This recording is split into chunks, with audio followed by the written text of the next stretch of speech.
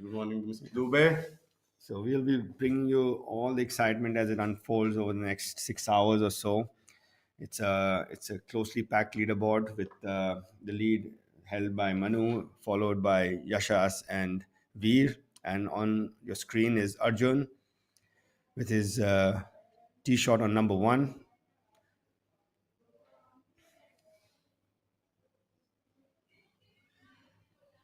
Arjun have Looks a comfortable swipe. Looks like a very exciting day. Missing that to the right a little, actually, does Arjun. And the leaves are fluttering a little more than they were yesterday. So the wind a definite factor today. Yes, it is a bit more windier than it was yesterday. I was out at the course early this morning and it felt a little breezier. But Nothing too much though. Alongside Arjun, his playing companion today would be Abhinav Lohan do you think he's a and little too Rashid outside? Khan. Do Sorry, you think sitting at 5 under, maybe Abhinav, Rashid, and Arjun Prasad is a little too far back?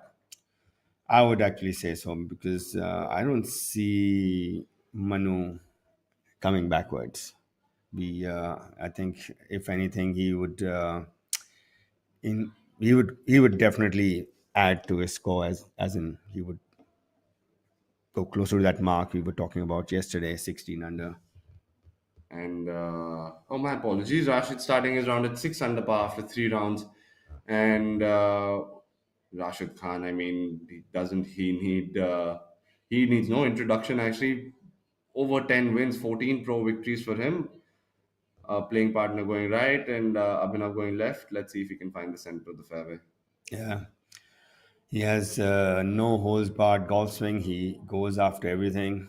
As you can see with his yesterday's scorecard, it was like a roller coaster. Hope he's Perfectly not done dizzy. there. I'm in the middle of both his playing partners, finding the fairway, showing them the way. Yeah, he had two eagles in his round yesterday. One on number 8 and one on number 17. I'm going to come up with an early query from you. You've seen so much golf played, so much competitive golf. I always find it fascinating. There are some golfers and professionals who just seem to make more eagles than the rest of the pack. Why do you think that is? It is probably at the end, no matter how close you hit it, you need a hole apart. And Rashid finishes the hole well. If he makes a bogey, it's generally he holds a putt for bogey. So somebody who can hold 15, 20 footers at a higher percentage has a better chance of making an eagle on a hole, because the proximity to the hole on an eagle putt is not the is a little longer than what you have on a birdie putt. So he's a good 10, 15 foot, 20-foot putter.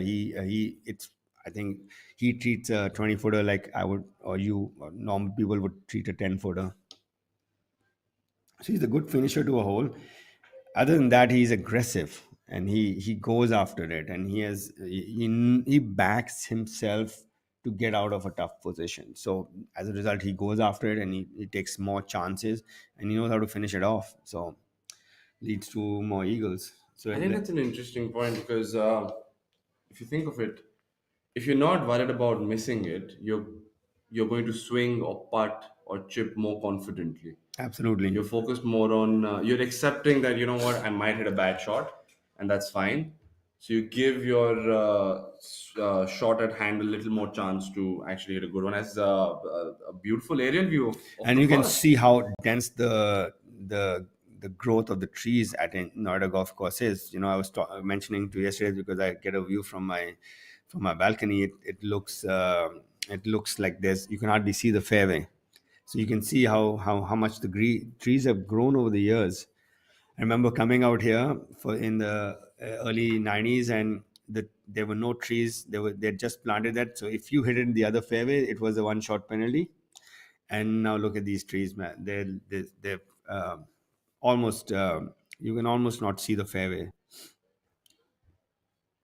It's a Beautiful drone definition of view. a true tree line golf course. Yeah, it's become quite daunting now because earlier, Anish, if you remember, if you hit in the other fairway, you could hit it over the trees. But now sometimes you can't. You need to actually bend it around it. You can't just hit it over it now. Do you think that gives the ball strikers a little more advantage? So a viewpoint maybe to say that I'm going to curve it off the right side of that tree, or maybe bring it back from the left. Visually, do you think it helps most golfers or not really? I would actually prefer doing it like that. I always like to have a good visual on my starting line before I hit a shot, and you know, but not all golfers are the same. Some people generally know, okay, this is the way ball's going to move, and they just go after it, and some people are a little more visual and say, okay, some have a feel of what they need to do in the swing and will produce a shot, and some have a more defined feel. Okay, I need to start it there and I've got to feel like this, and so there's so many different ways to skin a cat, they say, right? I mean, and different ways of doing it for our golfers here as well. I mean, yesterday when we were watching them, very different approaches and some really good quality coming out from different players in different aspects. I feel I've never seen Noida golf course from this view, so I'm just amazed on how much this clubhouse infrastructure has grown over the years. indeed it has. Yeah. And here's a look at our very, very esteemed leaderboard. We have, of course, Manu Gandas at 13 under par leading the pack after that wonderful round yesterday, and followed by Manu would be Yashas a short back at 12 under, and Veer two shots behind Manu Gandas at 11 under. Angad Chima, who was part of the leader group yesterday, finds himself sitting at 10 under par, still within a near shot. Three shots behind Manu, and rounding out the top five would be Ajitesh, recently coming off a few injuries and showing his class by being there on the leaderboard. And we just saw Rashid Khan tee off at 6 under par. Alongside Rashid at 6 under par is Karan Pratap Singh. And our top 10 would be rounded out by Jairat Singh Sandhu, Shaurya Bhattacharya, and Arjun Prasad, all at 5 under par. Some very interesting names, very exciting golfers. What are your views on the leaderboard that you just saw? Well, it's there's a lot of depth there. All good, all players in good form have shown their form over the past year or two, and so it's going to be. You need to, if you want to win it. I still say 16 is the number. So in case you want to have any chance for the chasing pack, they'll have to go really deep today. And pin positions are a little challenging today, Inish. It's not. They've had a little bit of a the tournament committee has made it a little more challenging as far as the pin position goes today. Well, isn't that what the tournament committee does? I mean, whenever you're not playing golf, you're going to make it tougher for the professionals to see how well they fare on flags. Yesterday's flag positions were. So let me just give you a brief on how close the flags are to the edge. On the first hole, it's 6 yards from the left edge. On the second hole, it's 4 yards from the right edge. On the fourth, it's 4 yards from the left edge. On the fifth, it's 5 yards from the right edge. Then it's on the seventh, it's five from the left. It's 4, 5, 4, 5, 4, 5. So they have put it in the corners today, and that means if it's actually playing into Manu's hand. He likes to play to the center, and he backs himself on holding those longer putts. So in case you want to get low today, either you got to take your chances and try to go to the corners, or back yourself on mid-range putts. It is going to be an interesting mix of how players approach. And we just watched Abhinav from the left side playing that little low draw from the trees and did a fairly good job. Missing it to the left, should have a decent amount of room for an up and down for a four on the first. And Rashid with a swipe on number one. And that's a wonderfully done iron shot from the center of the fairway. He's going to have a good look at Eagle. Yeah, he's the pins on the top left, so he's got somewhat of a 20-footer coming up for his eagle on number one.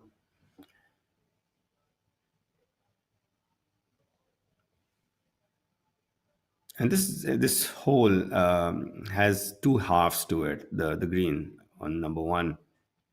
The first half is sloping drastically from back to front, and the second half from front to back. So getting this ball to stop close to the hole, you need to be very precise on where you land this. If it has to pitch just over the ridge, which you can see on the screen, and with enough spin on it, I'm talking as far as Arjun's shot is concerned, and it'll release towards the hole. If you pitch it a wee bit short, it's gonna sit right there.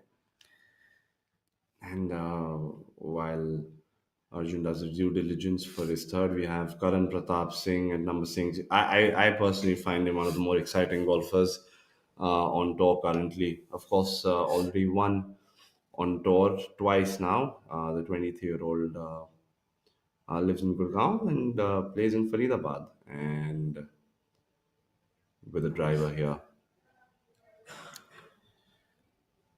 Yeah, very similar gripping technique to what Adam Scott uses to take his left hand grip. You saw what he did before he started. Ajitesh, man, he's probably got the best rhythm in the field. Doesn't change. His lines on his golf swing also very similar to what he was 10 years ago. So consistent. He's just one of those golfers, very pleasing to the eye, the way he goes about it, and of course he's won 6 times, so he knows how to do to get the job done. Turned pro in 2008. It's been a while since he's been doing this. Hailing from Chandigarh is Ajitesh, but very good to see him out on tour. Very good to see him competing and playing well. Always Yeah. exciting to have your stars come back and play.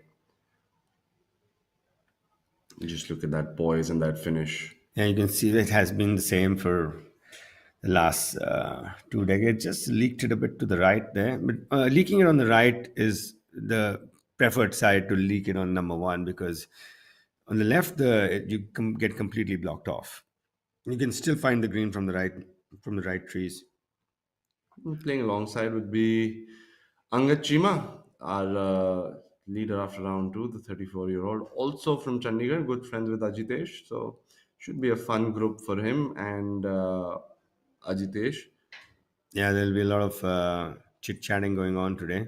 A lot of fun banter. Do you think that helps playing with your friends? Do you think it affects your game in a good way, or doesn't really make a difference? I think you get a little more comfortable, so which is always it's always helpful. I think. Angad again, he's got one of those free-flowing golf swings.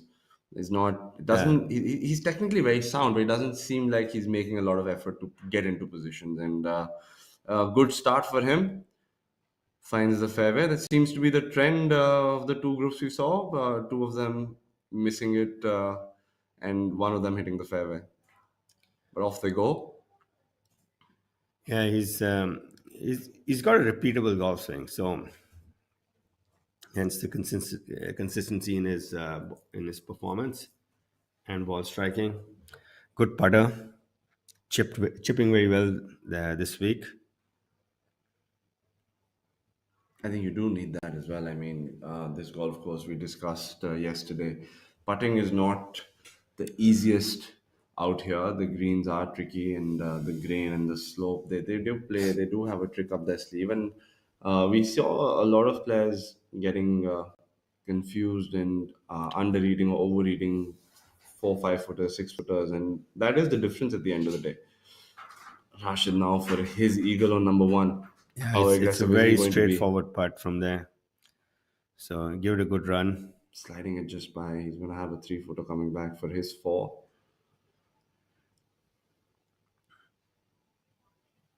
Abhinav's got a wedge out in his hand. I think he's If still a little outside the green, but we No, did see him hit his second he there. was in the bunker, so he's forgotten to take the putter from his bag. Caddy was raking the bunker. It's a good bunker shot from there. It's a tough bunker shot from that left bunker. The lip is quite high, and you barely see the top of the flag. So good bunker shot by Avinav on the first. If it's more like a 4.25, So if you don't make four, you kind of disappointed. I think past start never hurts, but on the first year, you gotta play it like a long par four, and you have to pick up a shot here because, like, as we were talking about this yesterday, I think the first 3 or 4 holes, the potential to a quick start is there, and even if Manu is, let's assume, one under par through the first 3 or 4, he could still find himself sitting along another person at 3 or 4 under par for the day and sharing the lead with him. So things can change quite quickly here, and Arjun for his four on number one, and again that little green read troubling the players early out here. Well, it's not just Noida golf course. Green reading is an art itself, I would think. And generally people who read greens well on one golf course generally read it well. It's also part of your visualization of the part. So if you don't, if your eyes have not seen the part, generally you're not confident of what the line you've or you actually don't have a visual on what you're going to do. So it's always good to be able to read your line yourself and not depend too much on your caddy, because that's part of the whole process of visualizing a putt. I think usually what I've also noticed, people who putt well obviously are good green readers, but there's a reason for that. They're always trying to learn, like they're always trying to study what is happening, because I think it's one of the more underrated facets of the game. It's very under taught as well. And I was doing this. So basically, if you go to the golf course every day and play, and you read the line yourself, you will get good at it at over a period of time. That's how caddies read the line better. And some caddies who are caddying every day, they're much better line readers. And especially like like, Oh, Abhinav there, he thought he had gotten it in, but oh, he got more lip than milk than Mick Jagger's wife on her wedding night. I can tell you. he is shocked. I mean, he is shocked there. He thought that You is in s- the you, middle of s- the cup. you saw Arjun's putt also very similar line, and you saw he had over borrowed it, missed it on the higher side, which is the right side to miss it, but learned a little bit from it. But I think it's something's fooling them out there because they're seeing more than there is. Let's see. Find we have two more groups to come I in. think sometimes it's also a case of maybe you know this better, especially for a golf course like Noida. Maybe is there sometimes the slope feels a little strong, and you have to remember that the grain actually really affects the ball out on courses like this. And Yeah, I think especially when at 8.10 on the stim meter. absolutely Yeah, then the grain is much stronger than. there you have a little Yeah, moment. He just stopped in his track. He's just looking here and there. Like, how did that happen? We feel you. We feel you, Abhinav. We've all been there. yeah. Plenty of opportunity still. Angad now from the left side of the fairway, taking a wood out. He won't need the whole 3 wood here. I think he's going to play a little soft Yeah, cut. it's you'd rather hit the swan if you're hitting your approach over the back than leave yourself on the front. So this is fine. The more this side you come, the easier the next shot is. If you're between on this with this flag, if you're between clubs, you might as well take something that goes past the hole And because it's going exactly to what be he much did. easier. Yeah. Exactly what he did. And that's the reason why he finds himself sitting at 10 on the par. He's played this golf course well. He's doing well on this golf course. And Yeah, it's the certain pin positions that like on this one on number one, you might as well be passed. You'll have an easier putt, and we go and see the other ones. Number two, 7 and 4 from the right. You actually, going to be a very quick putt if you hit it past the hole. that's a Yeah, brutal flag position. yeah, it's a quick putt on And if number I'm two. not wrong, it's got a big sloping left to He's got a right from the front. false front also, so it's a tight pin number two. And there we have the three people who are going to start off the leader group. But before that, we have Ajitesh. Not sure if it's his third because we did see him go to the right or could have ricocheted back from the Yeah. crease. See, I prefer Angad's ball to Ajitesh's ball as they lie right now. He's going to have a big upslope and a slight slope to contend with. And plus, peering off to the right, so I'm assuming the third member of this group is a little to the right. And behind the group, if you notice, there's a player playing hole number two, and That's he's the driven it Shakib. to the right. Yeah. And Pratap there, also going with the wood. So he must have had some sort of a shot, some sort of a line towards the green. And as they clear the fairway here, exciting times ahead as the leader group is going to tee off very, very shortly from now. And seems to be starting them off would be Veer Lava taking big, strong swipes. And friendly group for them as well. Manu and Veer, they both, of course, play on the same golf course. And Yeah, it's always like in the last two groups, you've got two guys who play together, so it's going to be a little more camaraderie out there. And they're certainly going to be feeding off each other. I mean, they might be smiling and sharing a laugh there on the tee, but all three of them, including the players ahead of them who've teed off, they all want to just win and move forward. And a few cheers by it's Jayaprakash there. Veer Lawat, of course, 28, 10. plays in DLF, lives in Gurgaon, turned pro 2016. So it's been a while for him as well as a pro, close to a decade now. Strong and tall. So if you see the difference between this Yashas and Manu, you know, to win tournaments, it's how much you can limit your damage. Not just making birdies, it's limiting damage also. And Manu has dropped only 3 strokes so far.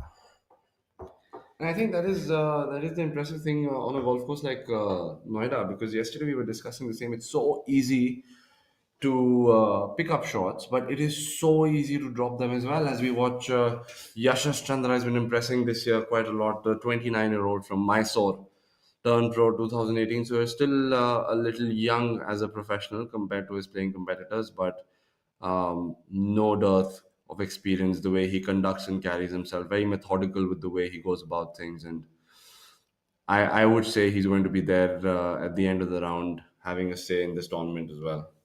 Yeah, good ball striker, and he's got good control. I just love his transition. He has no hurry in his transition whatsoever. It might take a kick left because these you have these humps and hollows on the left of the fairway, and if you get the wrong side of the hump, it kicks drastically left. And our so Yashas on the other side has dropped 10 strokes, made more birdies. And now, of course, the man of the moment, starting round number four, Manu Gandas, the 28-year-old from DLF. 8 pro wins, 6 of them came in a single year. The Order of Merit winner as well. And here he is with the driver on number one. Yeah, he's always there or thereabouts as far as tournaments here on the PGTI are concerned. He's always in contention, and he's one person who is truly in control of his nerves, And that just playing. smacks the fairway. Yeah, Very nonchalantly moving off the tee. So there we have three of us, three of our leader group, three of the leader group members of the first. We have everybody on the course, and This is Steel, and this is an idea. What happens when we join them? Something fantastic. Like Pravesh doors that never age, that save our forests or customizable artiphone wardrobes that match your personality and are redefining modern homes. Tomorrow is shaped by imagination and steel. Tata Steel. We also make tomorrow. 8. So amongst the top 4, Yashas has dropped 10, Veer 9, Angad 8, and Manu 3. And usually that is the difference. I mean, you don't drop shots, and a player like Manu's always going to be making birdies. And Ajitesh now he's got a difficult attempt on Yeah. number one. He's got a lot of slopes to contend with, and there It's very easy to do that from there. I think you don't Because, even have to hit a poor putt to actually put yourself in that condition. So he's going to have some work on the way back. and coming back to what we were talking about, I would actually prefer him leaving his putt short because this is a really slow putt up the hill. And you don't, it's, you just contended something which is fast coming down. Now suddenly you change gears and now you're going back up and to a really slow putt. And it's such psychology. I mean, sometimes you just cannot get yourself to hit it hard enough. No matter how experienced you are, it just feels wrong to think that you have to hit that back hard. And it's from over the hole, an interesting angle there. Not sure if that angle could be used for coaching at all. Yeah, I think he's precariously close to where our camera is positioned. You can see that going over that small hump that comes in the way. And actually, true. This was a lengthy part as well. Like you said, it's easier. So your chances of holding it are not that great, but then your chances of actually making a three Yeah. putt from there reduce quite Yes, drastically. yes, absolutely. That's what on that pin, I don't think there's going to be any eagles today. I'll be surprised to see even one. And yesterday we had 3 on number 1. Well, I have to take my words back. Harinder has eagled it. And no surprises there. He's gone eagle birdie par. Fast start today. 300 after 3. And as we watch Abhinav Lohan with a wonderful iron shot, choosing to lay back on number two, he has That's a really good play today because in that front pin, if you're in the front bunker, left or right, it's really tight. it's almost impossible. And Ajitesh now for his return putt. People have been fooled by how much this putt turns. It turns a little less than it's correct. So yeah, He did get it there, yeah. but got the read wrong. So going to leave a little sour taste in his mouth. Three putt on number one. Never the ideal start, but then with his experience, I don't think it's going to fluster him for too long. You've got Surya on his back. Surya's seen a lot of bags in his career so far.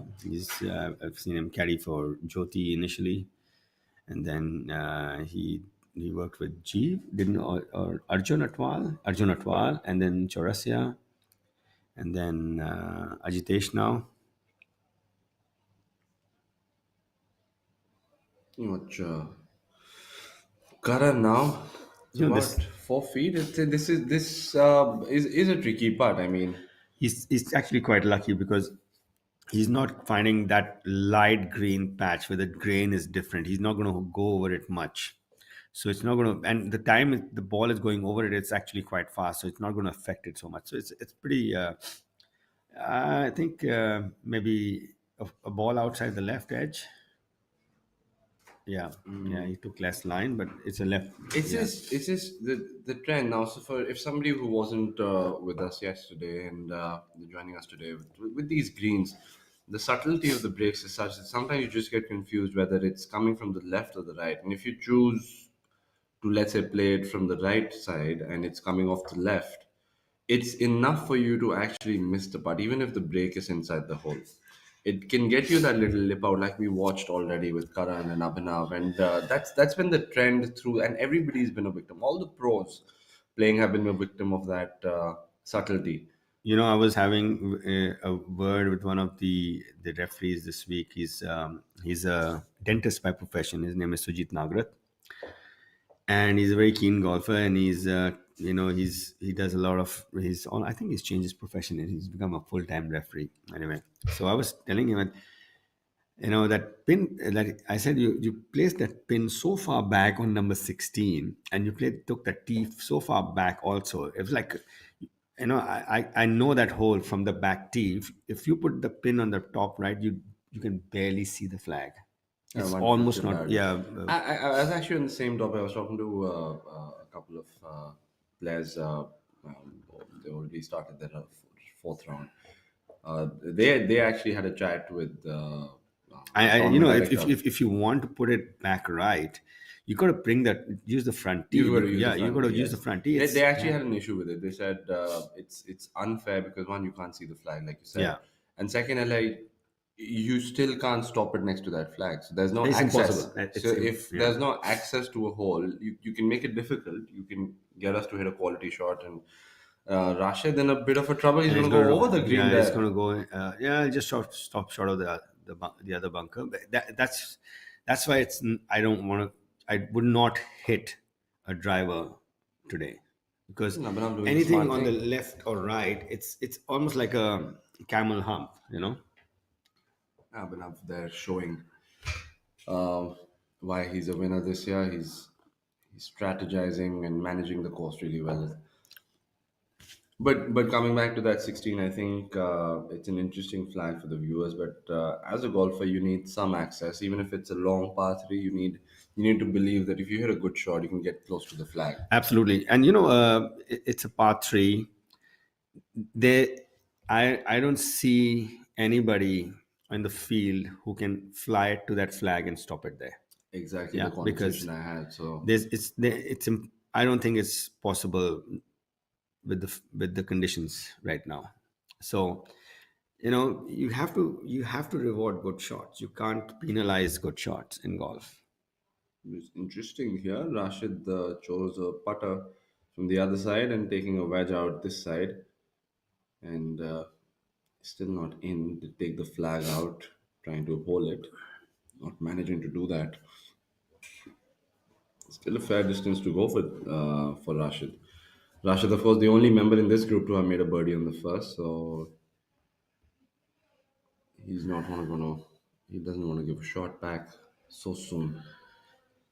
Yep, it's and especially he was in the green side bunker in with his drive, actually on the face of it. So it'll be unfortunate if he walks off with a bogey.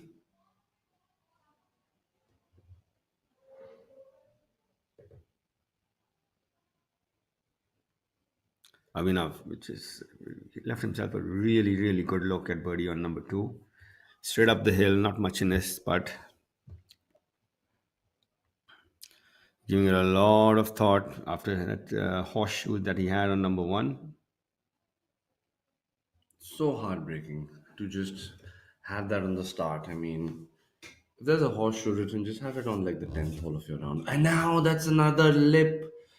That's another, well, not a 360, but a 180 definitely. And just two putts that they just went half in. I mean, that's just unfair. And throwing his golf ball in anger and understandably so. That's just a little luck not going in his favor. Yeah, all I can say to him, it all evens out at the end. So stay patient, Avinav. Let's hope he Keep gets a Yeah. couple of long ones, If huh? you knock on the door, it'll open at some point of time. So keep knocking.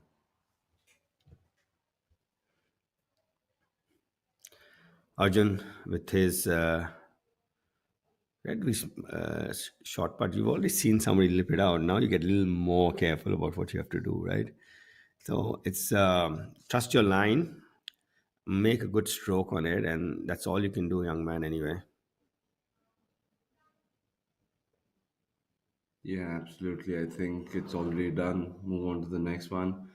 But Yeah, well Well done hold. by Arjun Prasad. But early signs, if he's hitting it that close, if he continues striking the ball the way he's doing, I think he's going to make a few and post a good number.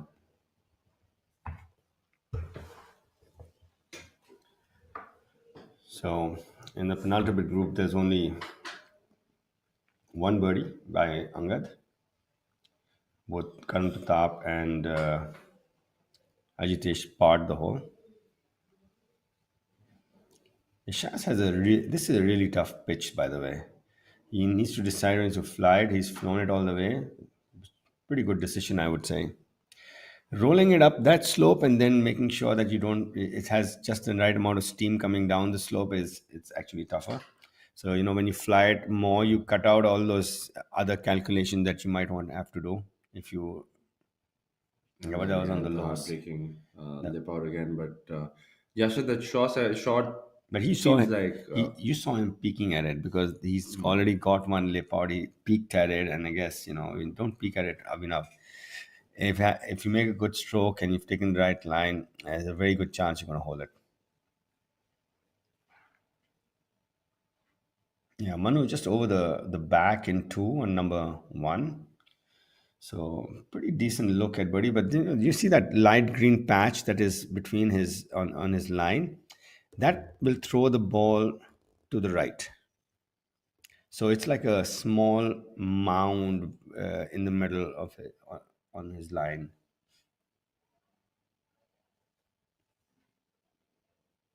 I think he's just waiting for Veer, who's on the other side of the green, with his eagle attempt on number one.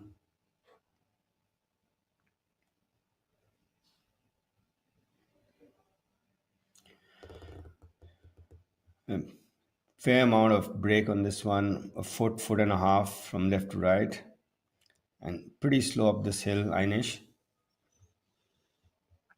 Yeah, he's given it enough line though.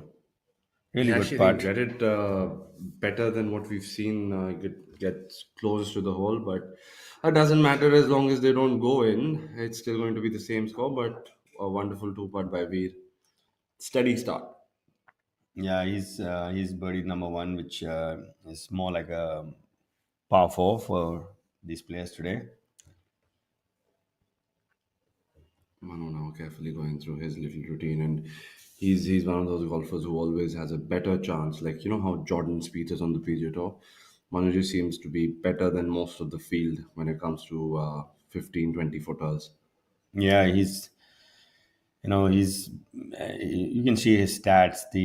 He's probably number one from this distance. And he's done exactly what you, being a local player as well, said that just go over the hole, don't leave it short. He's been strategizing this course almost perfectly this week. Yeah, so this one's going to throw it a bit to the right, like you can see. Yeah, it's difficult to judge that, by the way, because it's a very small mound. And you always you think it's gonna break from the right all the way, so it's gonna continue that way. Just that little Yeah, subtle break back to the right, it is difficult, but a comfortable two putt nonetheless for him.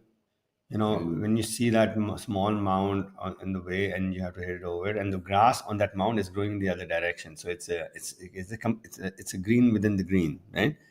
So if you're Manu, you're thinking, okay, you just get this somewhere close, and let's just make four from here, yeah. I think that's the thing with this golf course. Everybody else, even though he's leading just by one, everybody else around him still has to pick up shots.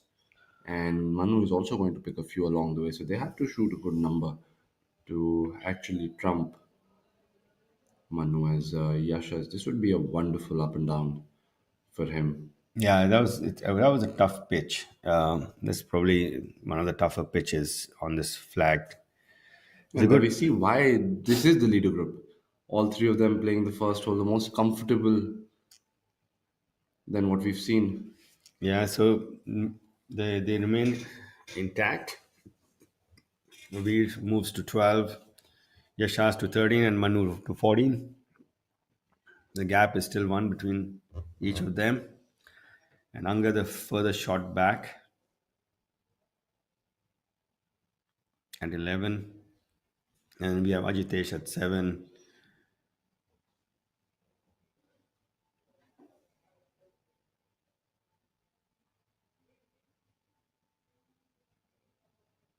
Ajitesh now from the right side of the hole, coming up with a Yeah, little downhiller. so I think he actually did hit it right. He might have chipped it out because the score sheet is showing him to have made bogey on number one. So he's moved back to 7 under, Must have got a Ajitesh. horrible lie. Must have had absolutely no line going into the Yeah, up green or against further up the. in the fairway. So a little bad luck for him on the first, but nothing he can't come back from. He can start by making this putt here.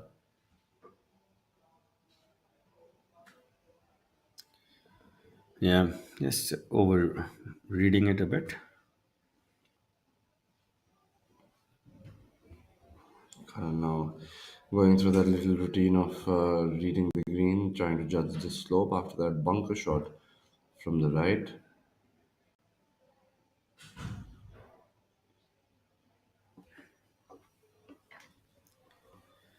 So these, if you were Angad, what you want to see yourself is at least 2 under after three, at least to have any chance to push Manu because he will definitely be at least one.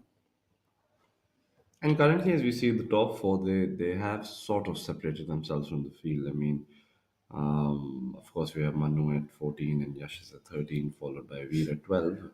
But Angad at 11 under par, and the guy next is at 7 under par. So the top four seems to be where the result is going to come from currently. Unless, of course, someone goes on an absolute rampage, and that's a great putt by Karan. It's a great up and down, actually. One of the more difficult up and downs on that flag. On our screens on the right would be Arjun Prasad now. Yeah, he's playing number three, the par three, missing it short and right. It's a great chip shot. That's a tricky two-footer there, though. Yeah, but actually, good pitch. There's this big mound that comes in the middle of the green, so you have a choice whether you want to bump it into it and or fly it. He flew it, and yeah, Rashid showing And how it's done. he's always so good. He just finds a way to hold it from practically everywhere, and they're showing his class. And that's wonderfully hold by Angad as well. Yeah, so Angad got off to a fast start today. He's 2 under after two.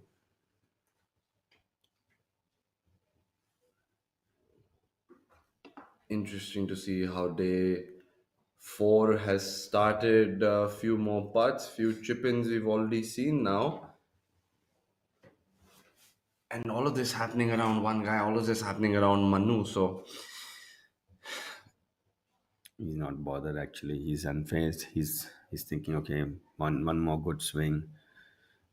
That's it. One shot at a time. And he knows how which way it's going to move. So he's I agree with you yeah. there. I think if there is one player in the field who's not going to be phased by what's happening around him is going to be him. Some of our viewers who just started off in golf or it's probably the toughest thing in golf is to hit the ball straight because if you really think about it, Ainesh, it's a round object being hit by a flat object. So once you do that, there's got to be some kind of spin on it. So pro golfers love to move it one way or the other, whichever way they feel is more comfortable for them to move the ball, and it's repeatable for them. So, contrary to what amateur golfers think, professionals like to move it. The scary part is when it's not moving. You don't know which way to aim. I agree that actually a lot of amateurs think that golfers tend to hit this straight peering ball fly, which they do sometimes, but they always usually prefer a flight with a certain movement, so they know that they can aim it off some side and bring it back. whether it is a left to right fade or a right to left draw. And it is important for them as well for confidence, actually. Otherwise, barely anybody can just aim at a point and say, I'm going to hit a 0-0 and hit a straight ball flight. So, Actually, uh, um the geometry and physics of a golf club design is such that the more the offset on a golf club, the more the club face points left at address itself. So if you are a 0-0 swing, the ball should actually draw. And the more offset your club is, that means the more bend at the hosel, the more it will draw. Arjuna, this should be a very impressive up and down here. Little break from the line, wonderfully hold by him. So no damages there. A three on the par three. Third is always a good score, an acceptable score. What do you think of this flag position, though? This is one of the easier flags. More a lot of flat area around the flag, which is difficult to find at number three. Because so you can see Yashas is laid up as well. He must have seen that flag and said, "Okay, this is not one I want to take on with my driver."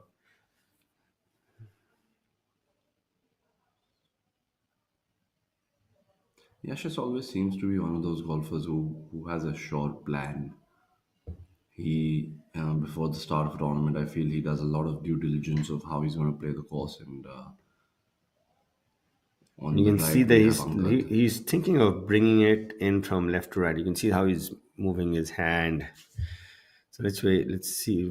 Wait and watch how he moves this ball.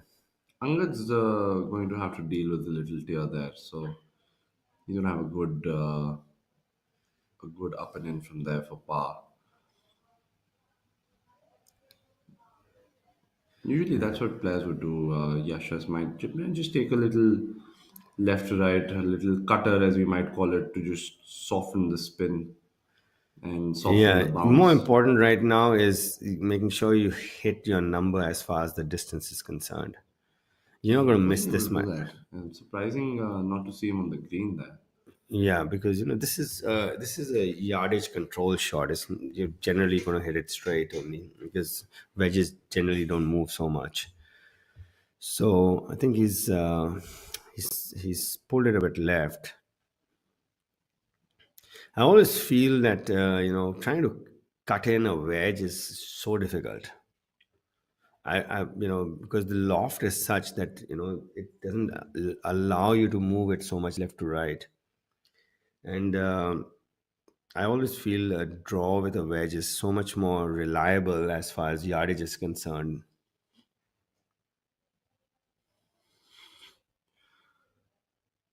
Yeah, I think sometimes you just have to keep it as simple as possible. Just go with what your stock is, unless and until there's a specific demand of the shot.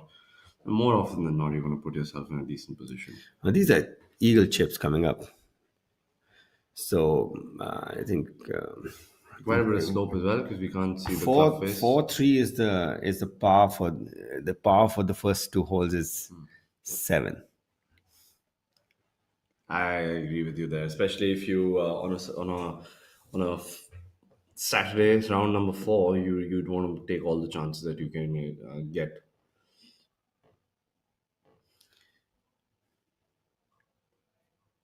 Yes, very straightforward chip there. See, And that's perfectly done by Veer Lawat. Oh, we are seeing some hole outs now. yeah, this was probably the easiest chip you will get on that green. Actually, Manu's is also easy, but has little more break on it. And there's a big smile for Veer there, and rightly He's so. It's he's gone. wonderfully played 2 holes. He's gone on a 4-2 start,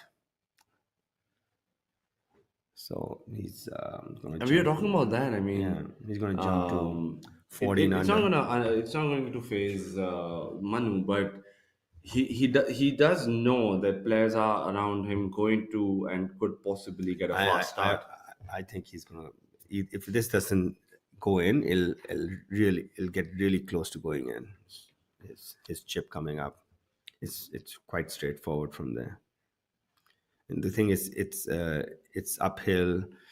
Um, it's not so grainy out there. It's It's going to very move a bit interesting from to left to see right. So Manu's reply now after Veer's chip in there. Very similar to the chip he had on number 17 yesterday. Very similar chip. You can see it. If it doesn't go in, it's going to touch the hole. So, Almost gave it back the same way we did, but it's a wonderful chip nonetheless. Close enough for him to tap it in with his wedge. So both taking a little risk, both getting rewarded. Weed, of course, rewarding himself a little more than Manu did. Now Yashas might be thinking that maybe he would have also played a driver and chosen to take the aggressive route. yeah, it was not his tee shot decision which was off. It is this wedge play which was not up to the mark. I think decision wise, it's pretty decent. It's 100 yards from where he was, and from 100 yards you should be able to, if you want to get your tour averages on proximity to the hole from 100 yards should be 10 feet.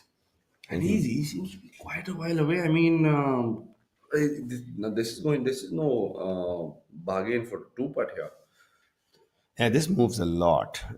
It's got maybe 3 4 feet of break in it, and towards the end it gets quick. Though these greens are slow, yeah, but at the end this putt is quick. I think that makes it more difficult because you know that it's going to be quick because of the downslope, but because the grain is not very thinly cut, it's not the easiest of putts. Most of the field is under par after the first 3 holes. Oh, Oh so well, he proved us wrong quite beautifully. Easy pickings for Yashas there. He's definitely got the rub of the greens. Wonderfully holed by him. He was not going to let Veer pick up two shots on him on this hole. So great job by Yashas. yeah, so we've had a pair of birdies and an eagle on number 2 by our leader group. That's quite wonderfully done by the leader group. They've combined four under par for this one hole. Yep. Fast start by the leader group entirely, in my opinion, not just Veer.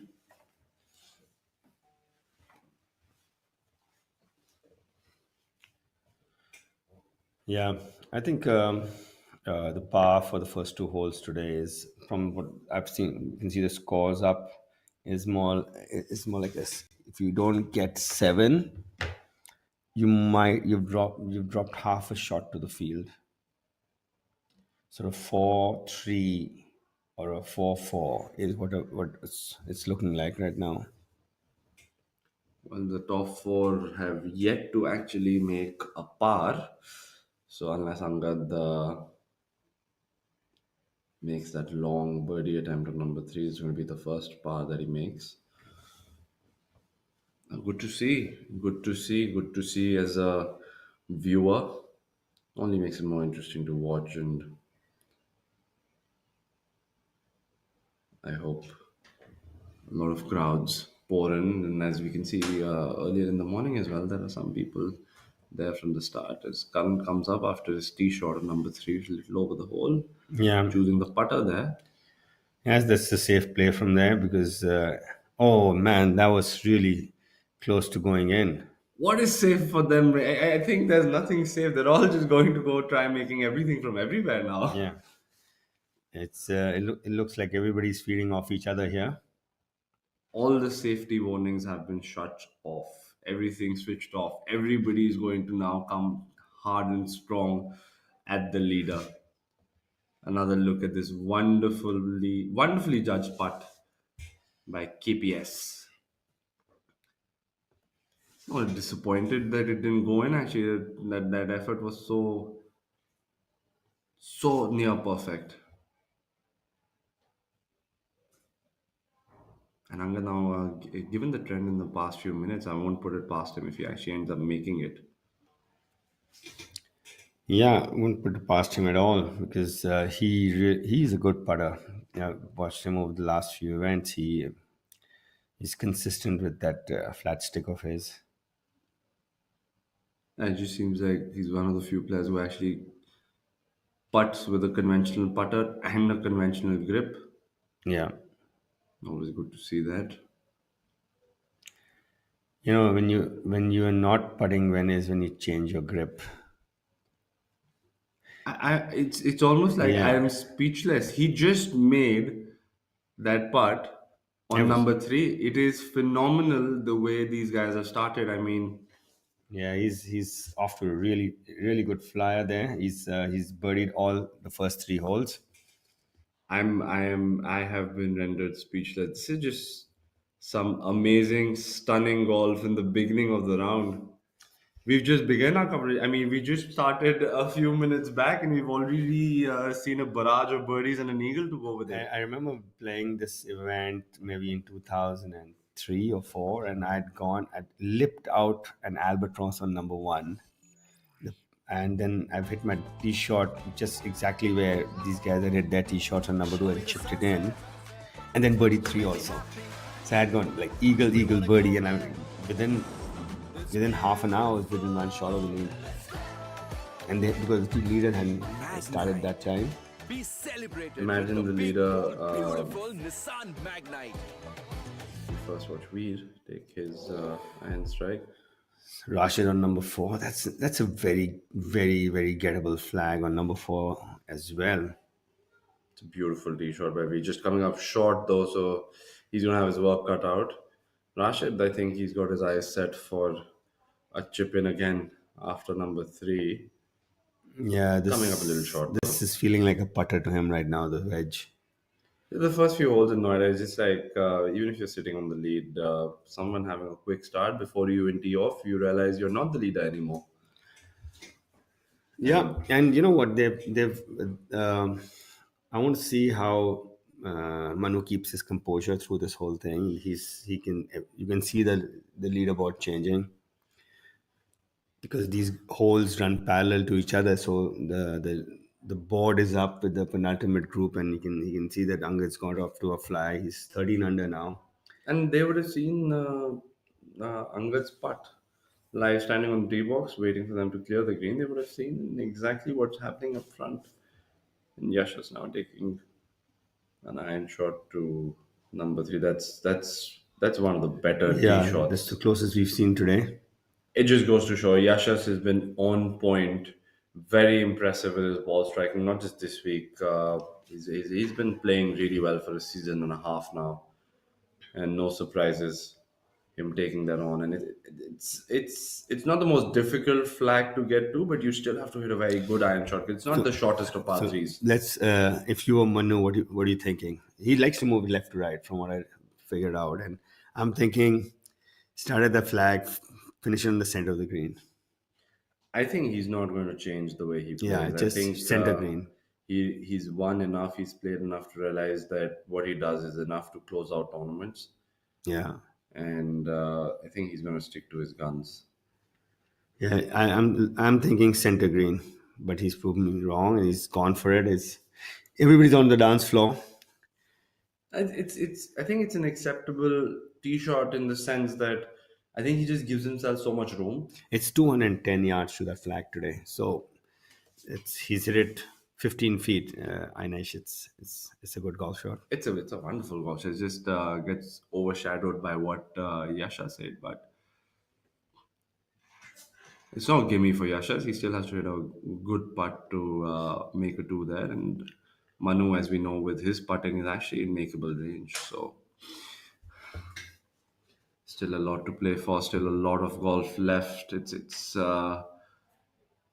barely been since we started, and it's just wonderful to see the starts we've gotten from our players here. Abhinav here actually has been playing really well. He's played the first three particularly well. It's just he's not managed to hold anything. all Couple of all fast starts today. Ainesh, we have almost everybody who's teed off from number one is under par. At least one under par. Abhinav on hole number four. He's managed to not make anything, hitting some really good quality shots. Let's see if we can manage to get this one on, but getting the read wrong there. He's made a birdie on number. Avinav's made birdie on number three. So he lipped out that birdie putt on number one. Then he lipped it out on number two. So sorry, take my words back there. He's part number three, he's part number four, so he feels like he's over par right now, considering everybody around him is birding it.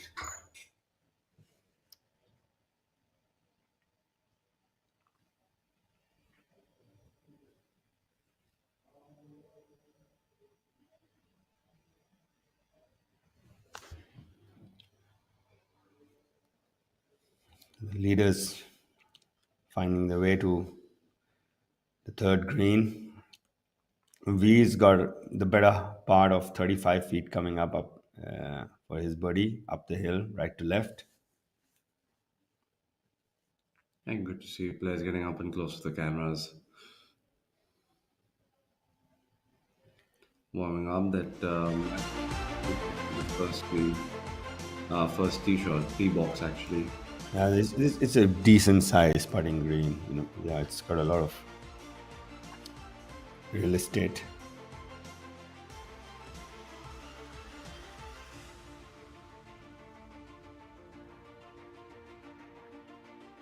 Yeah, just The tee shots in the first and the heartbreaking lip outs that Abhinav has had in the first few, but no drop shots for him. Four straight pars. Moving on to the fifth would be Abhinav Lohan. let's see. Yeah, he just loses a little bit of spine the angle there. You can see that he's draw dominant from that particular aspect of his golf swing. Now, what can Veer do? With all the putts being holed out, I'd be surprised if he actually misses this from that far out. Yeah, he's definitely going to get the speed right. That's for sure. No, maybe not. Yes, Coming up a it little, was online. It was it online. was He online. read it correctly. Up a little short. And I don't think that would be an issue for him, but just marking it out just to be sure, just going to take his time to tap that in. And now Manu, he's going to definitely give this a good run. Coming from the left side of the hole, he's on the right tier, but a lot of those light green patches to contend with for him. Yeah, this putt has got two, three different speeds in it. The light green patches where the grain is going the other way is going to be slower. So, you know, getting this line correct is actually it's going to be a really good guess. He's wonderful at green reading, and I think he's wonderful at green guessing himself, finding himself at 15 under par. One of the tricks I was playing a tournament in Macau once, and there was a putting clinic hosted by the then Masters winner Marco Mera, and gave all of us a really good tip about line reading, which I use and is I've always been successful as far as line reading is concerned. And basically, he told me to sit behind the ball, and you generally know it's going left to right or right to left, right, and keep shifting your eye line to a point where your eye line gets comfortable, and that's your line. So you can actually sit behind it, and you keep adjusting your eye line to the point where you say, "Okay, yeah, I think this is correct." And when your eye gets, because generally you've played enough golf for you to know how the grain and the slope works. But once your eye line gets comfortable, it gives you the everything frees up. Basically, I think that's experience mixed with the instinct. Just trusting that that's going to happen, but not to be for Manu on number three. Now, Yashas, wouldn't he love to pick up another shot here after a wonderful long putt hold on number two? Now, he definitely would want to make this. Coming in Yeah, from a little right, I feel he's aimed a little to the right. ball right, And that's dead center. perfectly done. Then That we is got a such a beautiful stroke. So confidently done by Yashas. We have a tie on top now at 15 between Manu and Yashas.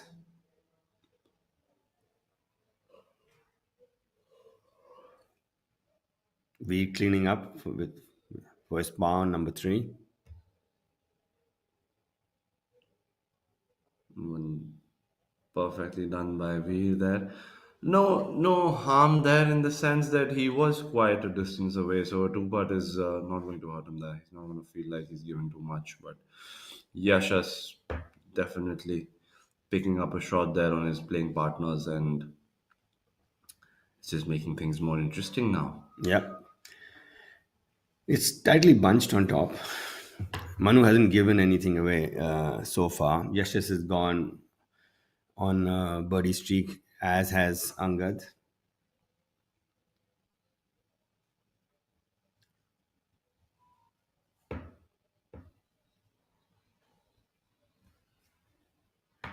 Karan with a very straightforward chip on number four. This is where you want to miss the green if you do on number four. Karan's one of the more aggressive players on tour, no matter the golf course. He's going to give this a run.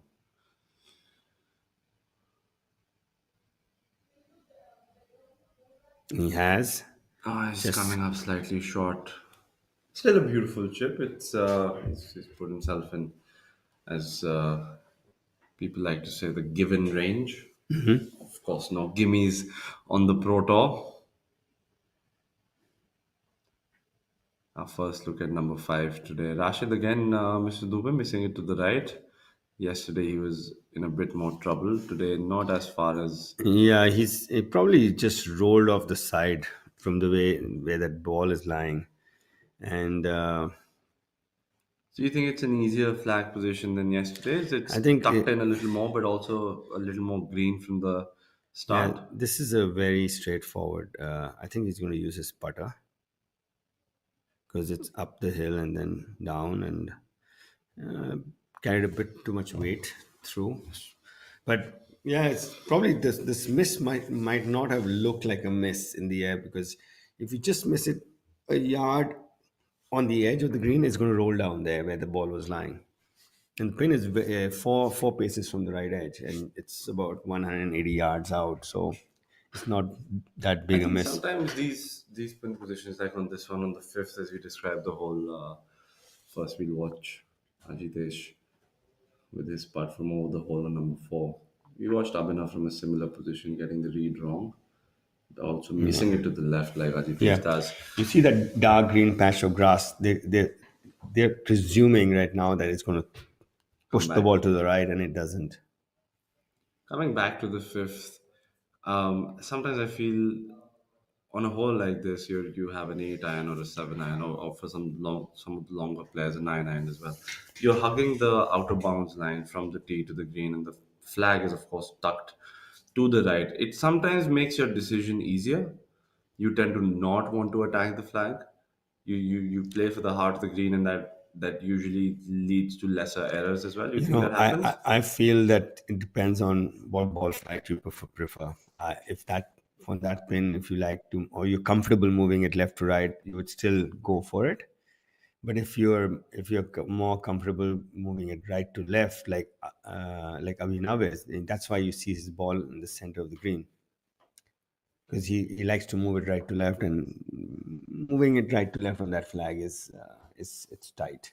Basically, you don't want to aim into jail being the out of bounds wall on this on number five.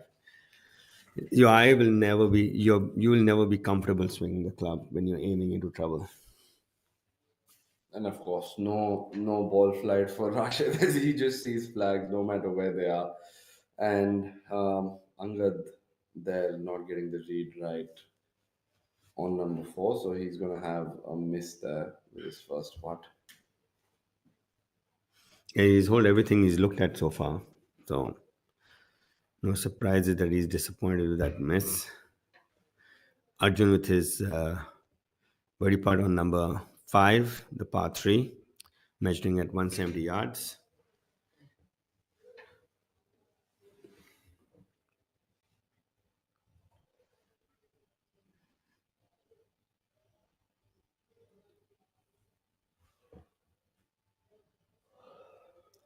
Really good putt by Arjun there. It looked like it was going in through and through, but just didn't break at the end as he thought it would. Yeah, the greens, a few hole outs, but the greens still showing their little subtleties. Rashid, after being missing the ball to the right of the green from the first cut of rough. Coming back to attacking flags, there's a story I heard. There was a very famous South African golfer called Bobby Locke, and he used to love to move it right to left. And he was on a little bit of a rampage on the PGA tour, and the Americans didn't like it at all that they were getting beaten by a South African. So the committee decided that we should, kind of do some. On a couple of events they put all the flags on the right, but he was so good at moving it right to left, he still got it to get close to the hole. So, if you have these preferred ball flight, like if people like to move left to right, there'll be some holes they will love, and they won't like the others, and so that's why it's very important. And Tiger, that's why he hit it so close, because he likes to move it both ways. He's comfortable with the left to right as much as the right to left, so that allows him Access to a few more flags. yes, And yes, especially the longer clubs. The longer clubs, you want to get some of the get closer with the flight, and then you want the ball to move once it hits the surface towards the target. and look at some of the spectators. Good to see people coming out, and I think the numbers are only going to increase. Some spectators and some parents out there watching their very, very young kids, but very, very good professional golfers playing here this week. As we watch Weed finding himself in the middle of the fairway on number four. So the more difficult part of that hole is done. Yeah, they've taken a little more. Let's watch Angad hit his tee shot on number five first. They've taken a more safer club off the tee. You can see they've left themselves with the 8, 9 iron in, and you can see Manu's ball. He's taken a more aggressive club off the tee when he's found the fairways. Angad going right for that flag. He's on the charge today. He's a man on a mission. It's a wonderful shot by him. Beautifully struck, beautifully judged. He's left himself a great look at birdie on number five. And he had a great look at birdie number four as well, which he misread. And he knows the number in his. I'm sure he's got a number in his mind which he needs to reach today to have any Definitely chance. given Yeah. himself that start, and Karan now would like to follow suit. I think it'll be difficult to match or get inside Angad's tee shot, but Karan now just getting a little disturbed by something. No Yeah. stress. Just Maybe the wind switched a little bit. no, just trying to make sure that he's clear in what he wants to do, and he's comfortable with the club as far as the yardage is concerned. You want to move it left to right on this pin if you want to get close. He say he's between clubs, and Changing clubs never a good sign. Being in between clubs, especially with a hole that has the outer bounds lurking right off the tee box all the way up to the green.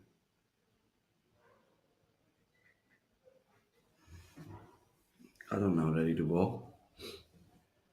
yeah, keep your thoughts clear and make the swing you can you can make, young man. It looks like he's pulled it a bit to the left. Seems like that's some great camera work, and he never say seems settled on the ball there. I think he's just fidgety, just taking that little extra look. He's never sure of what he was doing.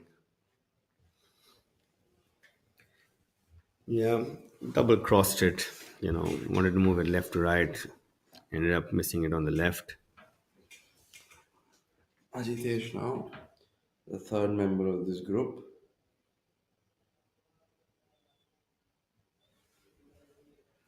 Yeah, he's a seasoned professional. He is, and his decision making part is really quick.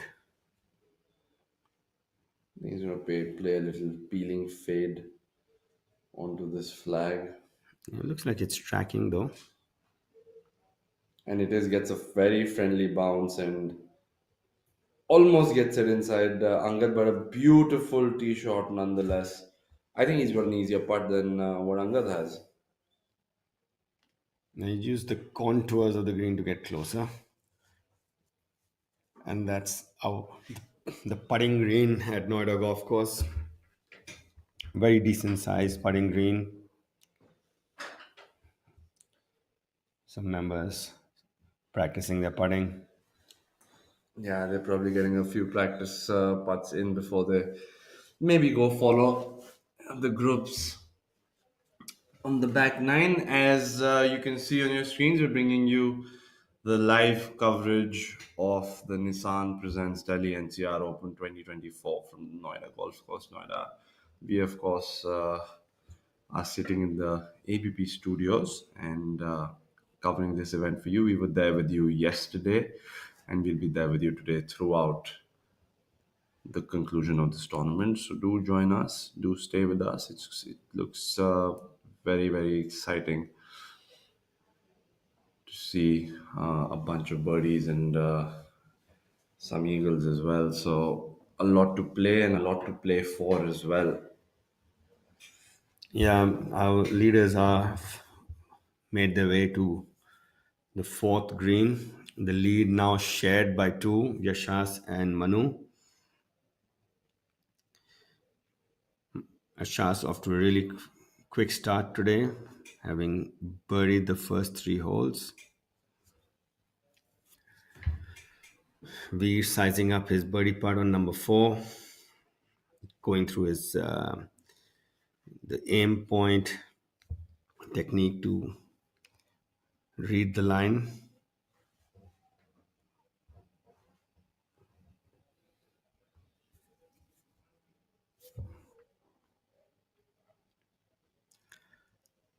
You know, aim point is a tool that professional golfers have recently started using to become better at line reading.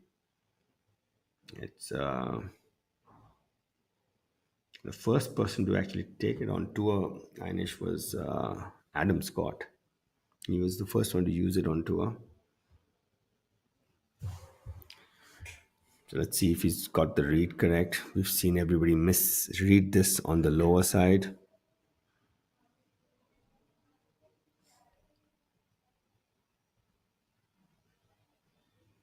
And he's the first one who's missed it on the higher side. It's just So coming up short there, Veer. looks like Yashas has got a very, very makeable birdie putt coming up on number four. And Manu is inside him. He's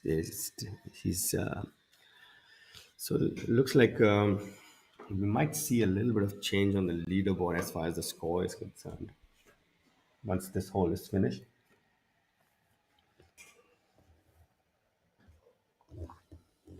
Has Yashas won on tour? Yes, I think he's a winner on tour, and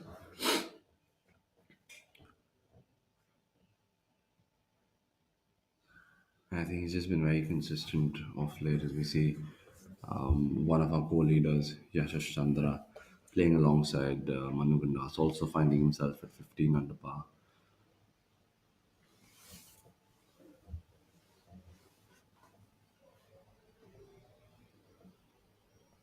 Yeah.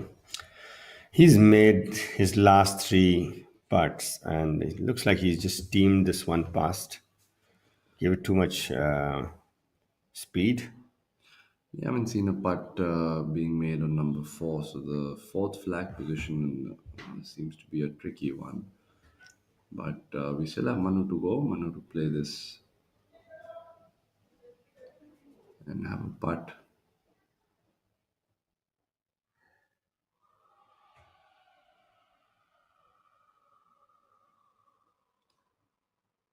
Not too far away would be Manu coming from under the hole. Not sure whether that's for his three or four. We'll know shortly, but he would definitely like to make this from this range.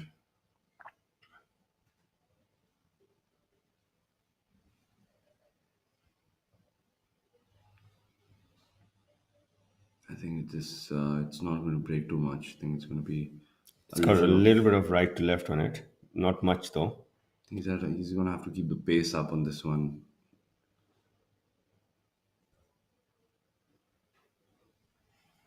Yeah, his pace has been on song this week, so I don't see this coming up short. Oh, But he's got a. I think he misread it. Yeah, I think he played it a little straighter than the break was because I think yeah. he didn't look like he was troubled by the stroke he made. Just under reading that a little bit, and he's going to be disappointed with that putt not dropping in.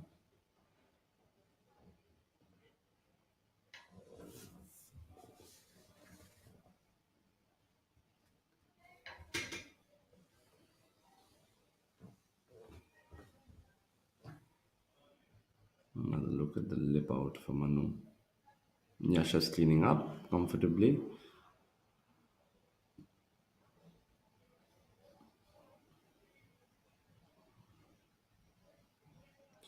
On to number five.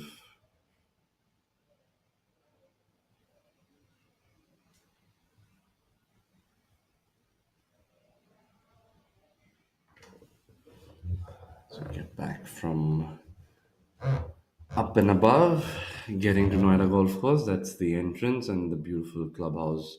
So many renovations and upgrade over the years, and some wonderful upkeep in the last few years of the facility. And very dense, perfectly tree lined. You know, I moved to Noida in 1994, I think, and there was just one room in this golf course. There's just one room, and I've seen this, and the only thing you could get to drink was Nimbu Pani. So it's been it's I've seen this transform drastically. Very fast and very beautiful growth of this golf club, where we find ourselves coming back every year and enjoying the golf every time we find ourselves here. Well, I was just going through Yashas's history on our PGTI. He has not won on the PGTI. He has won the national games though. Oh, okay. Yeah, he's had a couple of runner-up finishes, but no victory so far. But but he has won the national games at the Delhi Golf Club last year. And, that's the updated leaderboard. After the first four holes of the leader group, we find Yashas and Manu now sharing the lead. Manu, of course, starting the day at 13 under par, picked up two shots in four holes, and Yashas has picked up three shots in the first four. So he finds himself alongside Manu at 15 under. Veer, of course, after that beautiful birdie eagle start, finds himself 14 under and a short adrift, and Angad Chima after five holes, finds himself 12 under par.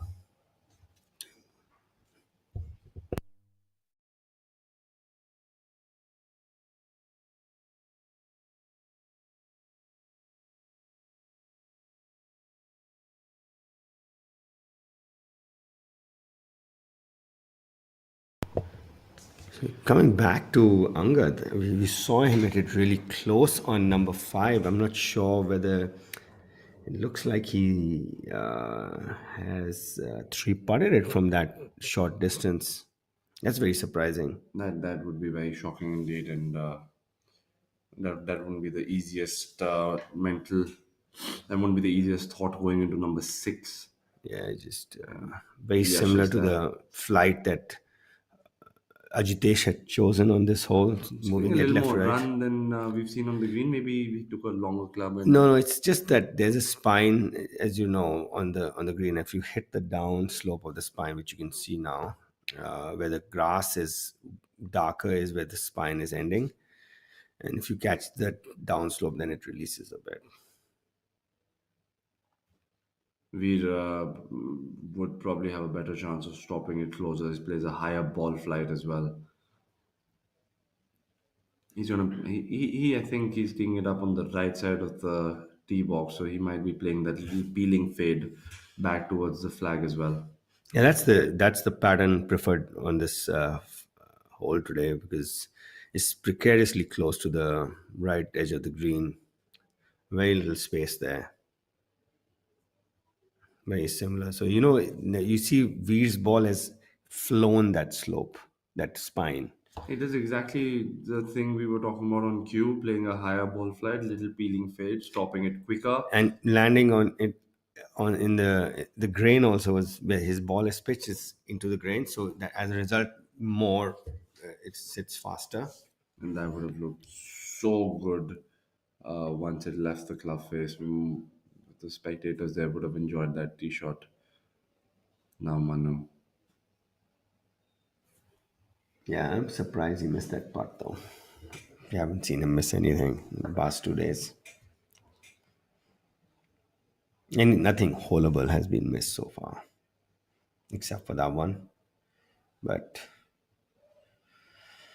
Manu he's trying to play a little high left to right as well, but double crossing it a little, not coming back towards the flag enough. What do you make of this putt from that range?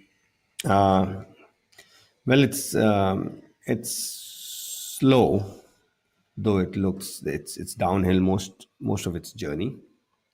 The initial part is uphill, but it's still slow. You need to give it a fair amount of hit. I'm just surprised with that. We saw Angat hit it really close. So we thought there was another one coming up, right? Because he had birdied one, two, and three, then narrowly missed on number four. Then he's three putted number five, which is so surprising. And on the other hand, Ajitesh, who's further has made birdie on five. Good to see something going in for Ajitesh.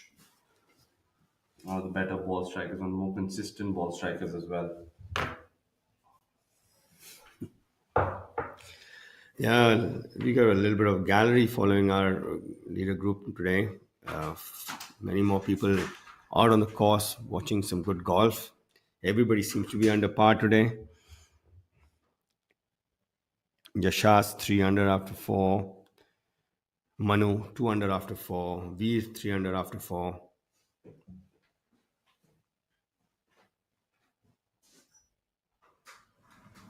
Angad, who was 3 under after 4, is just bogey number 5 to go back.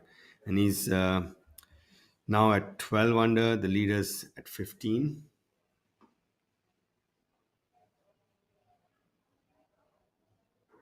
Jairaj Singh Sandhu on your screen. The only left-hander to win on the PGTI so far.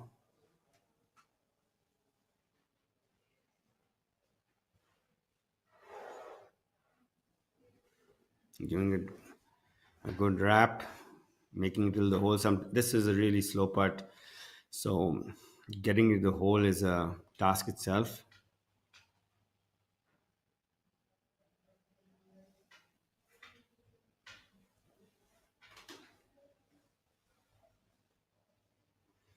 Tidying up.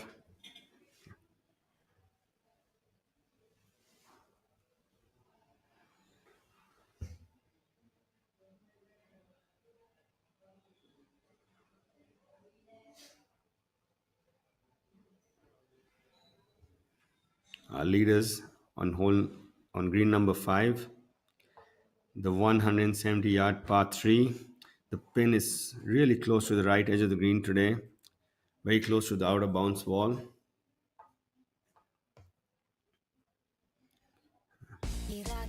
Manu just double crossing his tee shot a bit, finding the left edge of the green. It's got 40-45 feet coming up for birdie.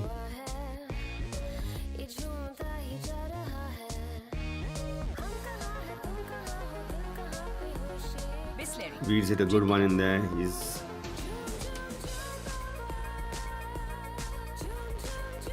got about 10 feet left for his birdie come on number 5.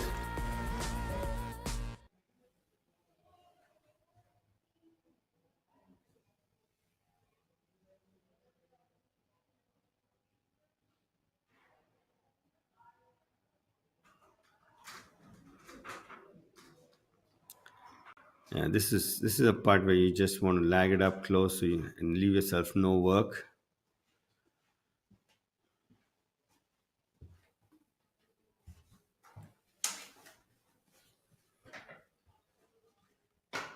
Yes, I think even for the mighty Manu, this is not going to be an easy two-part.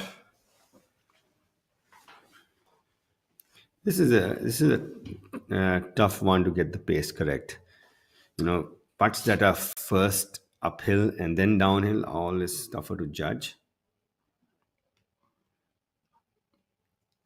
But he's a really good putter, so it's probably I would give him 10 out of 10 for that.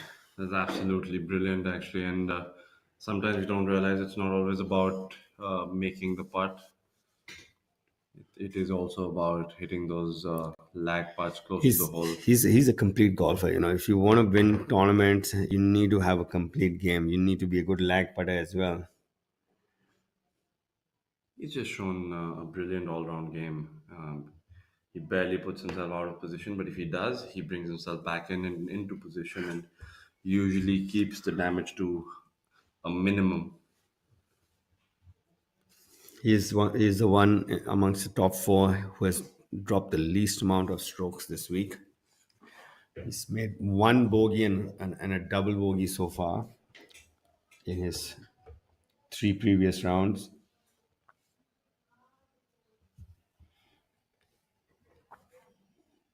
Yashas with his birdie putt on number 5.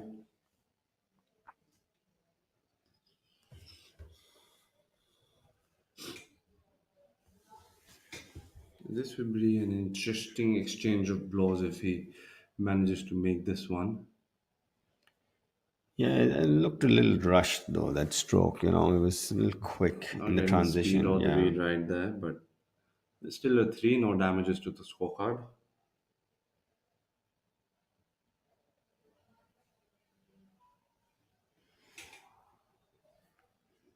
Mano with his tap in for par. Comfortably hold for him. Now we would have an opportunity to make a birdie and join that list sitting at 15 under par. This would be an interesting change of events then. We to join the show, make it a three-way tie.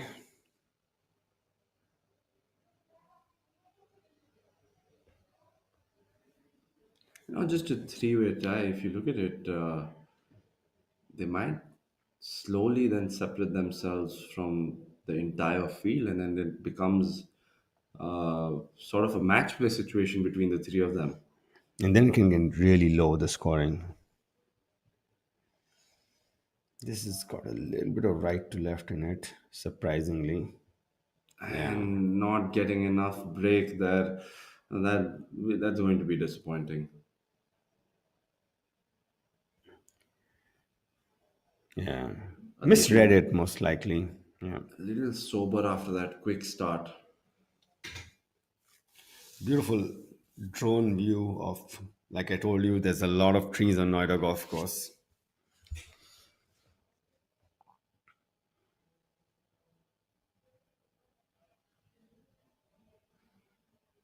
I've never seen Noida Golf Course with an aerial view, so I'm just soaking it in. It is quite stunning and perfectly also shows the narrow. So for the viewers who haven't played here, the 1-9 you'll find if it's blowing head tail head tail head tail, and the next 9 will blow left to right, right to left, left, because it sits on the other in the other direction altogether. So it's 1-6 sits perpendicular and then 1 sits across it. So 1-9 is, as far as the wind condition is concerned, is very different from the next 9. So if you have a lot of crosswinds in the front 9, you'll have a lot of up and down wind on the back 9, and vice versa. Mr. Dubey, you've played so much golf, you've experienced so much golf, and taught so much golf. I want to ask you one question. In my experience, in my humble professional experience, why is it that if you play a hole in headwind and you come up on a hole which comes exactly back, why do you always never feel the tailwind on that? Why is it always two headwinds? Uh, Sometimes it does happen though. It's not like it doesn't happen. Wind is if it's gusty, it can It can change. happen, It can change very quickly. So I have experienced it myself that okay, this was, and sometimes you have a par five coming in and it's changing around and you're just hoping when you come to the tee it's downwind, right? And sometimes you have a tight approach shot and it's changing around. You say okay, please change into head, please change into head, so that you can get the ball to stop faster. So I'm not, I don't think the wind changes. If it's gusty, it does change. I know that for a fact. And guessing the wind is also an art. It Yeah. comes with experience. If you guessed it right, it'll be people say, oh, he overclubbed it. He guessed.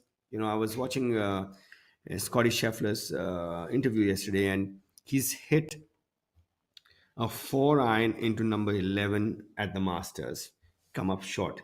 The wind is gusting at 30. He's given 30 yards of wind from in front. And comes to the 12th tee again, playing into the same wind. Now he's given it 10 yards since it's an 8 iron, and he's overclubbed it. It's gone in the back bunker. That's actually very interesting to see So because you know that it, and wouldn't you give an 8 iron 10 after you've given a 4 iron 30, right? You would, right? But the wind stopped and it was too much luck, though he hold that bunker shot consequently. But it does make it. The rain and the wind do make things very, very difficult for golfers. so we're trying to say to the viewers that these guys who are on your screen, they are it's they're very good at reading the wind also. So if they overclub it on someone, it's switched most of the time. It's not like they don't know how But much to or when there is. I actually like the attitude that Arjun Sharma has when it comes to strong winds. When you tell him that on a particular hole, if you go, यार अर्जुन उस पे headwind चलेगी, and his reply is like, कोई नहीं partner, अगले पे tailwind है, and he's always going the positive way, always trying to tell himself that he's never out of the hole as Rashid on number seven. Now, this, in my opinion, is the trickiest flag position and the toughest to get to on number seven. Absolutely. This is tough to get close to. And it's in the middle of the green on the back edge. So one would assume there's so much green to work with. But I This mean, when is we saw it yesterday, it is tough. But here, the chances of you making an error are higher, in my opinion. Yeah, this is a pin where if I was playing and I had a wedge, I would actually want to land it at the flag. I would want it to go just past the flag. And you almost have to catch it perfectly and crisply because if you catch it slightly thin or if you hit it a little over, it just shoots off the green. Another thing the viewers don't realize, sometimes it's the lie that determines how much you're going to hit the shot also. So if you have a skinny lie, you want to put in a little 5 yards extra, and maybe change the club to a little longer club because it's skinny. Skinny means the ball is sitting very tight to the ground, and there's Arjuna contending with a couple of slopes there, almost perfectly executed onto number seven, but he should be happy with that effort. yeah, it's a really good lag putt from there. If this was at 11, that would be a really tough putt. Absolutely. That I would think it will be be almost impossible to get to yes, this it flag has then. so much of slope on this green. It's like a roller coaster, this green, with sideways and front and back in all directions.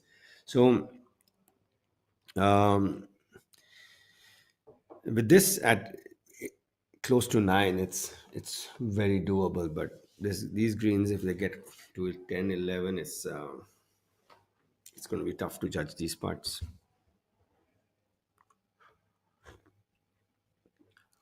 Abhinav now on number seven. He's not particularly having the best day on the greens. He's not making errors, but he's not managing to hold anything.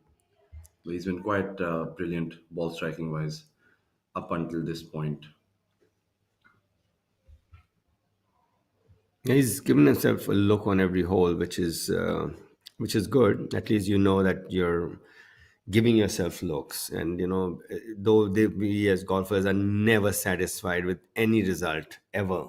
We always feel that we can do better than what we are doing right now. But giving yourself a good look on every hole is you it's you are gonna that door is gonna open, and you are gonna hold at some point of time. Yeah, he didn't manage to Yeah. hold that one, but two really good putts there.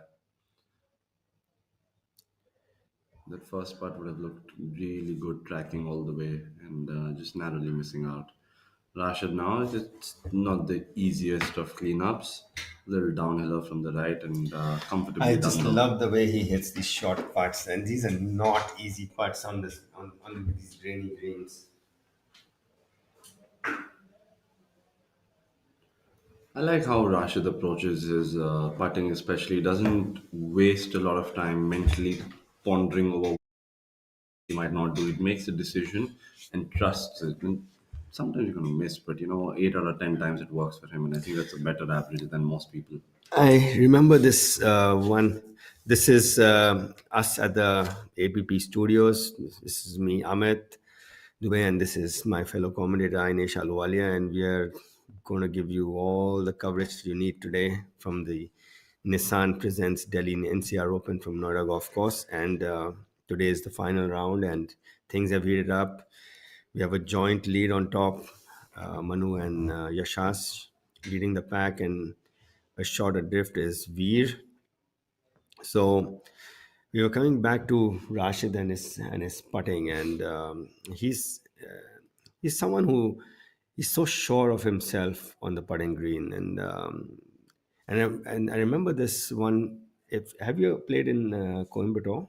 I have, Okay, yes. so if you recall, on one of the par fours, there's these big boards, and they have these golf sayings on it. And I remember reading one out there. I think it was Bernhard Langer's quote, and it quoted that in golf, indecision is worse than a bad decision. Absolutely. And I firmly believe in that myself as well, because most of the time your indecisiveness gives you a far worse result than if you just made a bad decision. It makes it very difficult to actually put a good stroke or even a good swing at it. I think the prerequisite to playing good golf is to make sure that the decision you make is the right decision and you go through with it. Yeah, and if it's marginally wrong, you're not going to make a complete blunder.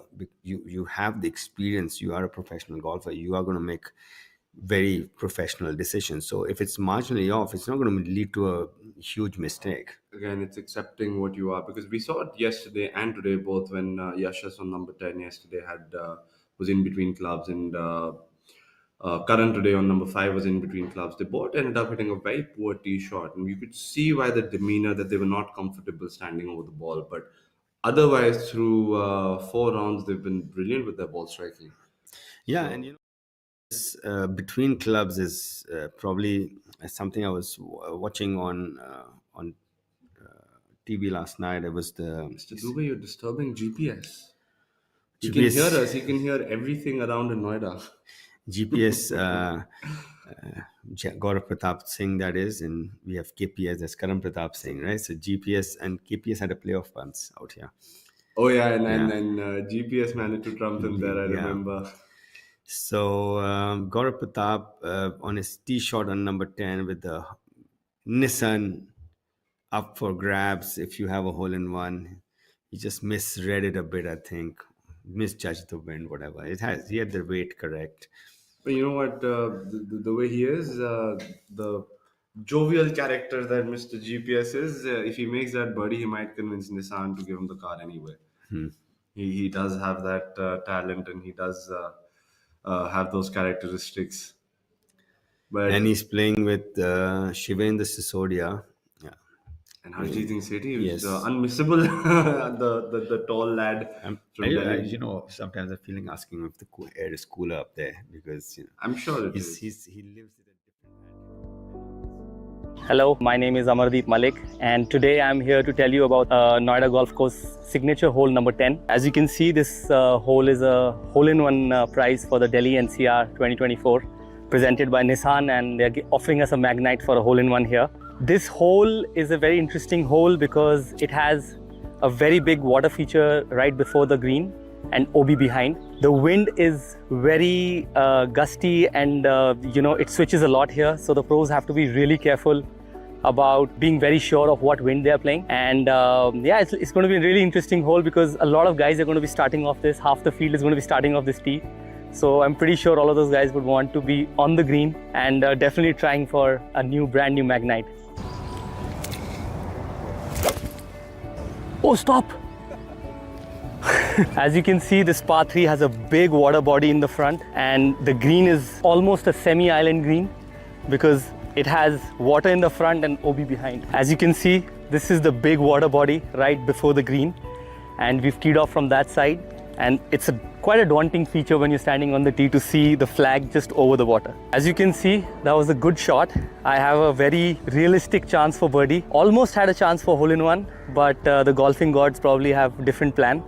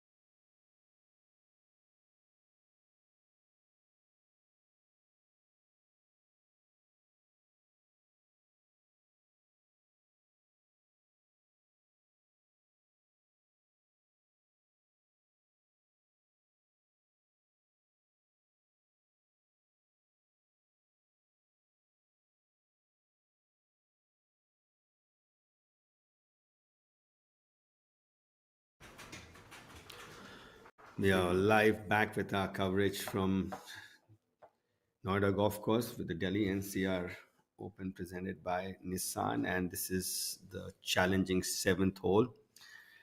It is one of the most challenging greens at the venue. And we take a look at the pro tracers. Angad there taking it off the right. A brave play with the driver on number 4. Yeah, it's not something I'm very comfortable doing. Ajitesh. Number 5. Brilliant.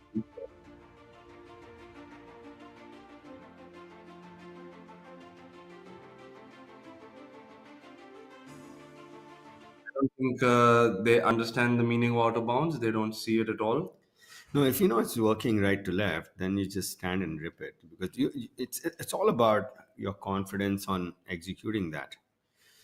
As we see, And you can see both of them, they don't move it that much. So they're actually not starting it out of bounds. They're starting it well within the periphery of the golf course.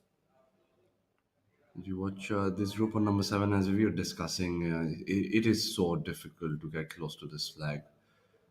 We don't see anybody in and around that flag position or tier. And as Ajitesh and his caddy were crossing the camera, it seems like they probably pitched it flag higher on the green, but just did not manage to stop it. So a tough flag on number 7. I don't think it's too difficult to actually putt at or chip at. especially if you're over the hole. And here we are doing a little golf ball searching for Yeah, I was Ajitesh, it talking to seems. some people there because this is just after onset of summer, and there's a lot of uh, leaves on the ground, and your ball can easily disappear. And it's happened with quite a few players this week. And that seems to be Karan's golf ball. And in Noida, the trees are this. I don't know what that particular make of that tree. Not make, I would say. I don't know what hybrid of tree that is, but there's a lot of leaves falling, and they're big leaves. That way. I always find pine trees really easy as far as as golf courses are concerned, because the leaves are so thin you can easily spot the ball. You know. And ball spotting also is an art, in my opinion, to know exactly where you hit it, how much it would go. Because I feel that that does happen sometimes. A Mm, player but knows their miss hit in the percentage, like it's But going short by in seven at yards. Noida golf course, the trees are so close to each other that you can easily hit one and go backwards or forwards or sideways. So you generally want to start looking for the ball at the yardage that you've flown the ball, right? That is probably where it is would land if you it was straight, and then you have a look here and there. But the trees are so close to each other that you might not find See, it out this there. this group is an example of exactly what I was talking about when it comes to this flag position. It's fairly unassuming. You feel like there's so much land around the green. There's so much green to work with. But if you are a little over aggressive, as Ajitesh and Karan might have been, both of them going over the flag. They've misjudged that shot by at least 10 yards. And but again, if you see Angad there, he's left himself on the top tier, so he has all that downhill to contend with. It's just that landing spot to actually stop it on the right tier and get it close to this flag is very, very, very narrow. But it's so easy to prop it over the green like this, and these are two seasoned golfers, two winners on tour. Both of them making the same error on the hole. It's just this flag position is a little more tricky than we give it credit for. Yeah, it's if you have a wedge in your hand and you know how fly so far you hit your wedges, it's I'm very good with my wedges, so I like this flag. I just hit it at the flag. I know it's going to take one hop and stop, and then I'm going to have an uphill putt coming up. That's what I've when I'm playing this hole. This is what I generally keep in mind.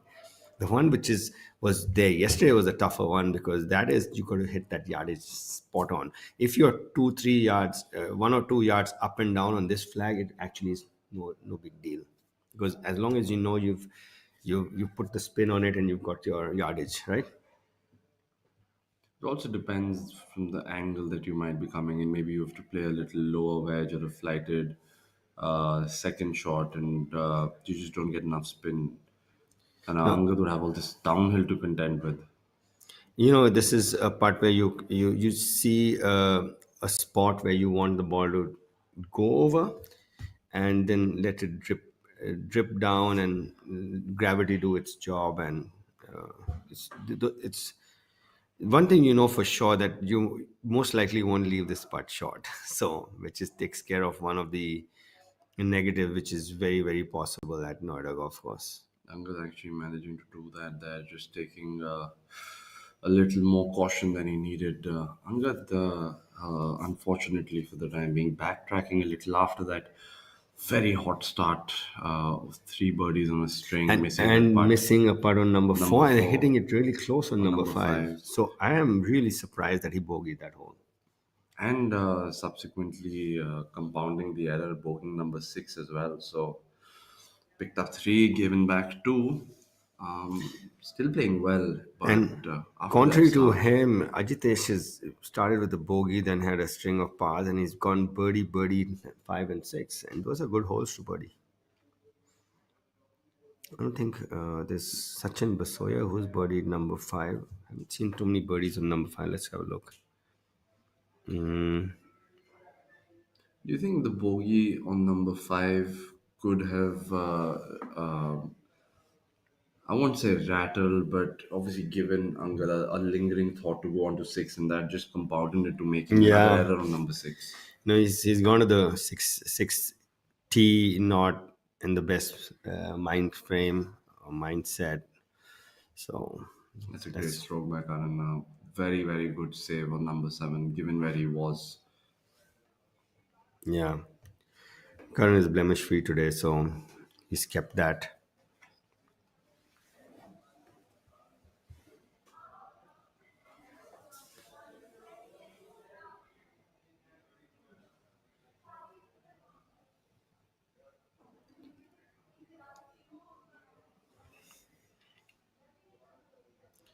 And Manu has made his second bogey of the week on number six. So Jashas has the lead all by himself at 15 under. Par for under the number seven.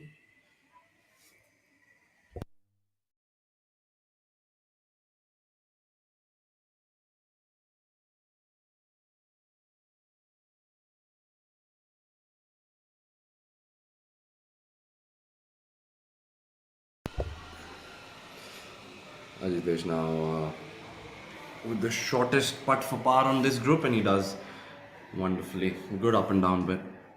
Him on number seven as well. Moving on to the par five eighth. And speaking of the par five eighth, we have Arjun from the right side playing his third shot. He seems to be having to deal with those trees, taking it from the left side. Not a very difficult flag to get at from that side. Not the most difficult flag to actually attack from the fairway as well. Just over the slope on the Yeah, left. he missed in the right place. He had a lot of green to contend with, and this is a in, relatively tougher flag than what we had yesterday on number eight. It was front left, and we saw a few eagles there. This one is going to be tough to eagle today with this pin position.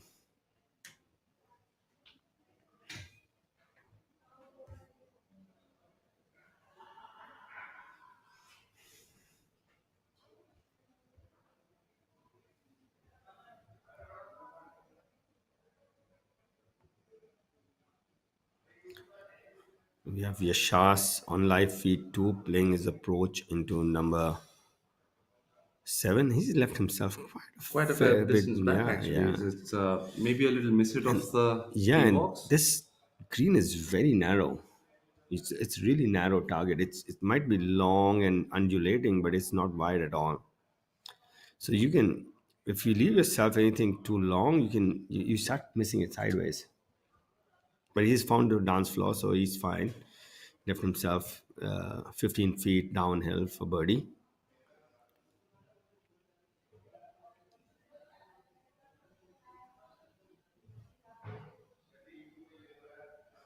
The relatively easier approach into number seven from position A1.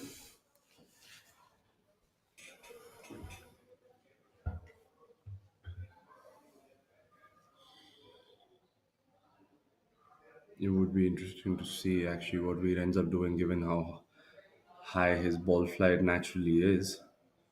Still have to get the exact number in. Yeah, this is more about yardage control and spin control And than that's one yeah. of the better shots we've seen there on number seven. So it's a Like you great see, like shot. he's hit it. Anything 2-3 yards plus and minus of the flag is it's going to, if it's short, it's going to release down. If it's a little further up, it's going to stop because there's not much slope towards the end of the green.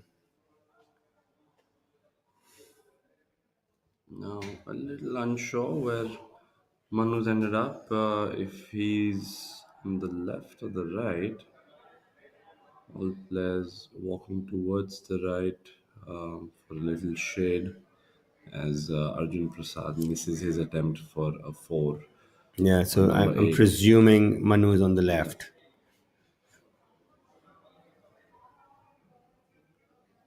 Let's see what he's got left. Oh, he's got that. He's on that. He's just maybe pulled it a tad off the tee. This tee shot, Einish, with the way the trees have grown over the years, you you can barely see the fairway from where the tee box is placed right now. And it leaves no room for a big mishit of the tee. You Yeah, can't really I would. thin it Yeah, at all. he's rolled it up to perfection. It might just come all the way up. I think it just bounced up. Not sure if that got out of that little bunker or went back in. But if it did go back in, it is a very, very tricky, difficult bunker shot coming up for Manu. I think he's on the putting green because they had a lot of steam coming out of that bunker. I mean, Now let's see if he has change of fortunes with the putter here. And he doesn't. The putter's just gone cold on him today. and that just lacked pace. It's just had to hit it much firmer than that. You think if you miss a couple of putts like we watched him miss, do you think when you give yourself another opportunity, you're just trying to really make it in So you know instead of what just what's stroking it? what so what happens is your mind is thinking of a result then at all times, and the result that you don't want, and your body reacts to that, and because of that you start peaking and you start getting quicker with your rhythm. I think This is Steel, and this is an idea. So, what happens when we join them? Something marvelous, like cars that are lighter, more fuel efficient, yet safer. Thanks to high perform automotive steel, which lowers CO2 emission and makes this world a better place.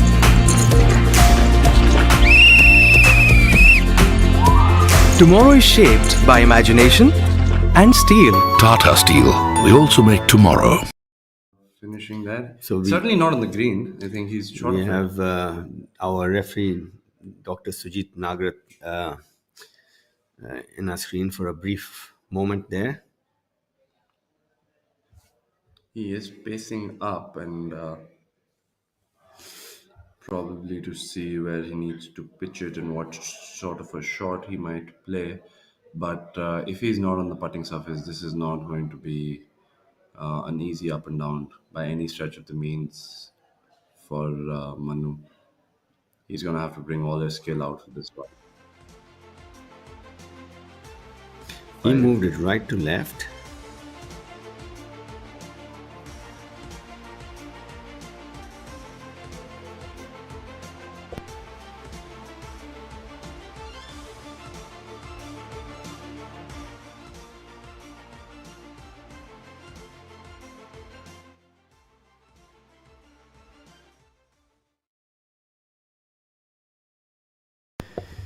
Taking some kind of drop.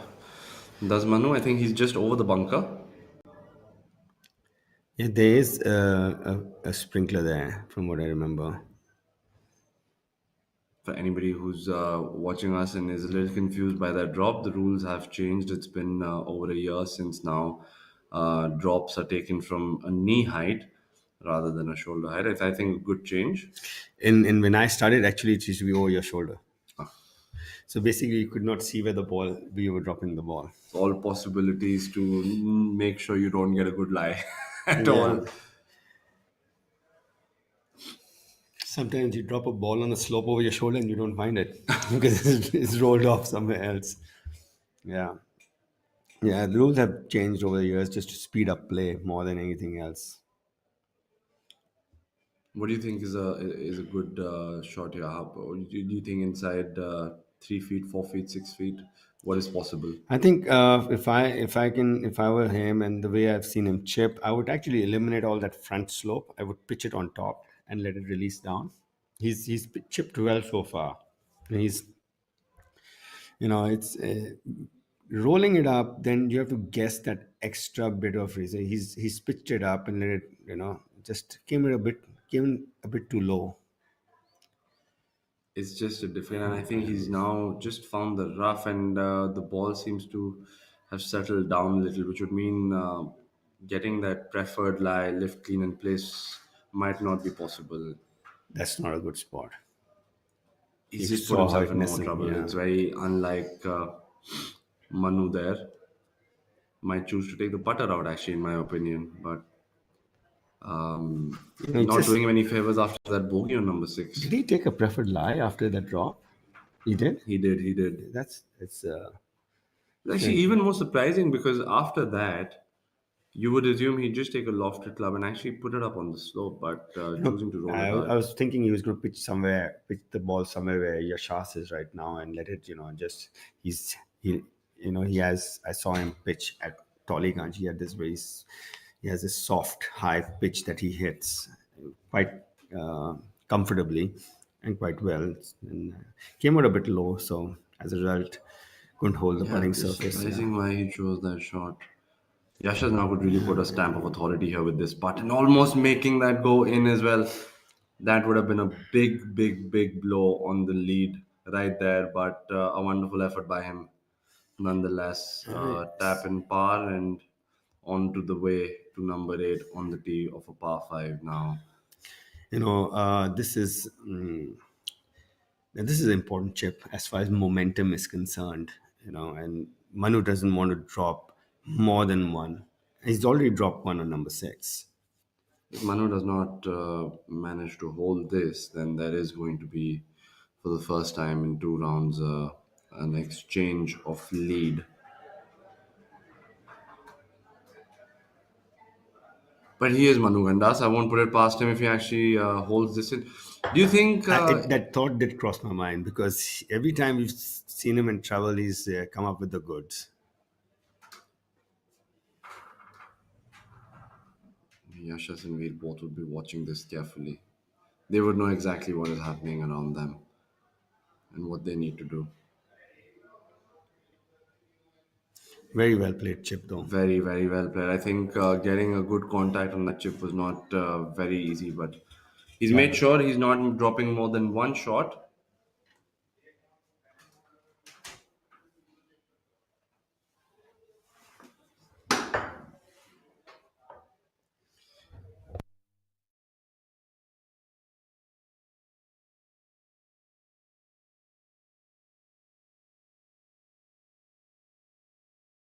Now here, Veer does have a birdie opportunity, which would mean that he has the opportunity to actually take the lead by himself here. And right before a par 5, that would be this could be a very, very big momentum shift in his favor. He's got a little slope from right to left to contend with, though. And a lot of those light and dark patches in between him and the hole. This is probably a part of the green where you're going to be the least sure about the line you've taken, the least, because it's got so many different grains and contours. It's exactly what happened. I think he was aimed exactly where he hit it, and the ball just carried on the same line. You just take the line, hope it's the right one, and make a really good stroke. And if you don't make it, doesn't matter. There's nothing you can do about it.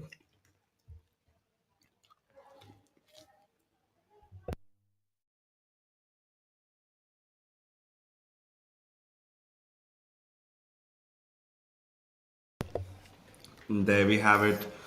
For the first time in 4 rounds, we have Manu now doing the chasing. And by 2 strokes, nonetheless, he's gotten back to 13 under where he started the day. He has Veer and Yashas both ahead of him now, playing alongside him. So Manu knows exactly what is happening, which would mean that Yashas is now the tournament leader at 15 under par after 7 holes on day 4. Veer following very, very closely at 14 under par as well. They all make their way to number 8, the par 5.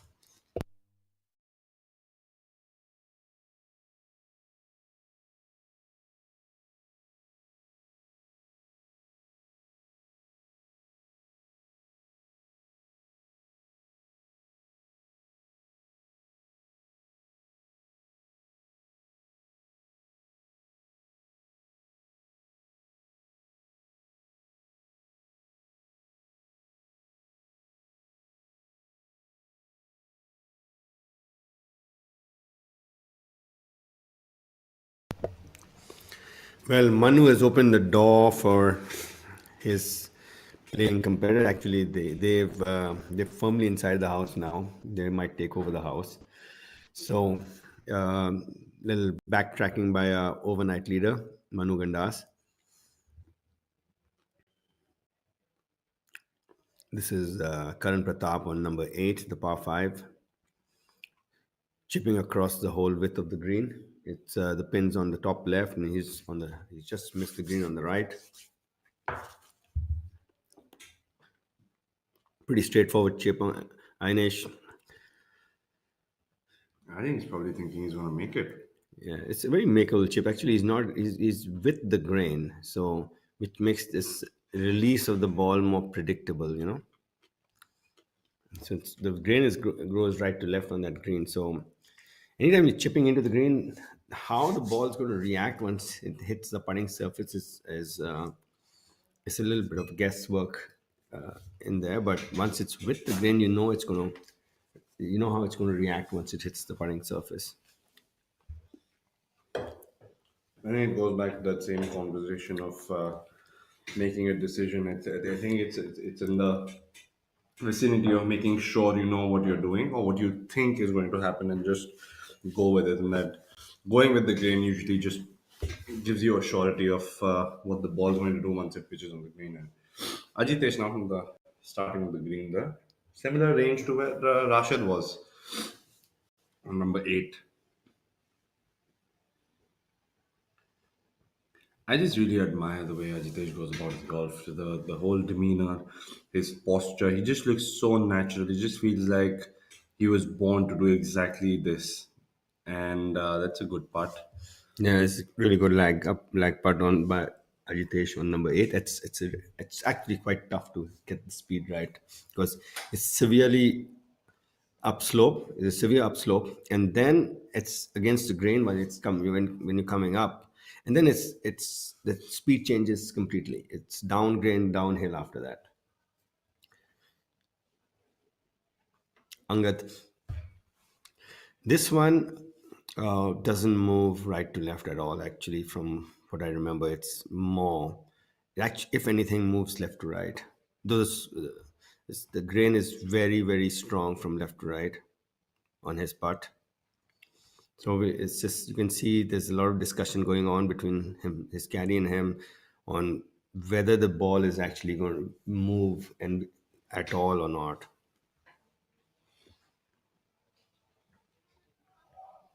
You're also coming over the hole, so it might be slightly As faster. long as he doesn't have that light green patch to go over, he's fine. The moment that ball travels over the light green patch, which is a different grain and a different grass altogether, it's a different hybrid of Bermuda.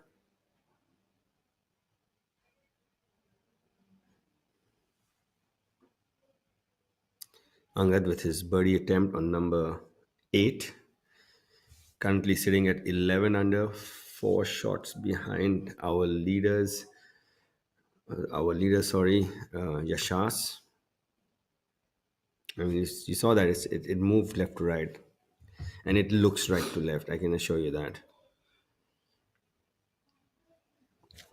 With this golf course, it's just you can have a great roll with the putter for a few holes and just could suddenly go cold on you.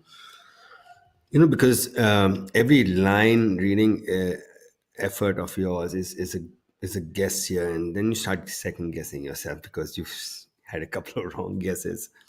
So Sometimes it's that also leads to you actually not making a very confident stroke, and then that basically means there is no chance. yeah. So Karan's caddy being asked to clear our bird's eye view. Karan after that chip shot, so This is a very straight putt. Actually, maybe right center. and that sneaks it in from the right side. No problems there for him. Good up and down on number 8. We see there was a little wind in the morning, but the flag seems to be completely unmoved now. So no wind, not much to contend with for the players. A nice pin position on number 9, top left. It's a triple tiered green. We have the 3 tiers.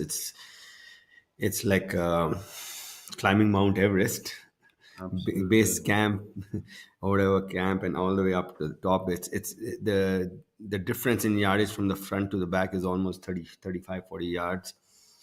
You don't want to miss the fairway here because otherwise it is so difficult to actually get on the right tier on the green here. Yeah, and the top tier actually slopes away from you. So you need to get that yardage spot on, and you have to bring it in high. You can't bring it in with a lower or medium flight because it's going to skid off the green and go over the back. I've been now with the putt on number 9, a little more lengthy than what he's been giving himself, but the putter has been extremely cold for him today. Let's see if this changes on number 9. And this Actually, again, gave it a good run. it's just you won't be disappointed with that effort, but it's just nothing's falling for him.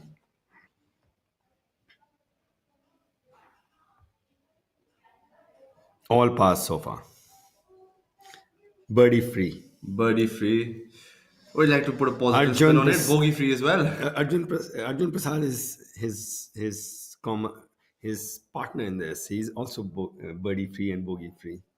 Rashid did break out of that pack early on with a birdie on number 1. I'm not sure what he's done since, but These two must be saying, "Okay, Rashid, tell us what you're doing different, man. You just can't seem to get the line right." I think Rashid's got that very can attitude of see ball, see hole, make putt.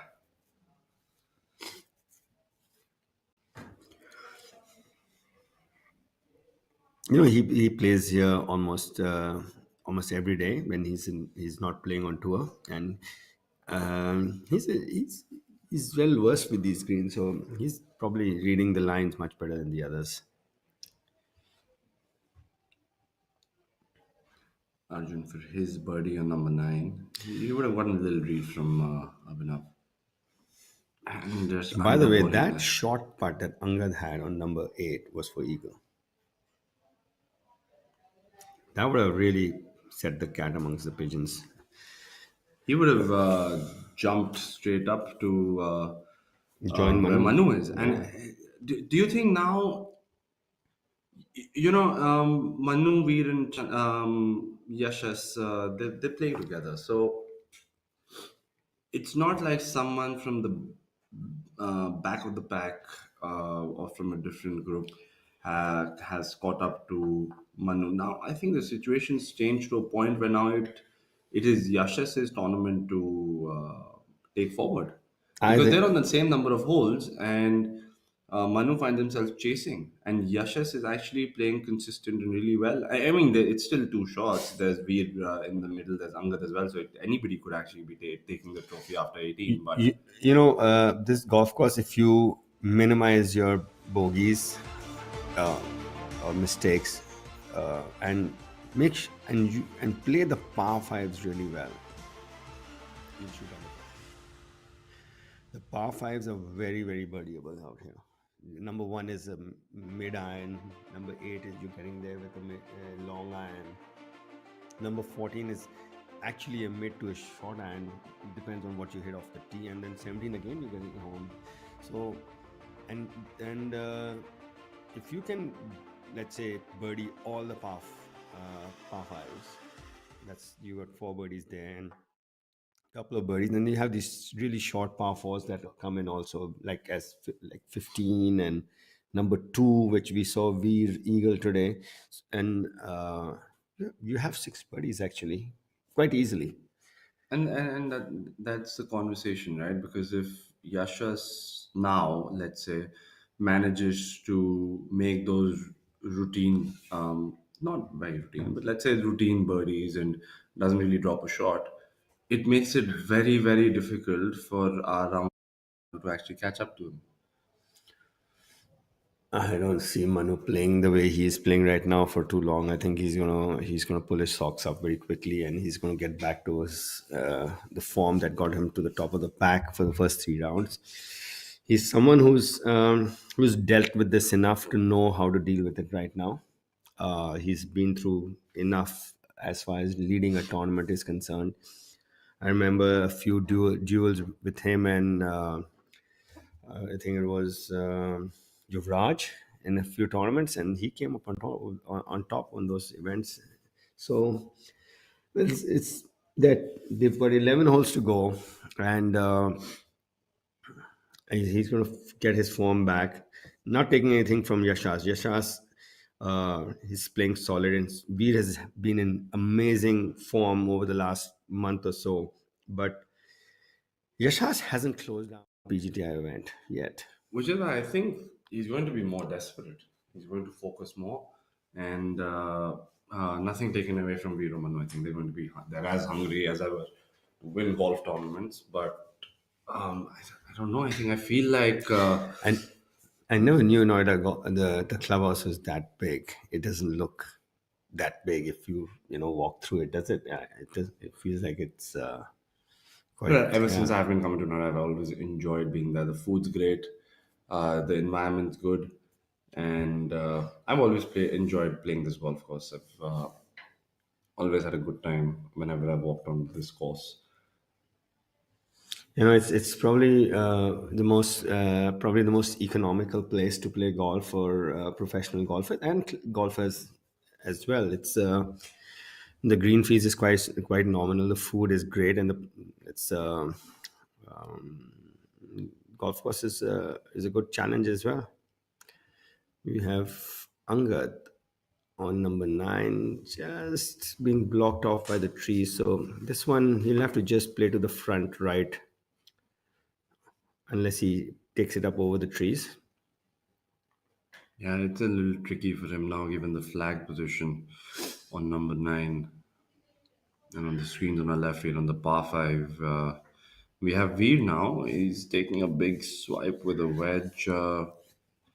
Maybe he's in the bunker there. The Yeah, greenside bunker that on right. greenside bunker. It's a relatively easy bunker shot. He's got lot of flat surface to land the ball on. You don't have to contend with any slopes as such. Yeah, and he's done a really good job of it. Just being a little more positive, so he's gonna have a 3.5, 4 footer coming down for his four, and interesting to see what Angad might do. Not sure if he's going over the trees or playing a low one. He's going over them actually. Yeah, so those are two choices he had, around or over. He's taken the latter. He's come up a bit short, which was possible because he had to have enough loft on his club to get over the And tree. that's just rolling back, which would mean he's on the first level of the green. He's got 2 tiers to now contend with, and I've hit that putt. It takes a lot of skill to make sure it is anywhere around the hole. I think if he leaves himself within 6 feet from there, he's done an impressive job. I think it's a very difficult putt. But Ajitesh now from the prime position, if he had to drop a ball, that would be where he would drop it. Yeah, he's in position A1. He's just hit it over the back. So not a bad spot. It's pretty straightforward from there. And third member of this group, Karan Pratap. Let's see what KPS can come up with.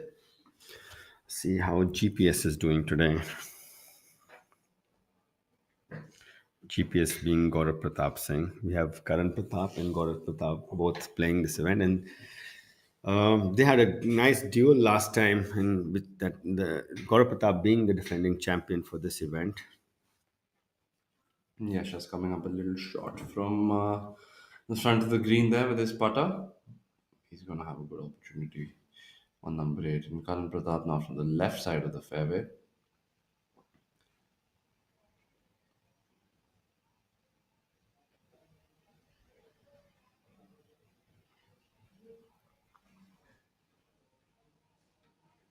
Not entirely sure where that is. We'll know shortly.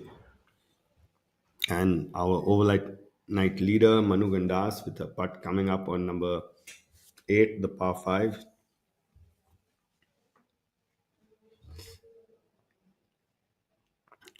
Still, same body language, same routine, same rhythm. I'm really impressed by this whole demeanor of his. He's going to be unfazed. I think it doesn't matter if he's ahead or behind. He knows what he has to do. He's going to play and shoot the number that he thinks he needs to shoot. We haven't seen a lot of putts hold from this side, and that's Sniffed the hole. just unfortunate. Just almost perfect, but not enough to go in the hole. A good try. It's had a good roll on it. There was no. It wasn't jumping at all. So Maybe a little more speed, and that was in. Just dived a little at the end for him there. so now Yashas and Veer with their putts.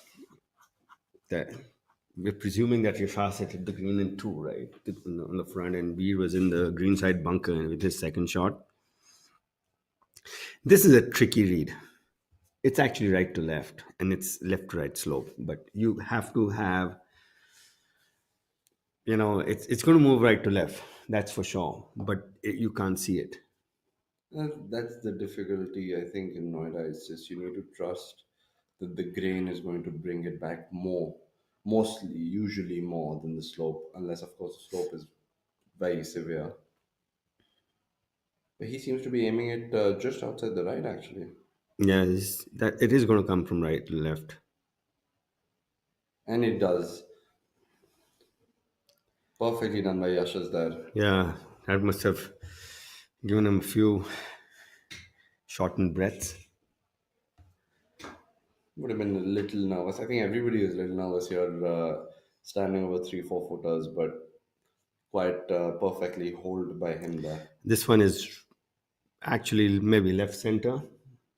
This is a pin position that I've played quite a few times.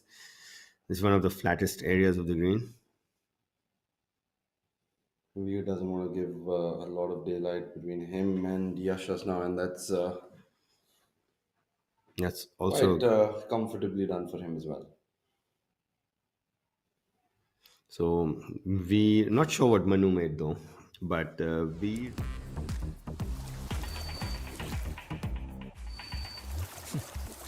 Fruitnik electro plus rehydrate feel alive. काम घर में कर रहे हों या बाहर या किसी बीमारी से उबर रहे हों, आप बिना जाने डिहाइड्रेट हो सकते हैं। रोज जरूरत है फ्रूटनिक इलेक्ट्रो प्लस रिहाइड्रेट। इसका अनोखा R3 फॉर्मूला इलेक्ट्रोलाइट रिस्टोर करे, ग्लाइकोजन रिप्लेनिश करे और मसल्स का तनाव कम करे तुरंत एनर्जी के साथ। Fruitnik electro plus rehydrate. Seems to have carried it over the first year, so it's about 3 feet now, which is not bad from that.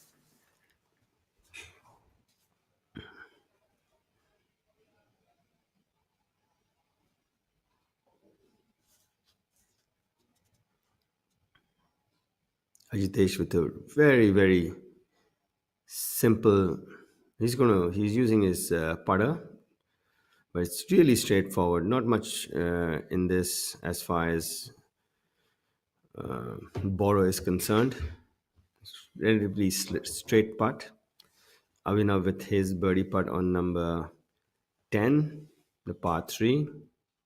Quite the surprising putt from Ajitesh, leaving himself quite a distance. Nabhinav there. Just agonizing day with the putter for him there. Just showing that. And he's hitting good putts. The golf ball's doing everything but going in the hole. Yeah, You've all he's been there, Abhinav. Hang in there. Just keep striking the ball like you're doing. You're going to get a few on the way back in. what a different day Hani Vasoya is having today. He was 4 over yesterday. He's 5 under today. 6 under for the And tournament. imagine that Rashid with the wedge on number 10, holding it from over the green. He's He's showing chipped his it playing in. partner. I don't need the putter. I just don't need to hit the green. I'm just gonna chip it in and make birdies. Arjun cleaning up on number 10.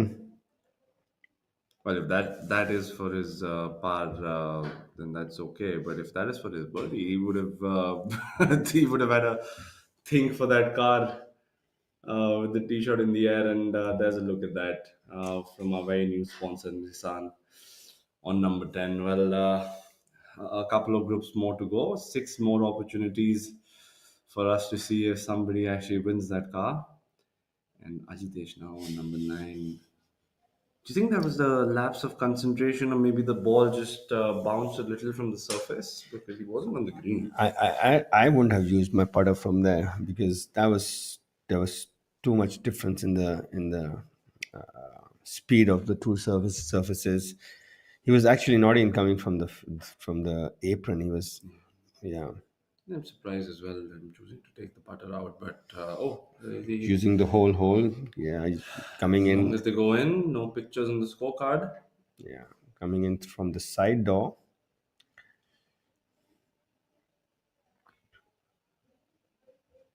Angad with a little bit of a knee knocker coming up for par on number 9.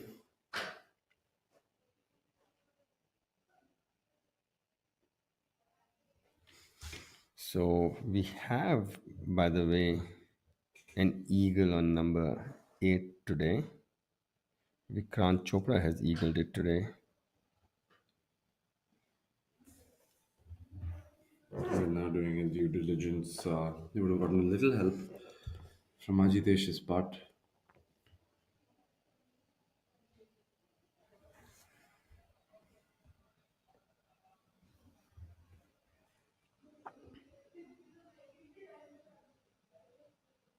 Taking it quite a bit of time over that one, making sure he's got his thoughts clear. Does got a couple of blemishes on the scorecard. Very, very unlike what we thought would have happened after the start yet. But he's still playing really, really well. He's on a good number today, and he's still in the chasing pack. 4 birdies for him, going with 2 bogeys in the front lines, 2 under. Karan now aligning himself in the middle of the hole, and good stroke by him. Our old night leader finds himself 3 adrift now. He's parred number 8, but his fellow competitors have both birdied it, Beer as well as Yashas. Yashas now on that 16 under par. That's the number we were thinking about yesterday. Yeah, and with 9 more to go. And given how Veer is aggressively chasing him as well, I think they'll have to cross that number. And that's the updated leaderboard. Yashas Chandra now holding this tournament by the neck, playing at 16 under par, starting number 9, and Veer following him by a shot at number 9, standing at 15 under par. Manu now surprisingly no damage to the score he was at starting day 4, but he's certainly going to feel like that sitting at 13 under par. Yeah, he's 3 adrift now. I still think 17 is the max because the the the back 9 plays a lot of crosswind. I would say both the par fives are very birdieable, but then you might give one back on 16. That is playing really tough at 245 yards today, the par 3 16th. So I'm Do you still. think Anga that 12 under par through 9 holes with 9 remaining and the back 9, and if the winner is going at least 16 under, do you think he's too far back already? If the winner was to go at 16 under, you think it's I think Angad can shoot 3 4 under the back 9 because he's not thinking about he won't be conservative now. So if it goes his way, he's gonna fire at every pin, and he's going to be super aggressive. And if it goes his way, he'll make a few more birdies. If I was Yashas, I would not be as aggressive as Angad on the back 9. I would play my. I Yeah. think if Yashas can execute perfectly, I would imagine him with a couple of birdies on the par fives, and if he can manage all pars, I think he's going to seal it at 18 under par. But we don't know that. These are just hypothetical There's that. dwellings. Yeah, it's they have moved the tee up a bit on number 15. Otherwise, 15 was also playing a bit tough, having almost like behaving like a dog leg yesterday with the tee box back and having players having to hook it around to find the fairway. But what I got to know is there were a lot of tee shots within 40 yards of the green yesterday on number 15. So the ball is rolling quite a bit, and that also makes 11 very birdieable.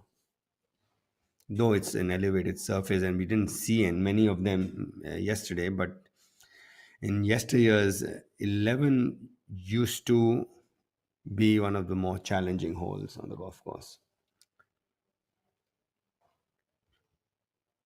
Karan eyeing up his tee shot on number 10, the par 3 with a Nissan up for grabs for as if you get a hole in one. So you have 6 people left to make sure that that car is driven away. Now we have 5. A little away now. I think a two putt is now going to concern Karan. Now that the car is out of the question for him. This is a Ajitesh kind of hole. Mid to short iron. He's really accurate with them. And then we have the trees starting to ruffle a little bit as well. So as we move towards the business end of the tournament, the wind decides to show up as well. Angad now, he's only got eyes for this flag. Um, he's got to fire at every flag coming in. Those 2 bogeys, back-to-back bogeys, have set him a bit adrift of our leader Yashas. Yeah, looks like he's fired it at the flag. He's missed it on the right. Coming up a little short of that sprinkler.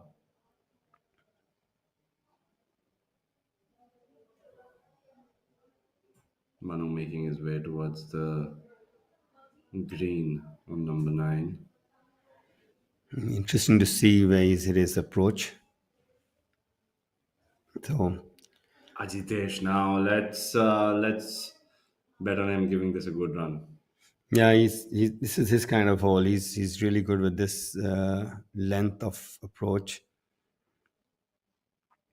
I feel at 9 under par, it's practically lights out for him when it comes to uh, having a say for the trophy. But a hot back 9, we can have a low finish. It looks like he missed it to the right as well, not too far. Okay. One of the better tee shots, especially in this group. So he's going to have a very, very good look at birdie there on number 10. So this is a little misleading because the flag's actually surrounded by a lot of taller trees. This green isn't very exposed, I feel, but the trees behind you could see that they are moving. They are subject to a little more wind. Yeah, but relatively less compared to yesterday. Yesterday was a little more gusty. You can see the scoring is also much lower today, Inish. The leaders they were like 1 or 2 under after 9 yesterday. Both of them are 4 under after 9 today. I think it can also attribute it to the flags being a little more accessible today.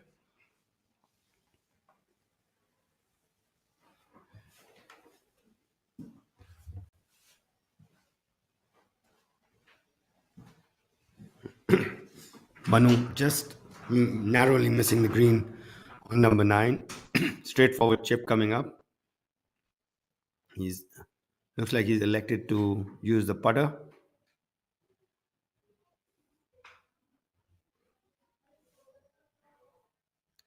Yashas on the long tier of the green. He's in the middle tier. The pins placed on the top tier today. This is a 3-tiered green.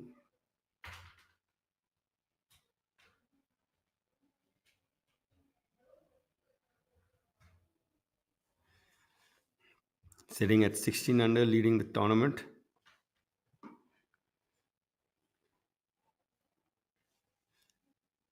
Spotted very well today.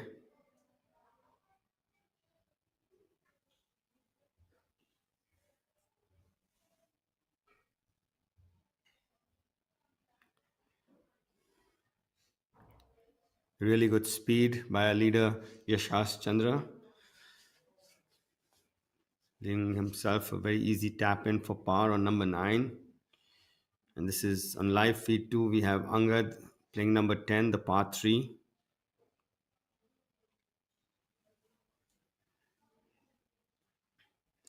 We are playing lift, clean, and place. That's preferred lie for others if you don't know.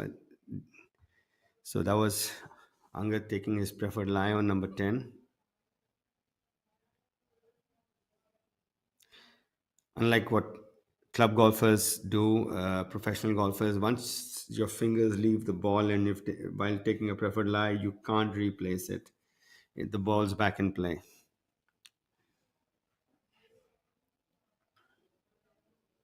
Angad, straightforward chip on number 10.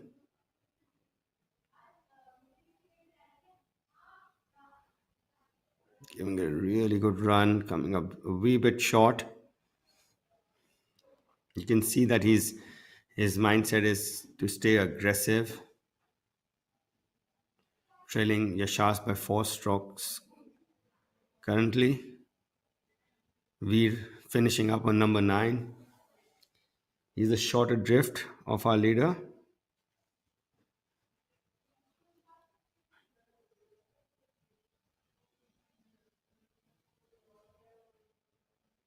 Karan Pratap with a lengthy birdie putt on number 10.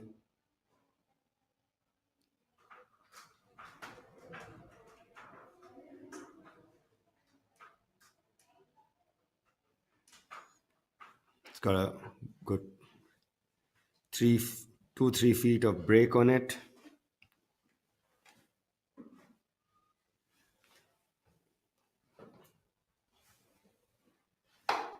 Great touch by Karan. Manu coming up short on number 9. He still got the honor. That was for his birdie on number 9.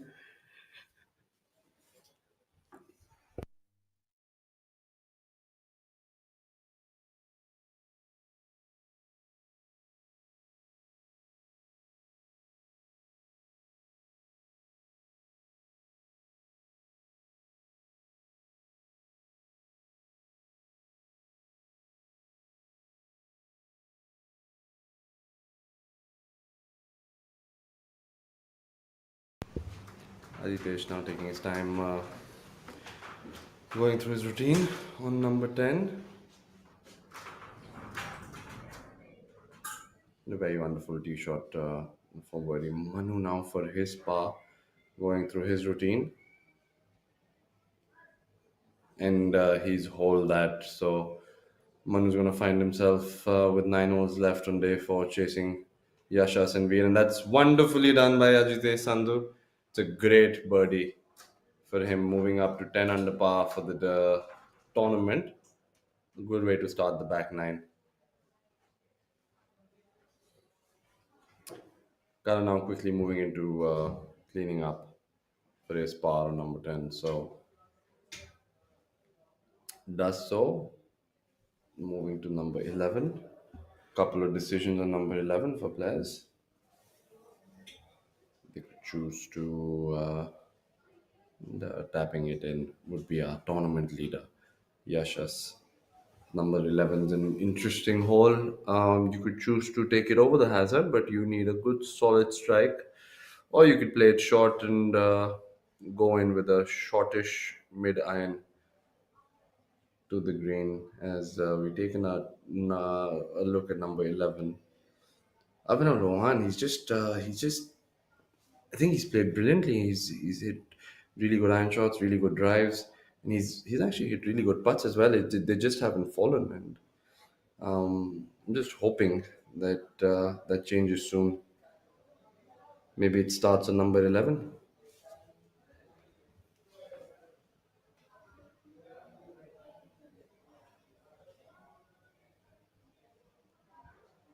Not to be coming up a little short. Maybe the fringe there took up most of the speed.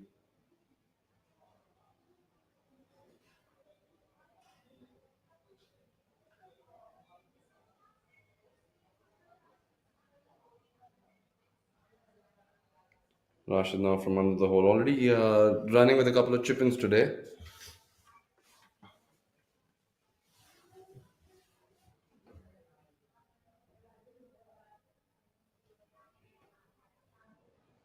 And under borrowing on the break there. So he's going to miss out on probably was for a three on number 11. There's that big, massive tree that covers the entire fairway on number 11. So if you hit a good high ball to fly that hazard and that tree, but I'm now giving it a proper look. These putts, these 2 3 footers, 4 footers in Noida Golf Course, we've seen since yesterday, and I'm sure in the first 2 days as well. They're just tricky. They're not as straightforward. So I'm just giving that little extra look. He holds it out. The last thing he'd want is to be a few feet away and three putting it, but not doing so. Moving off the 11, moving on to the 12th. There's a slow motion swing of multiple tournament winner, order merit winner, Asian Tour winner Rashid Khan. And Abhinav Lohan with his driver on tee number 9.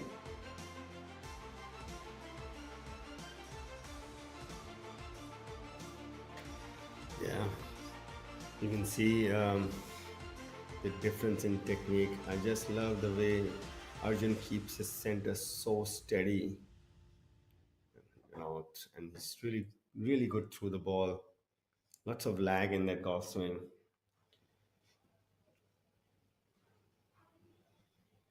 One of the really good traits that you want to see in your technique if you want to improve is how steady your center can stay. That is, your spine. The lesser the movement, the more consistent you're going to be as far as the starting line of the shot is concerned, and your connection with the golf ball. So if you compare yourself to the pros, and you'll see, okay, my center is, if it's moving around in the backswing, try to fix it. If it's moving in the downswing, try to fix it again, because the steadier you stay, the lesser the moving parts, the more consistent you can be. And now Yasha's on number 10 with the honor. Yeah, Yashas, you can see very tall and more steady through the shot. Slight pull for him there, but nothing to worry about. The heart of the green. It's Much better effort than yesterday. it's a very easy putt from there. This is probably the easiest place to hit the putt on that flag today. The flag is almost middle back of part of the green, a little bit to the right. So center is what you want to finish the ball, and it's a very easy, very little break on that putt.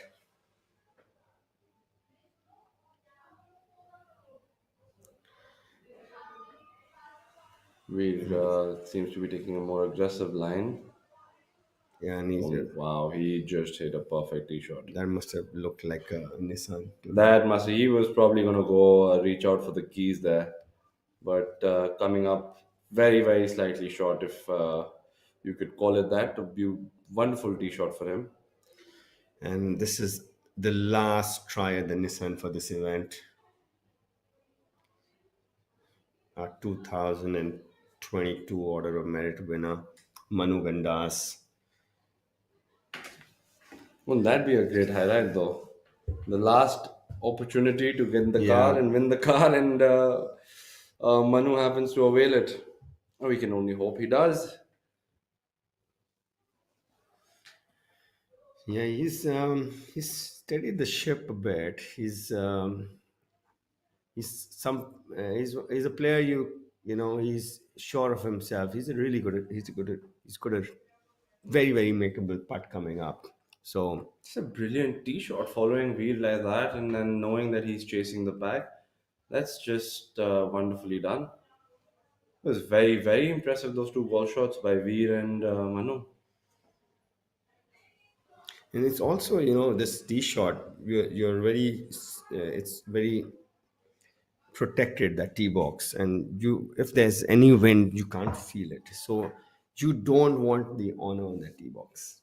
You want to see what the other person's ball is doing in the air, how much the wind is affecting it.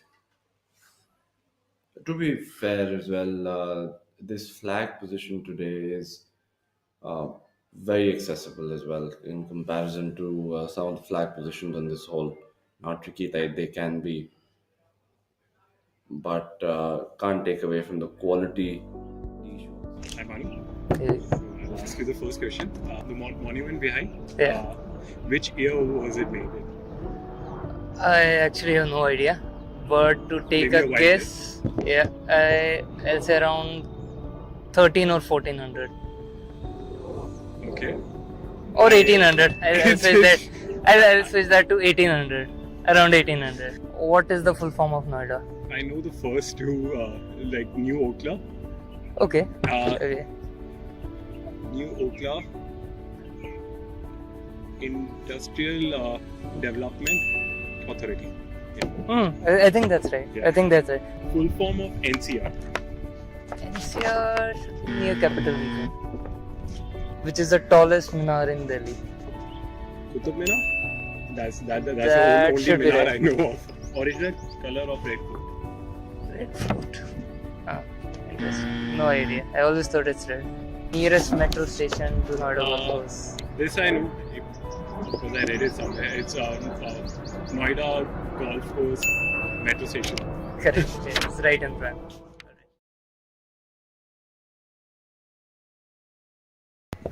Fun look at both friends, both competitors, and both in the leader group. Yeah, And both of them chasing the same guy, Yashas Chandra.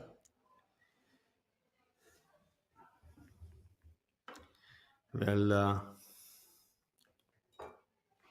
Yashas knows he can't relax today. He's got to keep his game plan, keep making good swings, attack on flags he's comfortable on, plays percentages correctly. Because these two gentlemen are not going to take the pedal off the metal. As we have it, anybody joining us now. We are now getting to the business end of this tournament, the final nine on day 4.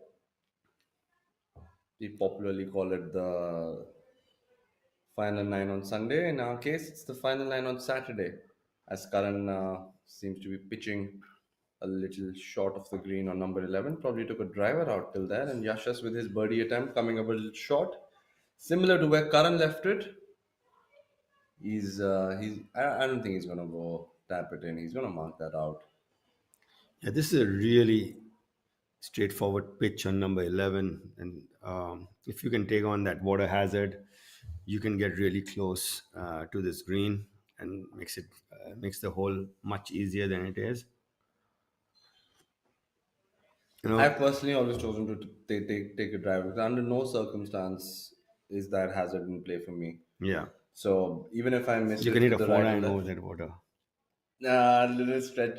Maybe if I tee it off the front tees, not off the back, definitely. But it's just easier once you're ahead of the hazard. Even if you hit a little right or left, you always have a shot to at least get close to the green. Yeah, I completely agree. And once you fly that hazard, the ball's going to run another 30, 40, 50 yards. Absolutely. At least. And then you have like a 50, 60 yard into an elevated green, but the green is against you. So it's going to stop the moment it hits. Now this part is just to make Yashas now sweat a little bit. He's got it. And he's done wonderfully there. Now Veer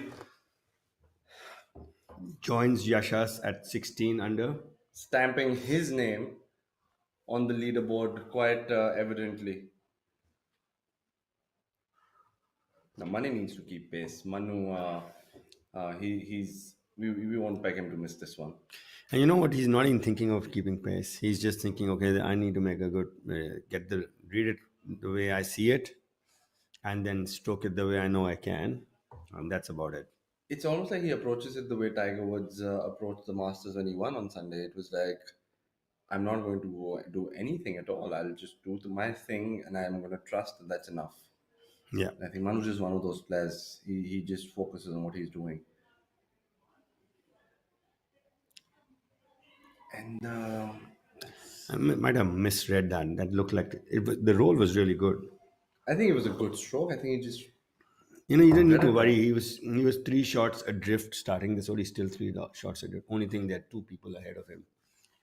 So there's nothing has changed as far as numbers is concerned. He knows that he needs to make birdies, and he's giving himself good chances. It will at some point, you know, turn around and start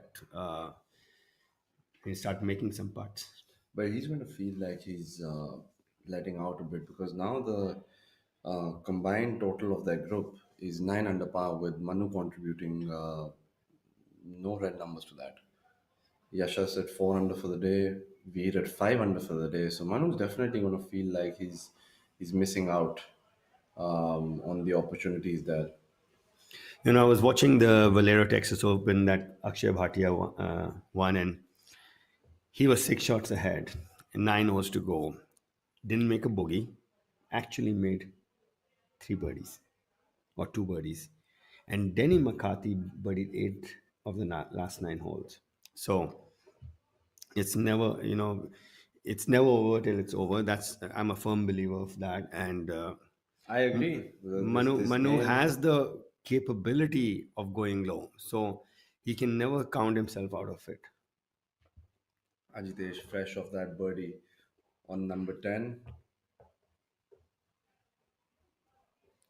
He's got another easy birdie putt coming up here on number 11, which he will Oh, just narrowly narrowly missing miss. out. That lip has seen so much action. All the lip outs in Noida golf was just so brutal. You can see how much the grain makes the golfers think, right? Karan choosing the aggressive option of the tee, pitching it up to here, which, in my opinion, was a definite 8 out of 10. This is left in, maybe left edge, definitely left to right. I think being uphill on this green does help. You can hit the green, you can hit the putt firm on this hole. You know, Ajitesh had a lot of borrow on his putt. It was not, though it was 8 feet. It had at least, you can see it's left Yeah, edge. It's left to right from there. just letting it out there. I mean, it just broke. It's similar to what Rashid did, just under reading this one.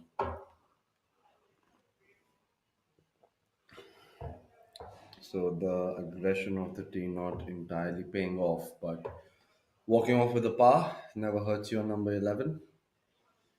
Yeah, Angad has got a little bit of work left for his par on number 11. Sorry. Yeah, that's probably how much it's going to break. It does move a lot left to right this part, but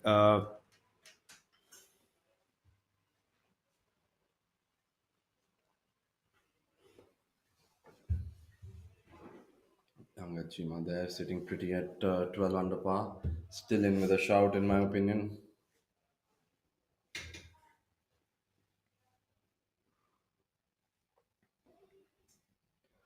I feel he's gonna he needs to birdie one of these holes 11, 12, 13th. Definitely get a birdie or eagle on number 14, and then we have a very very interesting last few holes. But this needs this to go in putt, first. I think he's had a good read from Yeah, it's a Karan, good read. and he still doesn't hit it high enough. Actually, it just ran out of pace, Inish. It had the right read on it. That was a really bad first putt. He was just over the back. He's just was out on a strokes gains scenario. He has lost more strokes on the first putt than the second putt.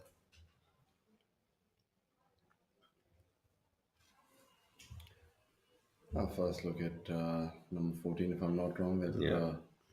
confident strife of GPS, and then another heartbreaking replay of this putt. He knew it was a little soft. It never looked in. It left his putt. Yeah. It just never looked it was high enough. The spectator there is probably in the firing range of a few drives. Yeah, definitely V's for sure. Yes, and I think it's Manu teeing off, so I'm assuming He's going with the Veer's iron. already teed He's going off. with the iron, ironish. So he's laying it up. You think it's the right play for him? Well, he's done that over the last few days. So I guess he's going to stick to his game plan. He's not going to change. I don't think Manu changes his game plan at all. He backs himself. He knows this is what I'm capable of. I don't think he's backing himself to carry that tree. Maybe the water, but Manu not does the play. tree. I mean, he has the ability to hit it in any ball flight, but he usually prefers a slightly mid to low ball flight with the driver. That we have on the leaderboard, Yashas and Veer Alawat separating themselves from the pack quite comfortably. Angad falling back a short at 11 under par. He's got seven more holes to have a say, rather, and Manu there at 13 under par. He has some catching up to do. I think it is more catching up to do than waiting for them to fall back, because even if one of the leaders falter, the other one's not going to. I think both of them are not going to come back to the field. So if Manu wants to have something to do with the tournament at the end, he needs to be the one to pick up shots. I think 17 will get you into a playoff and 18 will win. Score at the end. There's no wind today. You don't have to guess the yardage on those tight holes in the back nine. The greens are small on the back nine, so sometimes you get foxed when the wind switches, especially on 12 and 13. You'll see a lot of misjudgment as far as yardage is concerned, but not today. Today, there's very little breeze, so it's club selection that much easier. That's the look of the 18th hole, about 420 yards long. It has that water hazard on the left that placed there perfectly. So two choices of the tee. You want to take it on and hug the right side of the fairway, or you want to hit something just short of it. That's a great example of you don't need a large water body to actually make a difference. A small one in the right place Let me tell you can a do the trick. funny story. I just turned pro and I went to play a tournament in Meerut.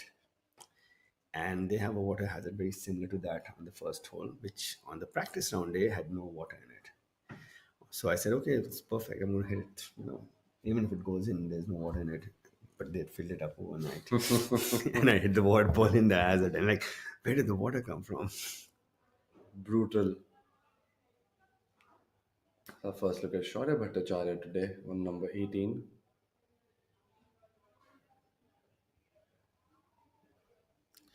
A little forgetful the stroke is.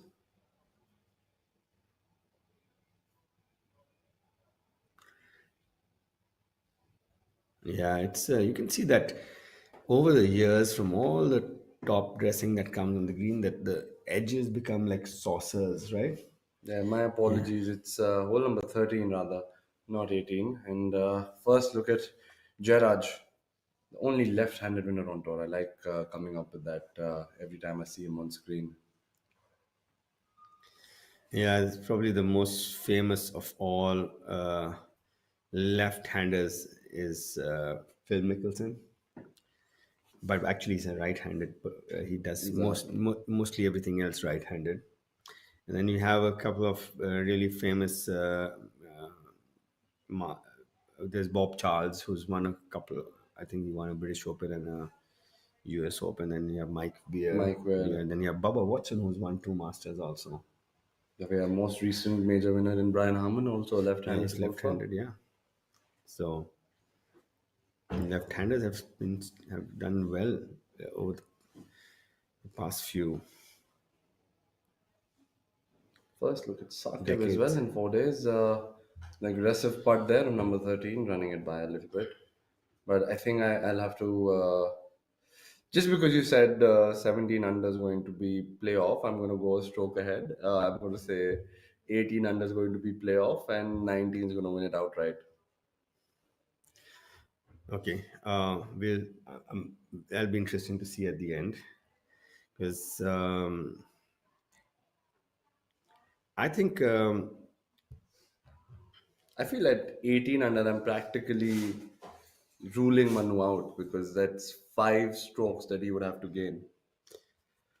well, I wouldn't rule Manu out at all because he's giving himself chances, and I know that he's backing himself. He's not like he has to shift up a gear or something. It is his gear. It's not. It's just not falling in place. Is the scenario right now? If we had to go for a premature prediction, who are you going to pick to be the winner Beat today? beat Rawat. I was going to go with the same. Yeah, because he is in form. Yashas is playing well, but Veer has the confidence of that runner-up finish at the Indian Open, eagling the last hole. He knows he can bring up the tools when needed. That getting it done and then the belief system is far different than what you think you can do. So Veer Good has putt that back for Saqib. Veer has that confidence in him after that Indian Open result. I'm going to agree with you because he's done it before. He's won before. He's had his stint in Asia. He's come back and he's proven that he can turn up any golf course and just perform with the run in form as well. And he is having the better round today. So and he's got the exact same number of holes left as Yashas. So if right now I had to pick someone out of the pack to win, it would be Veer. And here's a look at Veer. Manu seems to have hit his second just a Over the little back. bit over the back. It's not a bad place to be, but if you see it, it must have looked really good in the air. I He's just he's feel he's covered the flag. it's not a bad place to be, but I think it's just very tricky to actually make that putt from there. It's because you go uphill with the fringe till that first cut of rough is there, and then it's downhill to the flag. So I think judging the speed is difficult, but because the greens aren't too fast, it's It's, not too difficult to have a regular two putt. I just think it's very tricky to actually make a three from there. Yes, yes. On the other hand, reducing the amount of fringe he has to deal with, choosing to play with a little more side slope than the first cut of rough. yeah, just trying to figure out whether he's coming closer or not. I don't think he is. That's an approach shot coming into number 13. Where's that number 12 actually? It's number 12. Veer would be first with his attempt at birdie, taking enough break from the left. We've seen players, almost everybody missing it under the hole. That should be enough actually. Maybe not.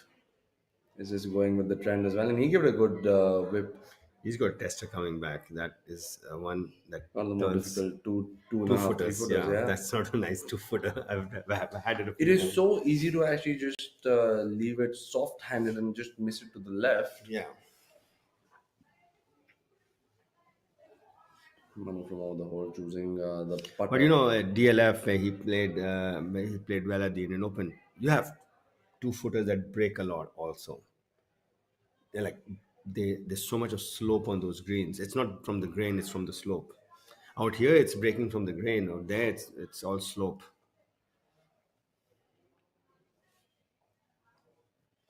I won't put it past Manu holding this putt. I have a really sneaky suspicion that he's going to do it. I think it's going to be very one of the more impressive strokes of the tournament if he actually does it from there because not only he has to contend with the first cut of rough, the fringe, and then the green. He's coming uphill on the first half of the putt, and then it's going to turn downhill in the second part His of it. walk has suddenly changed from letting it happen to To making it making it happen. happen. You can see that thing in Manu's walk. It's a little different right now. There's a little more aggression in it. I think players like Manu and Veer, especially, are top two as we look at Yasha's first. Oh, that was Is really little good. short. It was on line, just leaving it a tad short. I think with players like Manu and Veer, they don't care about finishing second or third. I think if they're not winning, they're not too bothered. So at this in this position, I don't think he's gonna think just to cozy it up for a four and then move on and see what you can do there. I think he's just thinking, I'm gonna start making and being aggressive here. Ajitesh finds himself in a funny position on number 12. Yeah, he's in the left trees and he's hit his approach into that left bunker. Not a bad place to be in as far as getting it up and down is concerned. Yeah, you can see it. Manu is taking dead aim, buddy. I told And you, I could see it in him. I could see it. I had this really sneaky suspicion he was going to do that. I think for me, that has to be one of the shots of the tournament. I think I've been on that spot. It's not easy, but he made it look easy. Well, there's a reason why he's there. There's a It reason why was he's in not. the last group. It was the actually that part had the least amount of line on it. This one has more line than that part. This small 2 footer that we just finished up. And also missing the green on number 12. Also pushing it past the flag. Yeah, So because this is a green where the grain is going the other way around. It's the grain goes from tee to green. It's a down grain chip rather than normally you have green sloping from back to front. The grain is back to front. This one is the other way around. So when it comes up the slope, it actually gathers space. yeah, evident by where Ajitesh and Angad ended up with their. Those are slow putts coming up.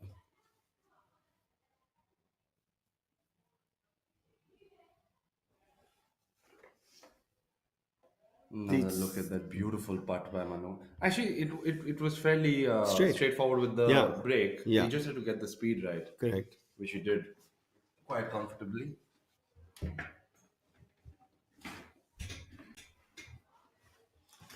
So he's still well and truly in it.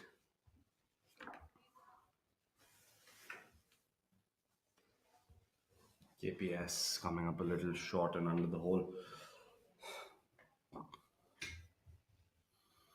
Marking it, which would mean that he has about 2-3 feet left for his par.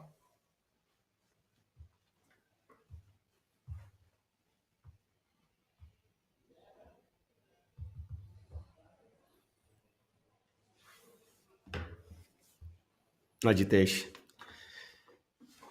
sizing up what he's got left for par on number 12. He's playing well today. Started with a bogey, but three birdies thereafter. 2 under for today. 10 under for the tournament.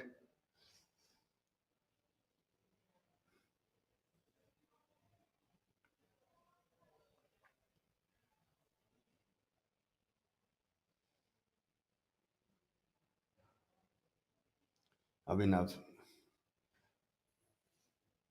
Okay, he's 365 Ajite, that seems to be the way he likes to hold putts, but he is holding putts. using the whole hole.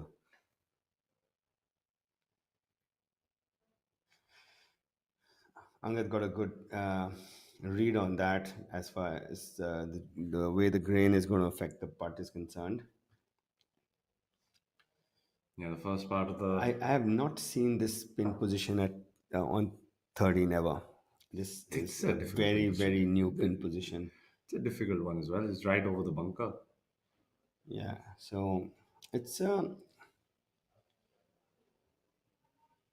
it's a pin which you know with your coming in that you need to hit it past the hole, and probably once you hit it past the hole, the putt gets actually easy on number 13 because it comes down grain then.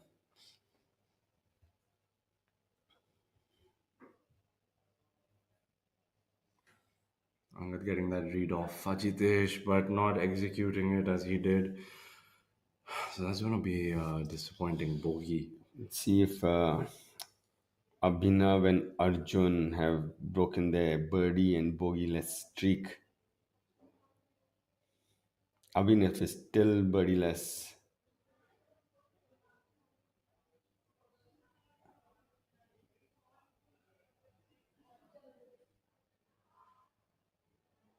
Arjun has had a couple of bogeys, not trending in the right direction.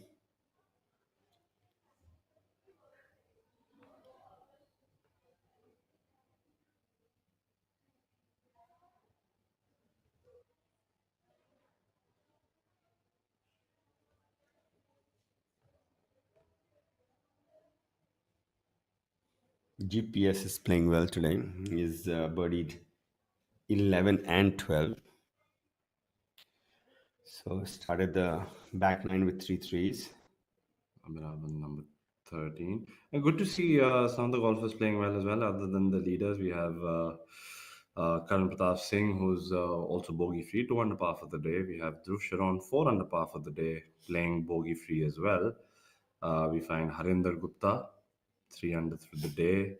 And Hani Besoya makes a little bogey on number 5, but 4 under for the day nonetheless. And Sattak Talwar, he's been in and around the leaderboards a few times since last year, is 3 under par for the day, so he's catching up on the field as well.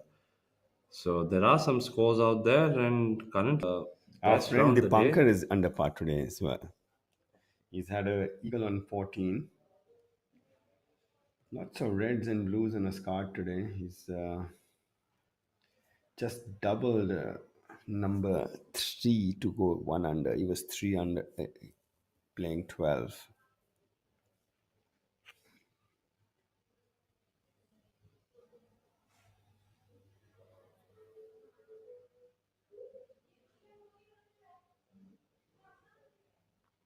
So we have a couple of foreigners playing in our who've made the cut, who are playing in this event. Kevin, Steve Rical, he's 3 over today. He's 7 over for the tournament. Matias Dominguez, he's the Latin American America amateur champion. He had a prolific amateur career. He's 1 over and 2 over for the tournament. Then we have Michelle Ortolani. Am I getting the pronunciation correct? I think it's more Mikhail. Mikhail Ortolani? Yeah. Okay. And he's par today and 1 over for the tournament. And then we have Badal Hussain from Bangladesh, who's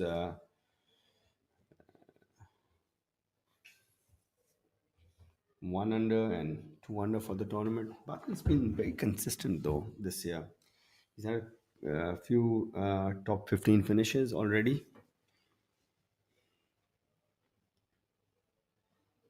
Now we have the leaderboard with Veera Lawat and Yashash Chandra sitting at 16 under par, and the fresh birdie made by Manu Gandas on number 11, putting himself 2 shots behind the leaders. And one stroke under par finally today.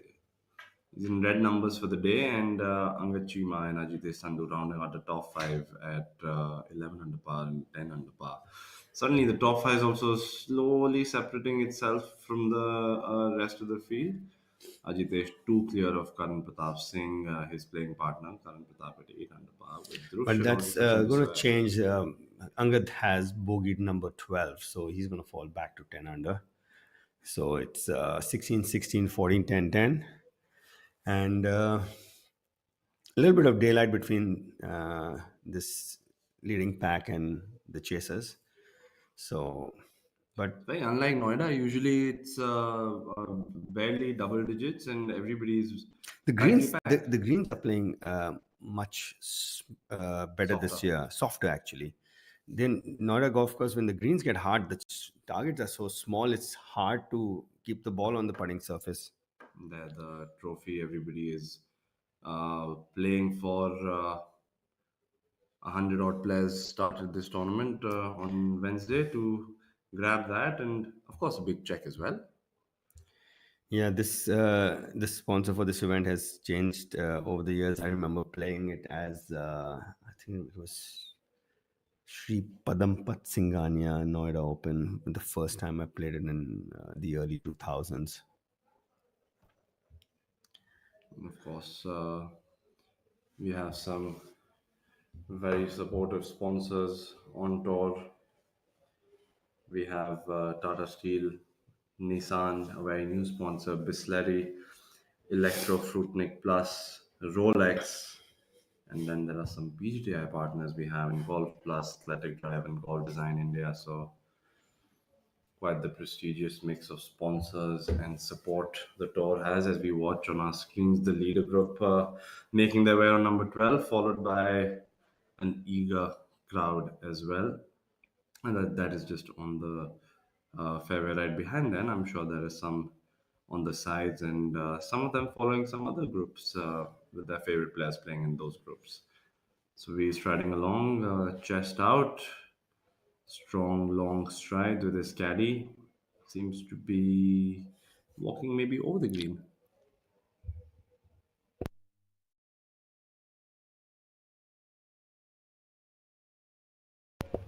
Reed has his friend on his back this week. Two golf balls there. Two players hitting, missing the green by hitting Both the lower green. leaders, I think Yashas is the other one out there, and it's a tight chip from there. It's but not the toughest because the pins on the right and they missed it long and left, so they have fair bit of green to work with. You can see that they have enough landing space, but Manu now giving himself what is makeable for him.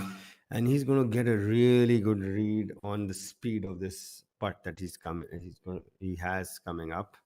He usually doesn't need a read from anybody, but certainly if he gets a little help, I think Manu's one of those players. If he knows exactly what the putt is doing, his execution is near perfect all the time. So something to think of for them. And I feel nobody at this point can afford to drop a shot, in my opinion. I think it's a game of now just picking up birdies and hoping you pick up at least one more than your playing partner. Yeah, with the cameras on phone, a lot of cameras in play right now. Members getting a good view on how pros hit a particular chip or shot. Pretty straightforward. You didn't have there's you choose your mark and you choose the flight you want to hit and you just hit your mark and so nothing fancy needed out here. Let's see if he's chosen his mark correctly. And then he has, so he's going to leave It's a himself a very brilliant chip shot. and you can see how the grain is actually contrary to the slope. It's right to left grain, so the ball actually turned right to left. So Manu has a fair idea of how the ball is going to react around the hole. Do you think maybe Veer is now thinking he can hold this? You know what I like just now? Yashar's not taking any extra time than what he usually takes. He saw what he had to do and he just made a decision and he stuck to it and he executed it. So that's probably shows that he's in control of his nerves right now. I have a feeling Veer is fancying to hold this one.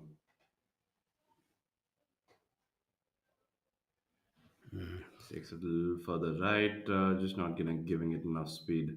But he's not going to have any drop strokes on this hole. So up to Manu now. Can he pick up another shot on the boys playing alongside him. I think he will. I have another sneaky suspicion he's going to make this putt. And once you make one, you feel you can make everything. You know how this works with momentum as far as golf is concerned. So he And he's can, got no fringe to deal with here. He's on the yeah, putting surface and he knows what the putt is doing. he's got a good idea of how it's going to move around the hole. So If that Manu will, makes it, I'm gonna feel like I've had 8 shots of espresso. I'm gonna be very excited to see how this entire tournament unravels and finishes.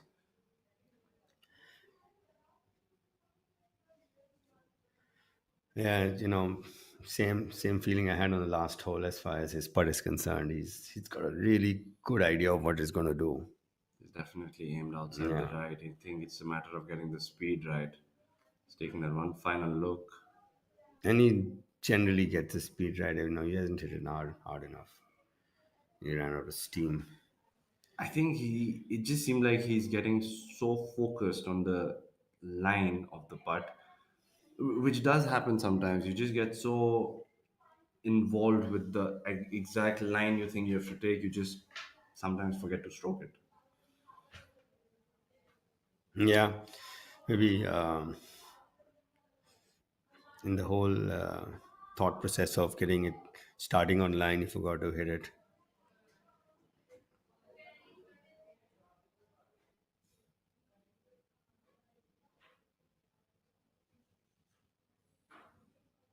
That's a par for him nonetheless. I think we can give him the benefit of the doubt. It was over 23, 24 feet. It's okay if he doesn't make that putt. He still has a few more opportunities coming up. But as far as Veer and Yashas are concerned, I feel they know that um, just making pars is not going to be enough. Going up to the 18, they will have to pick up a shot or two at least because Manu will. I tell you what, the par five 14th is going to be really crucial as far as Manu is concerned because he's gonna try to eagle it, and our leaders are gonna just play the percentage and most likely walk off with a birdie.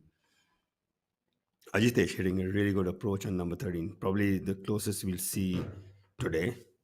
Ajitesh is just dialing in now. Now, from where they hit that tee shot, that pin must be looking like it's placed inside the bunker. It's 13 is 3 from the left, 3 yards from the fringe. Barely legal. Barely legal. I think the limit is 3, right? 3. So I think Sabut Chari deciding that usually number 13 is considered to be unlucky.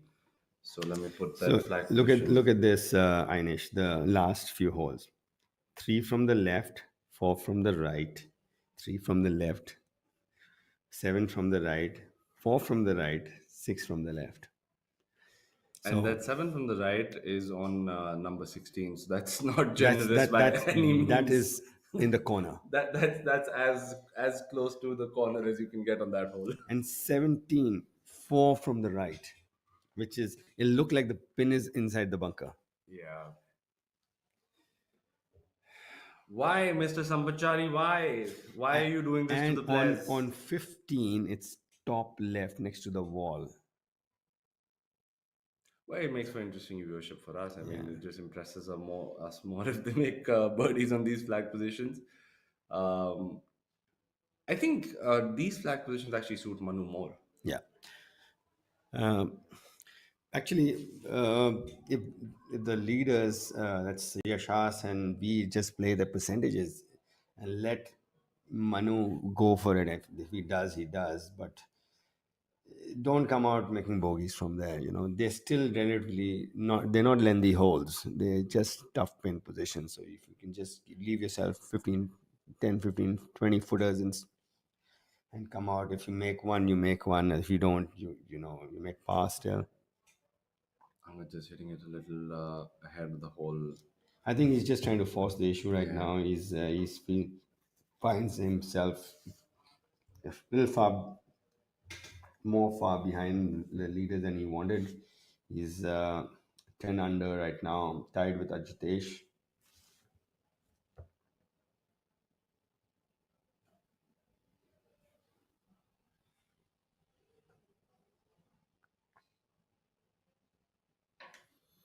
Karan, we haven't seen one putt being made on this flag position yet from anywhere really. It's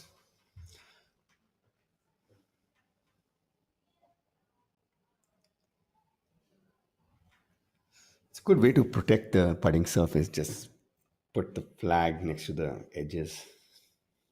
You can protect the putting surface. It's a good way to keep the members happy.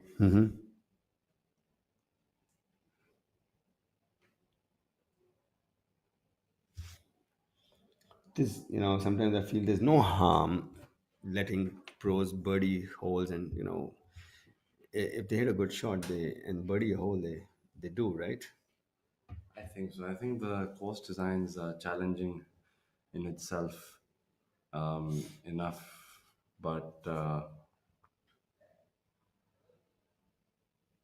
It's three. It's three from from the left, but the left is a false, like a false left, like it's saucer shaped. So basically it's 2 yards.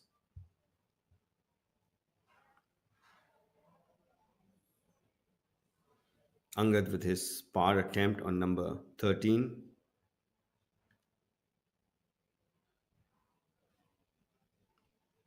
and holding it comfortably.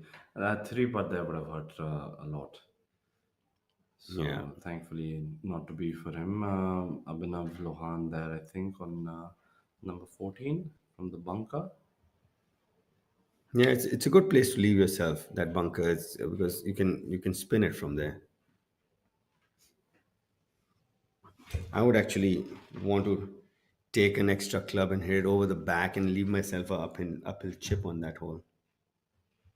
But we can see on number 14 as well, it's like tucked right back in the corner. And even from the fairway, you might feel it's not really accessible. There we have Ajitesh trying to make his, I think, 3 or 4 footer, and he does. That moves him Without to problem. 11 under. If we can finish in a flurry, you never know. He's 11. Needs at least five more. And he's what? He's got At least needs to get Yeah, anybody. I think 16. I feel is still out of the question now, and you have to get to 17. Arjun now trying to contend with those two slopes and just coming up short. Just a little more check spin than he would have hoped, and now he finds himself a good part of 20 feet, maybe 22 feet for his four. Yeah, that was quite disappointing. His chipping is quite on song. It's quite the hat sporting group amongst the caddies in this one. Rashid now quickly onto his ball. He doesn't waste time at all. Yeah, he's ready to pull the trigger. In the front half of the green, giving it a whack from there, and also coming up short. So he has his work cut out as well. Yeah, he's made two bogeys on the back nine, and he feel like he's lost his chance to win it. And he's the kind of player, if he's not winning it, he's not interested. So he's even par today, 6 under for the tournament, lying in eighth position, tied with a whole bunch of other people: Harinder, Dhruv Sharon, Shaurya Bhattacharya, at 6 under as well.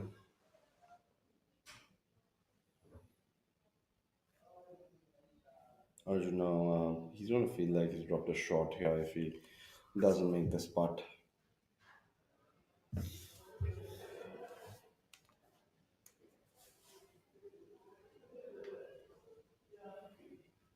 Yeah, but this, he's left himself too much work.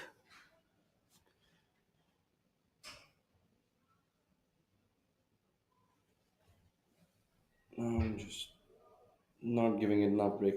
It's difficult to actually aim it far enough left from that side. So his caddy, he's a local caddy that he actually caddies and plays himself, and he does at least 36 holes a day. Either he's caddying or he's playing. So really good with his lines.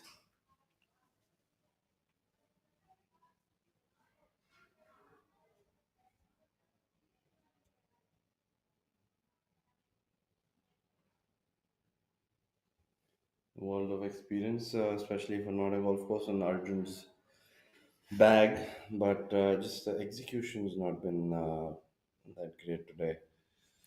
Abhinav is being birdie and bogey free today. He's had all pars. He might want to break that. This is a really realistic look at birdie. That is a mini burn and a mini compliment all together in one sentence. Yes, I'm hoping he makes this Let's putt let's myself. hope he breaks the chain here and.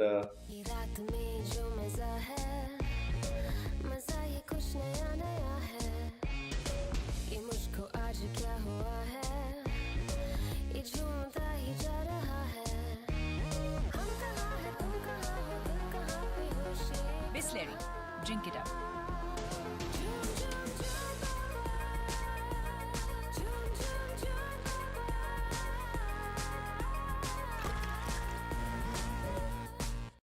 He was like, you know what? I think I've missed it, and he finally makes Yeah, it. misread it, but He's shake of the head, but he's happy. He's content with that result. Well done, Abhinav. first birdie today. All pass before. And Rashid is just going to step up to it and hit the center No cup. doubt for him. Yeah. I mean, he probably would have said for fun he could have just taken the He wedge must out be and hold he it. must be giddy after every tournament. He's just bogey birdie, bogey birdie, bogey birdie, par. Like there's so much of stuff happening while he's playing. I just feel it's a near impossible place to Did you say get to, something? but I think I spoke too soon. Yeah, I'm forgetting who I am commentating on. It's a six-time winner in a year and an order of merit winner. It was Manu Gandas, and he did not have that angle or the lie going for him from that first cut, but brilliance. Yeah, he had that. It pitched into that false front that green has, and it just killed its pace. And now he's got a you can almost give it to him. He can kick it in from there. I think if anybody questions Sampachari for the flag position, he's going to just show a highlight reel of that shot and say it's accessible. And Ajitesh. And Ajitesh, yeah, it's accessible. You see one golf ball coming up a little short there as well. Not too much of a troubling position, but Manu now putting his foot on the accelerator and saying that you guys thought you guys have overtaken me, but I've got a lot of gas in the tank and I've got a lot of acceleration. Not sure where Yashas is on this hole.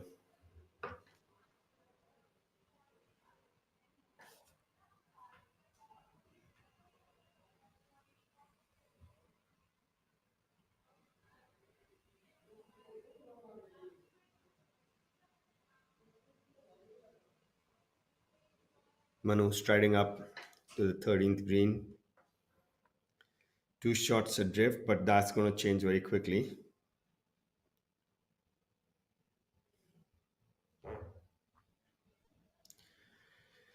He's sitting at 14 under, 2 strokes behind our leaders Yashas, Chandra MS, and Veer Elawat.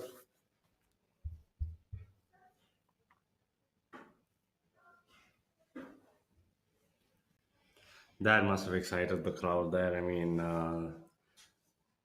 that is all their efforts worth with that shot right there.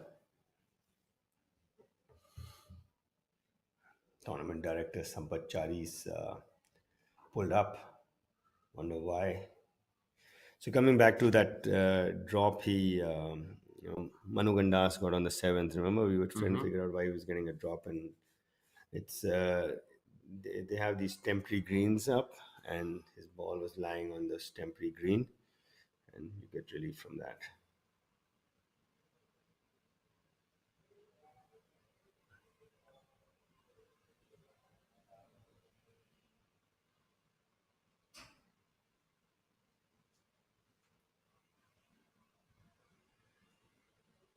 So, by the way, small golf trivia. When you are playing preferred lie on a golf course, the course record does not hold then. Yeah, yeah, that's true. I So, think it's a fair yeah, argument as well. I think the course record is held by Vivek Bhandari, if I'm not if I'm not mistaken. Remember him playing one tournament really well, and he and Mukesh tore away from the field.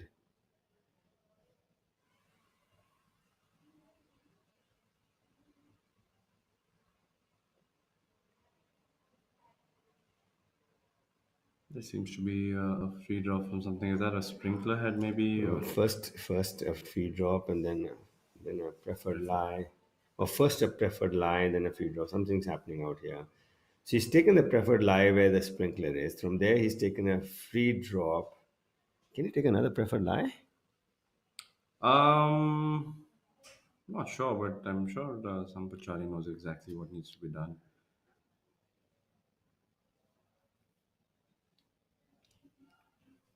Yashas with his birdie putt coming across the whole width of the green, and it's actually quite a challenging putt from there. And he's done a He's done a really wonderful good job. job, and so he's not going to let off. I think Yashas and Veer both realize that Manu's going to pick up another shot on this one. And things are going to be very interesting once they play the 14th. I think Manu will bury this and 14, and but the other two will as well. So 17, then yeah, I think seven, yeah, 17, 18 clear, 17 playoff. I'm still holding my score. I think if all three of them make birdie on number 14, then I think I'm going to stick to my predictions as well. I feel they're not going to drop a shot.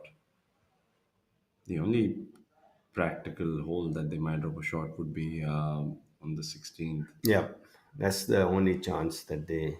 I can't imagine all three Yeah, of them. they're swinging well. They're all in control. I don't see all three bogeying 16 either. Maybe one of them, maybe.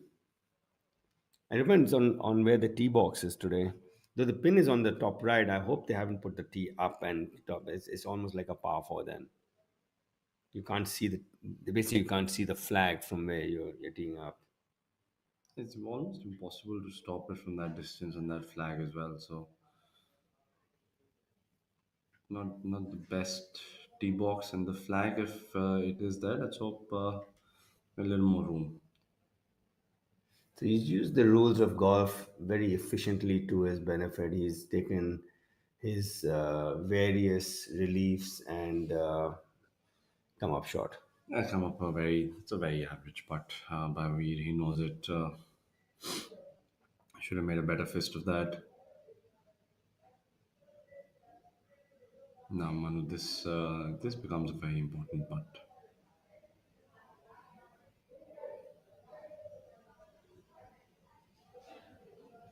Do you think there is at all a doubt where this is going? The grain is the other way around, so I hope he's seen that. It's not going to move left to right as he thinks. It's going to stay very straight, this putt.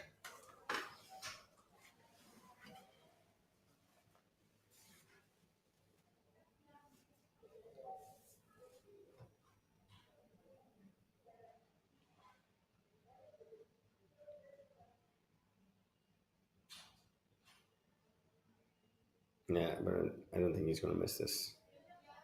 He doesn't. It's. I was actually not wanting to say anything less to put a commentator's curse, and Manu calling me up later and saying, "Don't say anything before my putt next time."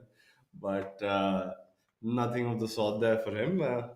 A wonderful birdie indeed. A very impressive one. A very impressive approach shot on number 13. Weed from a similar length from the other side of the hole now for Yeah, this his is also par. going to stay very straight. He's going to maybe move a bit right to left initially, then straighten up. So maybe right center.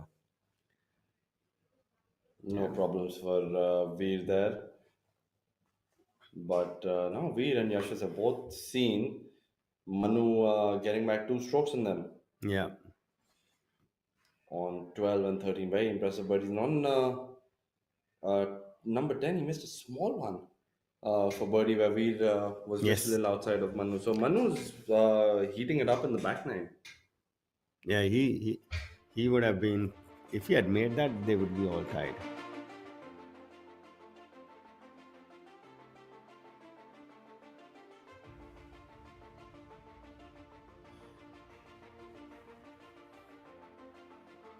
Star watch indeed.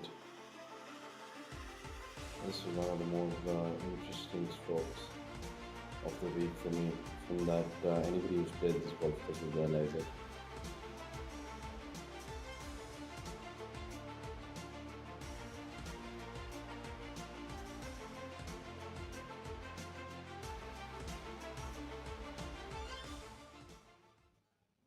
Getting back to live action now on hole number 14.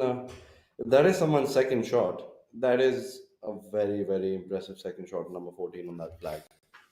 And I think it is Karan who's going to go mark it up. Ajitesh also has hit the putting scissor, and if we can't see his ball, that means it's closer. Which it That is. is further more impressive. Yeah. So, like I said, I think they're going to be 2 4s and a 3 on this hole. And if most like Manu is on a rampage, and he feels like he has to, take the bull by its horns right now. And I don't s- I won't put it past him making 3 on number 14. Anga short sighted himself, but I don't think this is a very difficult shot. Very easy, a very simple chip. You can't land it on the putting surface though. He needs to bump it into that slope and then let it run up the slope. I think as long as he can just bump it up to anywhere on the green, It's very simple. it's a Yeah, fairly easy up and down as well. So yeah. not too complicated, as long as he doesn't like dram it past 20 feet, which I don't see happening in his case. He's been really chipping and putting well. He's also been hitting the ball well, just a few errors here and there. Otherwise, he was right there at the top. You know what I felt derailed him a bit was that 3 putt bogey On number on five 5. today. Yeah, it was like I can't see him doing that. He missed a fairly makeable putt on number 4 after making 3 on the trot on the first 3, and then on the 5th after that tee shot, he's going to make one more. Yeah, But not sure and what then happened led to there. another bogey on number 6. So Compounding errors. Still playing really well. Nothing taken away from him. This golf course can come up with you losing a few strokes. yeah, Karan with a very makeable eagle putt coming up on number 14 on your screen.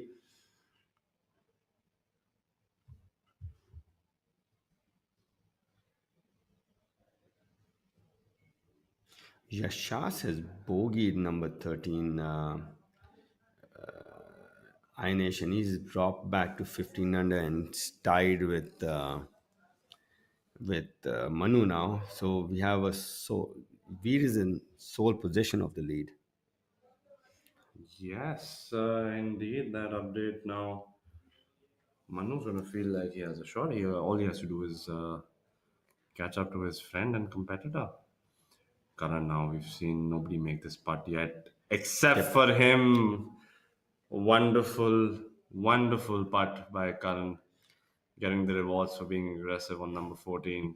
Yeah, and he takes him to double digits under par. He's 10 under now. Quick stride off the green as well. He's happy. were made it as he should be. I think that's a difficult read. I think the speed's not too troubling there, but that read You know is what? not If that. Ajitesh makes this putt, he's in it. I'll take him to 13. Leader is 16. Four I more think holes to go. mathematically it is, but I just feel the guys who are leading, they're not really going to give up If a lot if of V strokes. doesn't, let's say V doesn't par this hole, birdie this hole, and he stays at 16, and the other two birdie it, and they produce, come up to 16. 13 is very much in it. You I can think see he's Ajitesh 11 knows the under. He's significance yeah. of this. He knows how important this is. He's seen one go in already, so he knows that you know you can almost feed off the people you're playing with. More borrow See for him that? and perfectly done in the Yeah. middle of the hole this time, choosing to actually find the center, not doing a 360 and getting it in. That was wonderfully played golf hole by all three, in fact. Yeah. Angad, the only one to make birdie here. Only one, just a birdie. Angad, come on.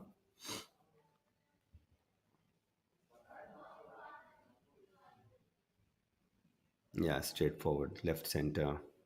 It will move left to right though. I think he's aligned left in. Just let it turn back to the hole. No problems there for Angad. A good up and down, simple enough. That is well played. Hmm. Must be feeling like a bogey after seeing those two. So Veer is our sole leader now at 16 under.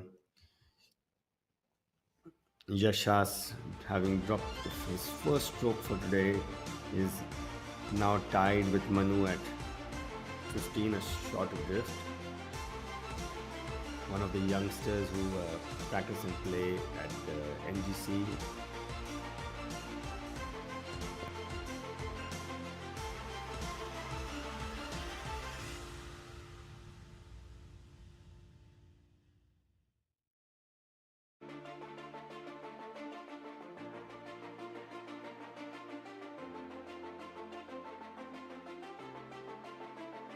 Yeah, she is actually she has become a professional golfer who you just saw on your screen. And sorry, I'm forgetting her name right now.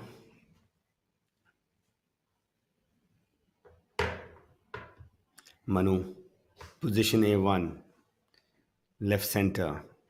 We're also on the fairway. We don't have a view of Yashas right now. Well, my apologies. Angad's gonna feel like a bogey on number 14 because he did make a bogey on number 14. So two pair of threes in the group and an unfortunate bogey for Angad, which would mean that after that blistering start, he finds himself over par on the day. And Ajitesh now sharing the hot round of the day with Veer Alawat at 5 under. This is the par three. It is the tee box is at the back on top of the next to the monument. So it is going to play its full length at 245 yards today. Do you think it almost makes sense to actually leave it short on the fairway and pitch it up and go for a par? Yeah, Because it's yeah. A par would be like it's playing 3.5 at least. Let's see how many. Let's go back and see it our almost makes scores. sense to actually take a 6 or a 5 iron and 16 we've had. hit the fairway and play it like a very short par 4 and make a birdie there and essentially a par because it's a par 3 and it's a wonderfully holed putt by Jairaj. I'm Not a sorry if single I'm birdie. 1, 2, 3, 4, 5, 6, 7, 9. About 10 bogeys and 2 doubles so far. And rest pars. because this is where Shaurya is, and I think this is probably if this is his tee shot. No, this is he just chipped up here. Oh, okay. So this is what he has left is for his par. So if I was confusing the viewers there, what I mean is that the hole's straightforward. There's no turn there, but because the tree line and the tee box being elevated there, because the design, the right side of the green practically is not that visible. And with a long club coming in, if you pitch it on the green, it's almost impossible to actually stop it anywhere close to the flag. And I think if you play a high ball flight, you can maybe stop it at the back edge. So it almost makes sense to actually take a club short, leave it short of the green, and have an uphill chip, make your par, and move on. You know, I actually completely agree with you. It's the easiest place to make a par on this hole if you're not on the green is from the front, no matter where the pin is, immaterial where the pin is. Even that right side bunker shot of the green seems like a better play to actually try pitching it on the green. And but you know that grass bunker, which is right next to the sand bunker, has a lot of growth in it. The ball really sits down deep in it, so maybe that's a deterrent. This looks like he needs a little more borrow on it. Yeah, Probably with the angle, but a good putt coming back. Another minor victim on hole number.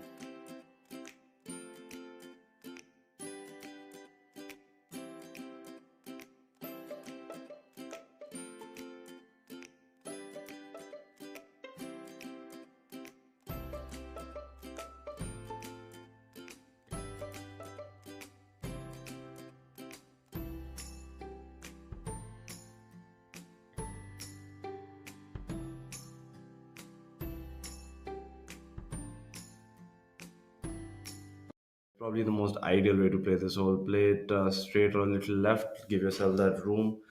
Don't even attempt to go at that flag.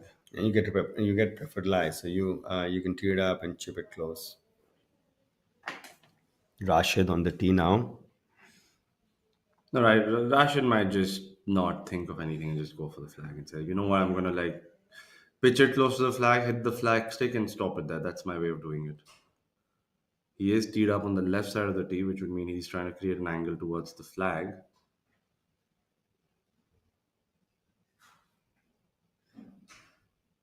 Yeah, but he did do it. He did do it. If he makes it, it'll be the only birdie on number 16 today. Isn't that brilliant? I mean, how good and confident does one have to be to actually even attempt that shot? Yard had asked me earlier today why does he make so many birdies. So that is why he takes his chances. He just goes for it. Arjun, the third member of this group, not having the best of days today. He's 3 over today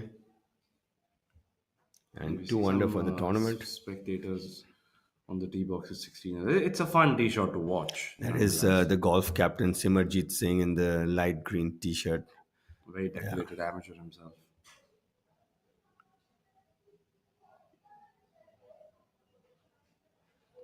Arjun also taking it up high, but leaking to the right, it seems like.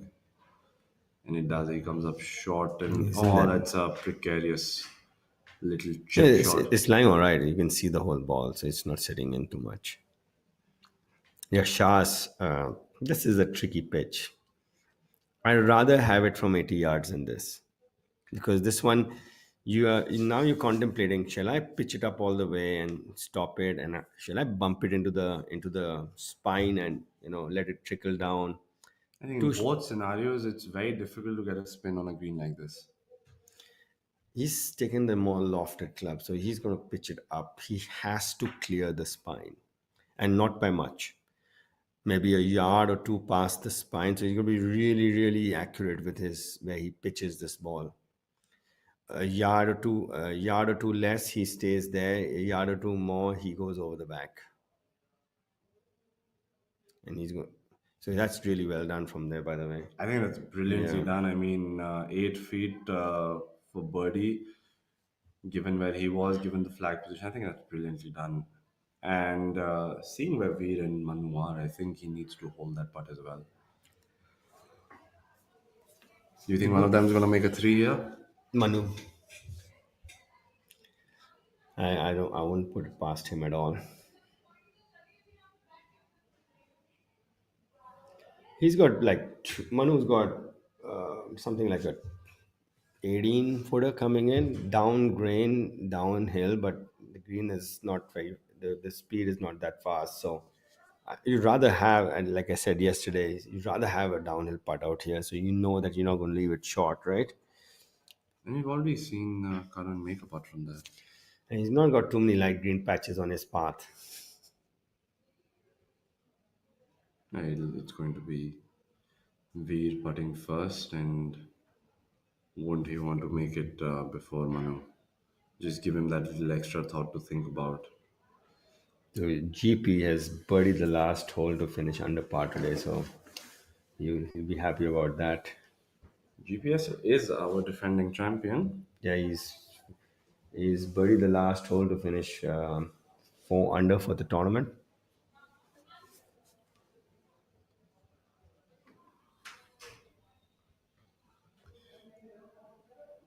Abhinav on the right, taking preferred lie.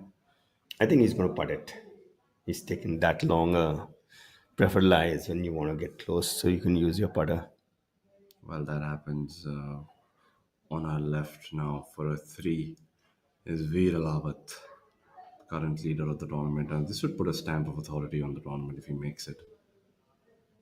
Yeah, this if he makes this one, then he's almost got both hands on the trophy, which Narrowly is missing out on the right, but a great putt and a well played hole for Veer, which that was a means really good putt. He had the speed down precisely, and Manu has got a good read on the speed now. Manu can very easily join him.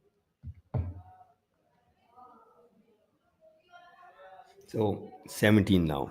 Leaders at 17, 9ish. You want to check that number 19, or you want to stick to it? I went with 18, 19 for a win and 18 for a playoff. Okay. And I said 17 for a playoff and 18 for a For a win, right? win. Yeah. Arjun, not too bad, but he would have to hit a good one to make a par easier on this hole for him. Not the best of positions, but not the worst either.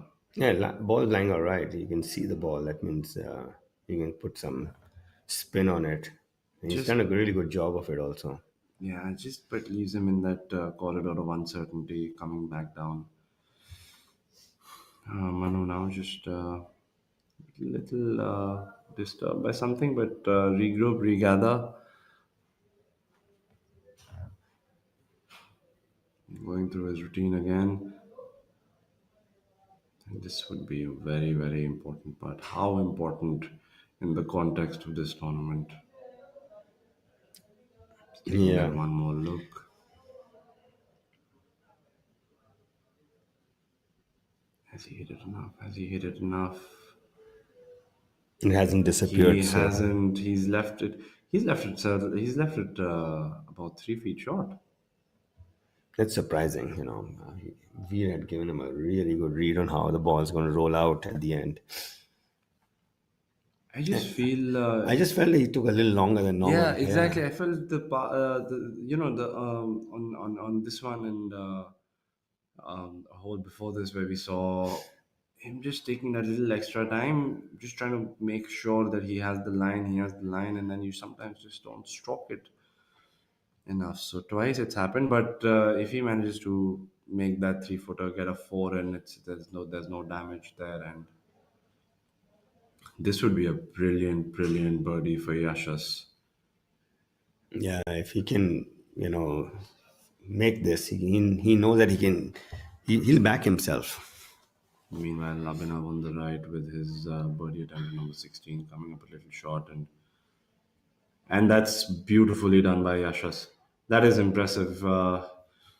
He might have walked onto that chip shot, and actually, he might have had no thoughts at all. But when he walked onto the chip shot, I thought this could be where Manu and Veer push themselves a little forward of Yashas and make it difficult for him to catch them. But he's walking off this hole, not losing a shot to both Manu or Veer. So, job well done for him.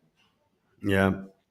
So V's at 17, Yashas at 16, and this Manu's got a putt to join Yashas at 16. Manu comfortably tapping that in for his four on number 14.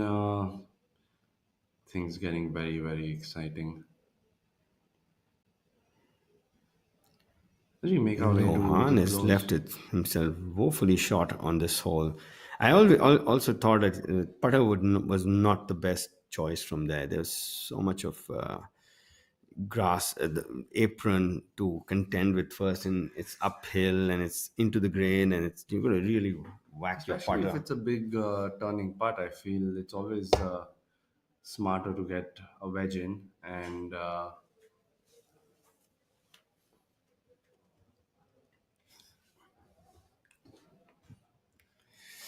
Yeah, he's got a little bit of work, and he's probably the closest he's come to make a bogey today. He's always had a birdie putt. maybe sometimes the birdies don't go in, but the pars do. And in Abhinav's case, it does a little fist pump for him there. He's happy. Finally, the putter's rolling a little better. Yeah, he's all right. He's in seventh position right now. He's birdied 15 as well. So he's 2 under today, 7 under for the tournament. I'll keep it at seven. And a couple more birdies. He's find himself inside the top five, maybe. So he's playing for a lot of money right now. Abhinav Lohan does not live too far away from the golf club, lives in Faridabad. So he knows the conditions fairly well.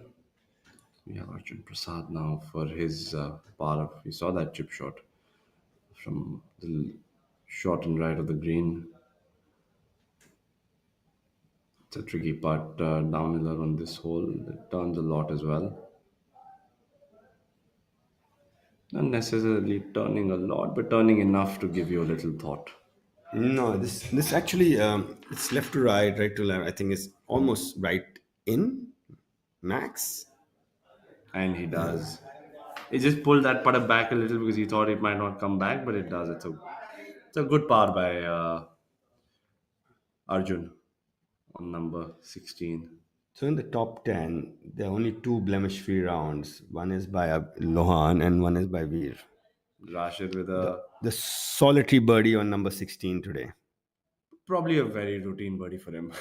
He just 245 yards it's to our an viewers. absolute craze, and see now that goes to show from 200 230 40 50 yards out he does pour it in two, which means a lot of the times the par fives he has that distance coming in, or a lot of par fours which play 245 250 yards, and that's why he just makes his eagles. Yeah, So that because distance he he just takes takes. on those flags. He's not playing to the center of the green. He's taking on the flag from 245 yards out. Exactly. So when he's on a par 5, 240, 250, 230 yards out, he's not thinking birdie. He's thinking eagle. So when he stands on a par 3 like this, Because he knows even if he misses it, he can his chipping is good, his putting is phenomenal. So he knows even if he misses it, it's birdie's still happening. exactly. And I think that goes to show why he played the 16 so well and so comfortably. And Angad now on number 16 with his tee ball. He's gone after this one.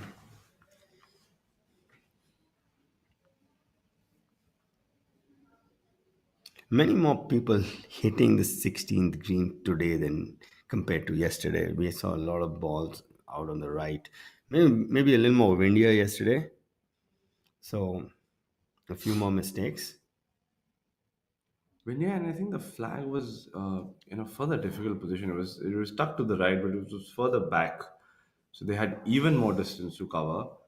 And maybe the players choosing to play a little more conservatively Ajitesh today as has well. just bogeyed 15, which is probably taking his chances of winning our this tournament away.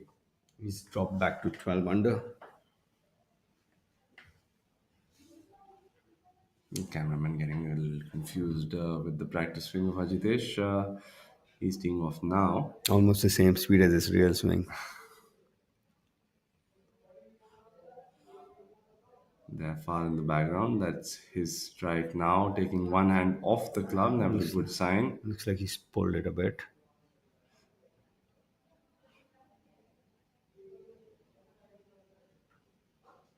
It is so easy on a par three that is over 230 yards. It's so easy to It's not a actually very just miss big it. target either. The green is not the biggest green to hit to.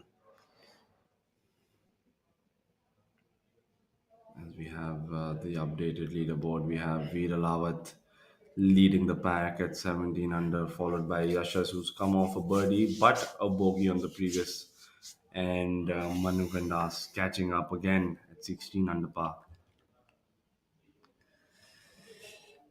Well, it's a three-horse race now. With that bogey that Ajitesh made on 15, is takes his chances of winning this event.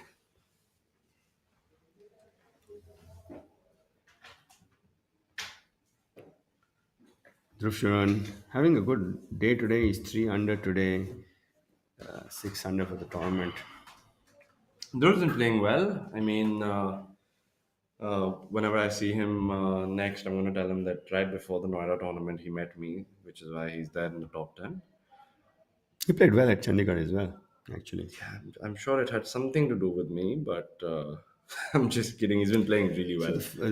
the funny story is that his father and my father are from the same regiment, 17 Parachute Regiment, and his father is PT Blue from the Indian, and so is my dad. That's a nice connection there. Dhruv's one of those guys. Actually, he's not just a good golfer. He's an out and out athlete. He's quick off the blocks if you're running with him. He's a very good cricketer. He plays really good table tennis, and he's one of those examples of the modern athlete who's good at a lot of things and just chooses to be a professional golfer. Yeah, athletes who play golf generally never have to strive for distance. You have that extra gear in your cars which you can use when you want. And he's got one of the most beautiful rhythmic golf swings. Like his tempo is so consistent. The way he approaches his long game, never in a rush. So he's quite the aesthetic golfer, quite the aesthetic demeanor on the course to watch for. Good to see him playing consistently.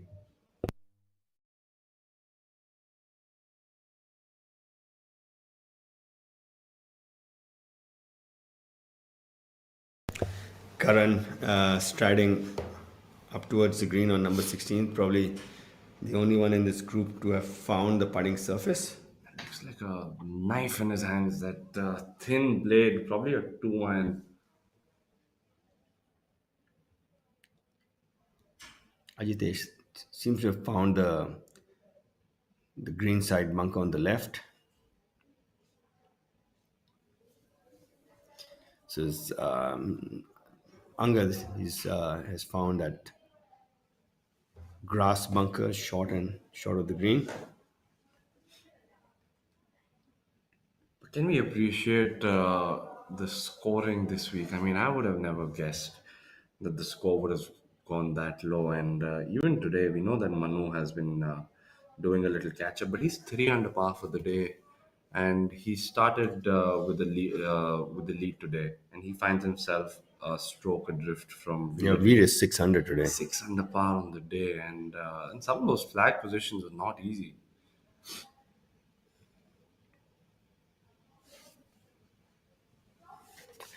A funny aspect about Noida Golf Course, viewers might not know. You'll see that if you look at the bunkers, greenside bunkers or fair bunkers, you'll see that there's a point where it almost feels like there's no face on the bunker. You can see on the top, on the left side of your screen, and that happens to be only on this golf course because a lot of the members of Noida Golf Course are retired army officers and they're quite old. They find it difficult to step down into the bunker. So they've made the slopes gradual so they can actually wade into it and wade out of it without hurting themselves. You can see that on the green side bunker on your screen, in line with that girl, that you can actually, it's almost, there's no face to it. Even the sand in Noida that they use is a little different than, let's say, other golf courses, especially, let's say, next week when they're playing ITC. Oh, It's a different sand. that sand is so good. The IDC sand is phenomenal. Like it's the consistency of the grain of the sand and And the that is also an amount. adjustment that players have to make. Yeah, the amount of sand is so consistent. In every bunker is the same amount of sand and the same texture to it also.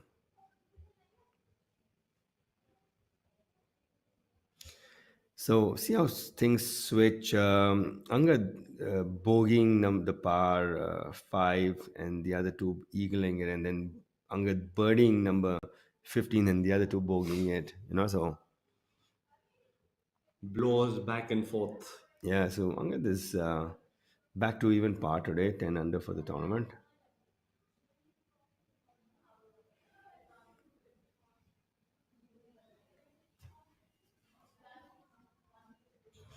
Karan Pratap with a birdie putt on number 16, 25 feet left to right uphill. It's tough to judge the speed on this one.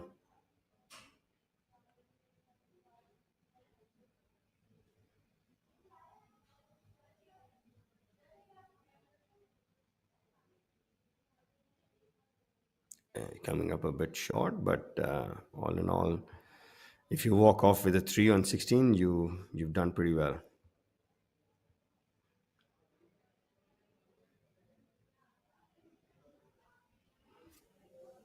You've had only one birdie on 16, number 16 today, which was we just saw it being made by Rashid.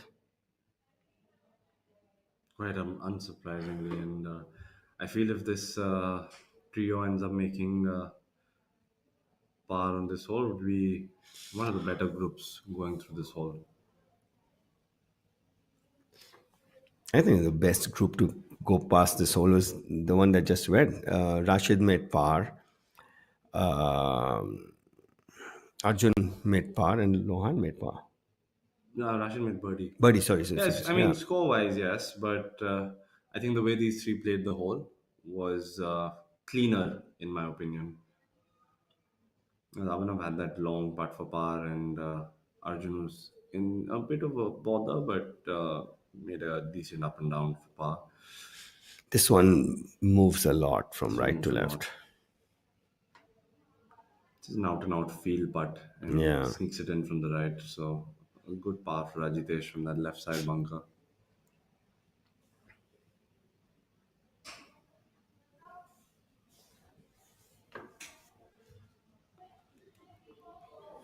Angad. This one has a little left to right in it. Very, very. It just moves a smidge. I'm going to think of a fairly decent chip from there. It's better than average, but he does have this slightly tricky putt. Slight downhiller, slight peeling off. The breaks to the left or the right? A smidge from left to right. Okay, so it's a little peeler from the left. Yeah. If his caddy gets out of the way, we will see that also. We just see how quickly he strides to pick the ball up, or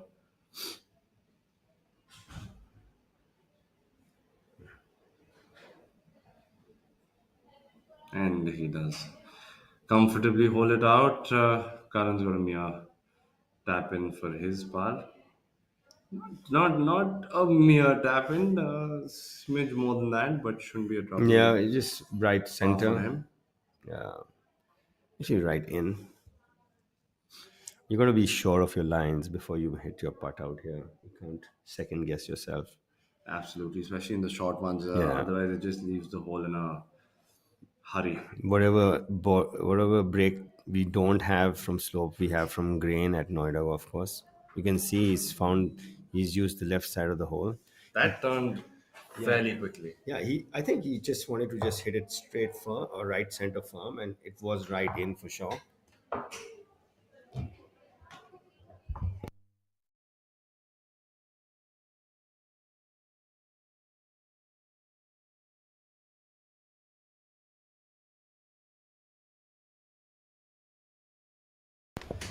As we have here, getting to the end of the tournament, this was, and this still is, the Nissan powered Delhi NCR Open in the Noida Golf Course. Here we find ourselves on hole number 17 after a beautiful birdie by Rashid on the difficult par 316. He finds himself a little short and left. You know, not the. It's actually pretty good place to be today with that pin on the middle right, and he has enough green to play with. He doesn't have to fly the ball a long way. He can, pitch it somewhere between the green, the front of the green, and the flag, and let it release up to the hole like he has done. So, pretty straightforward bunker shot today.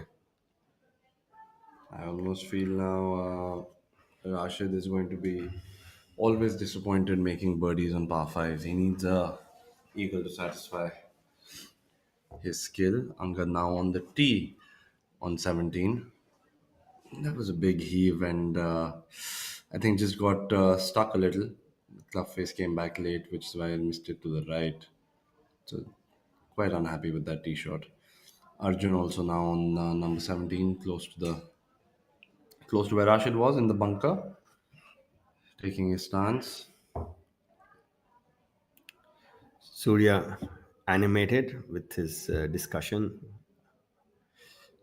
Oh, that's a wonderful bunker shot by Arjun. Beautifully done. Well played. It's really good technique.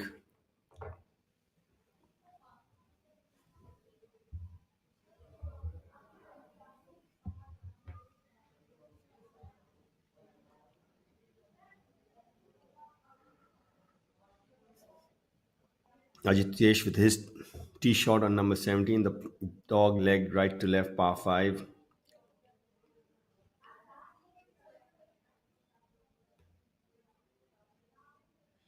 Looks like he's leaked it right as well.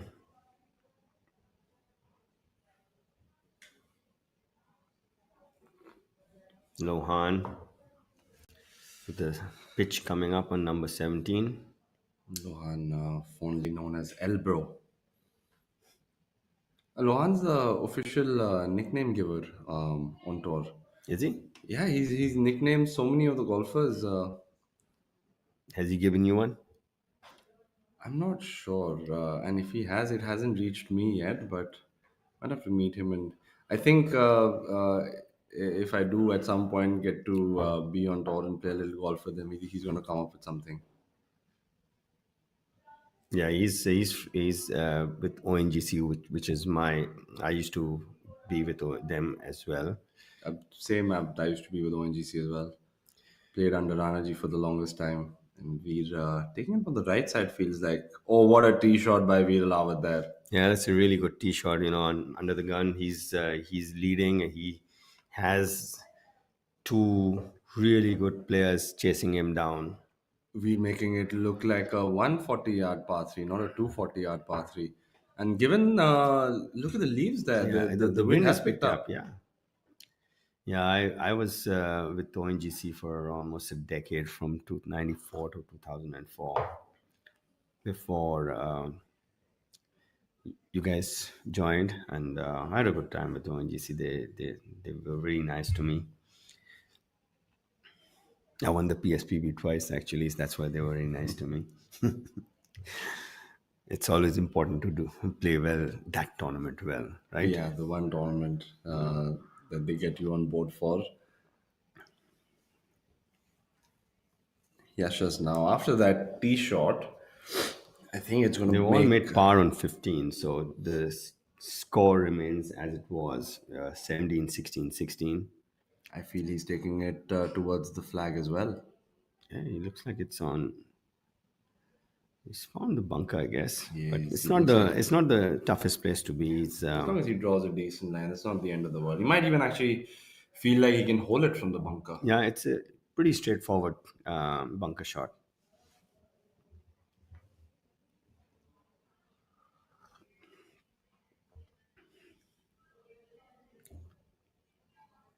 Lohan, this would be a really nice way to finish up his round. He's birdied 14, 15, parred the tough 16, and he's got a very makeable birdie putt coming up on 17. Okay, I'm gonna give this one to him. He's had the putter going, working hot for him after the cold few 12, 13 holes. He found his rhythm and player of his quality. Come on, Abhinav, get this one in,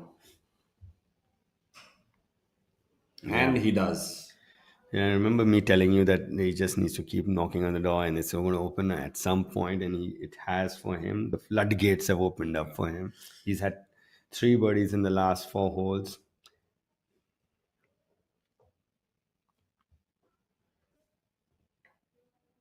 Finally,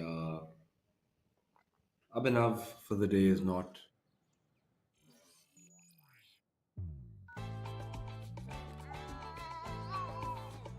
Show me the sunset. You make me happy. We wanna go there. It's beautiful. Let's go. Magnite. Be celebrated with the big, bold, beautiful Nissan Magnite.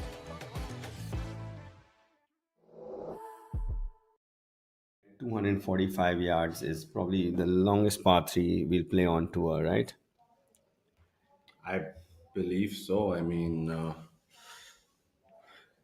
and it doesn't. It's not very straightforward as well. It sometimes you get a little visually blocked with the flag, and then it is elevated, which actually gives you a I'm better just, look at all the obstacles. I'm just rechecking on that only birdie bit. I might be wrong. I'm just going to make sure that I'm not. Yasha's finding the grass bunker on number 16. As long as it draws a good lie, it's a pretty decent place to be. And We've he's, just seen a few players coming in from that side and just sort of missing it to the right and heading over the hole. So just taking a little more break than that is. so Rashid has gone birdie, par, birdie, and he's three under as well. So good to see him back on track. He's three under, nine under for the tournament. Another one would take him to a tie for fifth alongside Angad.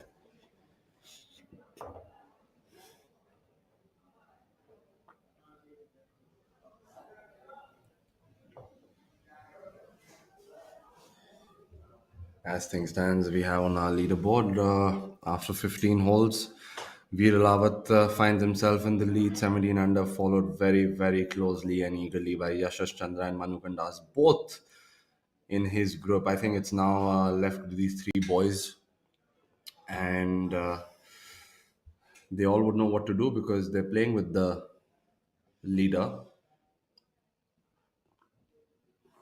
Well, that makes life easier for for them as far as they know that this is they know what lies ahead of them. Veer is playing with them, and Ajitesh, who's in fourth position, is at 12 under, which is I think a little too far back now. He's Now left it's himself a little more work than I would like him to have left himself with. I mean, he could leave this green with the exact same situation, one shot trailing Veer Rawat and alongside Manu, but he definitely has given himself more stress than he would have liked. And I think that putt's going to become a little more nervy if Veer manages to make his for birdie. Yeah, you can see that he had a little bit of that gesture he made, that he was not very pleased with himself.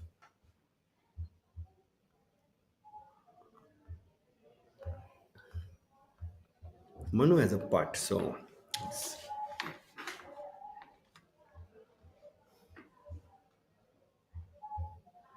and he's from the front of the green. So we've seen this one being really slow. Abhinav came up a good 7, 8 feet short with his putt when he had it. Oh, we have a four-legged spectator crossing the green. Trying to get in on the action. Was unhappy with all the attention going to the golfers there.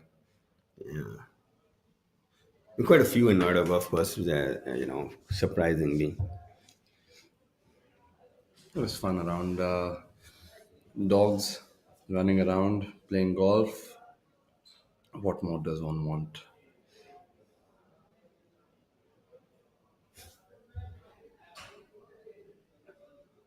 We have more than dogs there. Look at that squirrel going about. That's great camera work there. Having probably a little peanut. Take an afternoon nap after that. Manu, no, we saw Abhinav Coming up short, and Manu is given a good rap, and he's come up short as well. So he also has work to do with that putt. Veer now he can make a big move here by making that putt.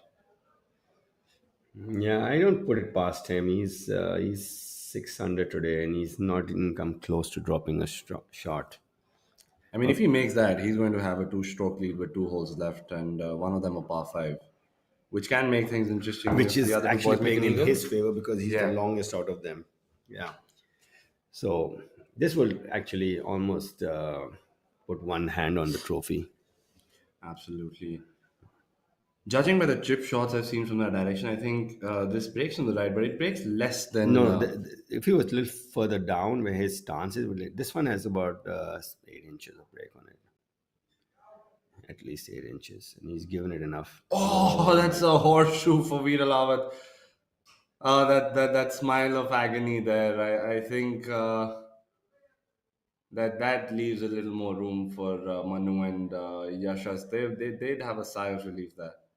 Yeah, you saw it's almost a foot of break, and He's not moved. He had a half it fist going just up. didn't move at the end. It's just dead. It kept straight right at the end. That's what made it lip out. It was very unfortunate. Oh, It that is looked so disappointing good. for him. Yeah. It was he retracted his fist pump there. He was so sure it's in the middle of the cup. And Yashas is now can breathe a little bit of a sigh of relief, but he needs to make this. If he doesn't, two shots is a lot to cover up. And that's what golf is sometimes. At the end of the day, he hit two really pure shots on number 16 and still manages to just make a par. And They can hit very average two shots and one really pure shot, just one, and make par. absolutely. And Yeah. well, in Yashas's case, and for the sake of this tournament, we'll hope that pure stroke comes in right about now. Yeah, and it looks like he's Oh, pulled no. it. Yes. I think that stroke was a little jerky as well. No, there was more line to it, I think. It's just. That putt never looked like it's going to go in, and it's a disappointing nod for him as well. I think he's realizing that his chances have suddenly reduced drastically. Yeah, that was very important for him to hold, as to stay in touch with Veer. Right after he stroked it, his shoulders drooped a little, trying to force the ball to not break that much, but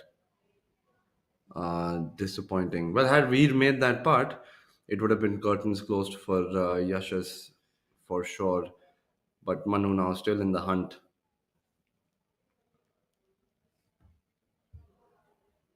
Slightly different angle, maybe not as much break for him. Yeah, very straight. He's. I don't. I think he's going to make it very easily. And he does comfortably right in the middle of the hole. So that's the equation now. I think Yashas definitely needs to have a little red on the next and on the finishing hole. Meanwhile, Karan on number 17, he has plenty of room to work with. I think Veer. Worst case scenario, finish Papa. Worst case. So that means Yashas has to come birdie birdie. and hope for the best. And Manu Gandas also, worst case. So I I I don't see Yashas in the race anymore, as because I would imagine so. I have a feeling that Veer's not going to let up on a birdie on number 18, and he's the longest driver out of the trio, and he's been driving it well and he's today. driving it well, and He's he's got a not par five. He's going to definitely be on or around the green in two, and he's not scoring because of his putting or some brilliant shot game. He's actually playing very routine, solid golf. He's playing really good he golf, tee had to one green. two putt birdie on number one. Then he had that really easy chip in birdie on number two. Then he had that two putt birdie on He had number. an eagle on number 2 because of that drive. Yeah, sorry, eagle on number two, and then he had that really good. He was in the greenside bunker on number eight, the par five. And he He's splashed it out. basically put himself in position throughout, and I think with the wind picking up, And it's going to make difficult for Manu to actually. and tenth hole, he had a really really good tee shot, which left him like 4 feet for birdie. The other birdie he's made is on the 14th, which is a two putt. If you were Manu right now, do you think you try to force the issue and make an eagle here, or you say that okay, I'm going to make a birdie, He can't. and then maybe do the same on 18, He needs to hit this drive in the fairway first, which he has. which he has a quick pick of the tee is always a good sign for a professional golfer. Yeah. Just gave it a little extra look at the end there, but should be fine. First things first, he's put the ball in the fairway. Which is gonna give him a chance to go for the green and two. Um, the pin front right is actually in the collection area, so you can get really close to this pin today because it is where the ball actually feeds into. And Veer's caddy just indicating where the wind is from the right side, which I would imagine, given the shape of the hole, probably makes this drive a little easier. Anga there, that just bumped a lot. Still carried enough speed. Not a bad putt after all, from the front of the green on the 17th. So Veer I'm now. coming back. 17th playoff, 18 win or not? I think it's 18 playoff and 19 win. Looking a little anxiously, but he has enough firepower to. It looks like he's pulled it a bit. But the way Veer is playing, I'd be surprised if uh, he's missed it by a big margin. I think probably just anxious that he didn't hit the right side of the fairway that he was trying to hit. He's just playing so well. Yashas, I would imagine, has to go finish with a 3-3. Some of the members playing number 13, standing behind, having a look at our leaders play number 17. Maybe they can learn a trick or two. You never know, they might just tee it up on number 17 right after this and say, I can repeat that.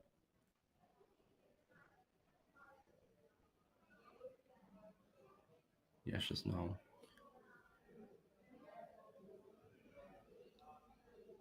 Leaked it out to the right, the hands out, just getting out of the shot. I think he's just got a little derailed with that bogey on number 16.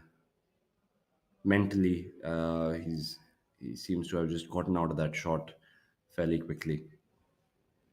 Yeah, it just looked a little quicker. I think he wanted to put a little more into it and didn't sequence it correctly. So sometimes you feel like you need to do something extra. It's actually not true. You need to do what you need. You can do again and again.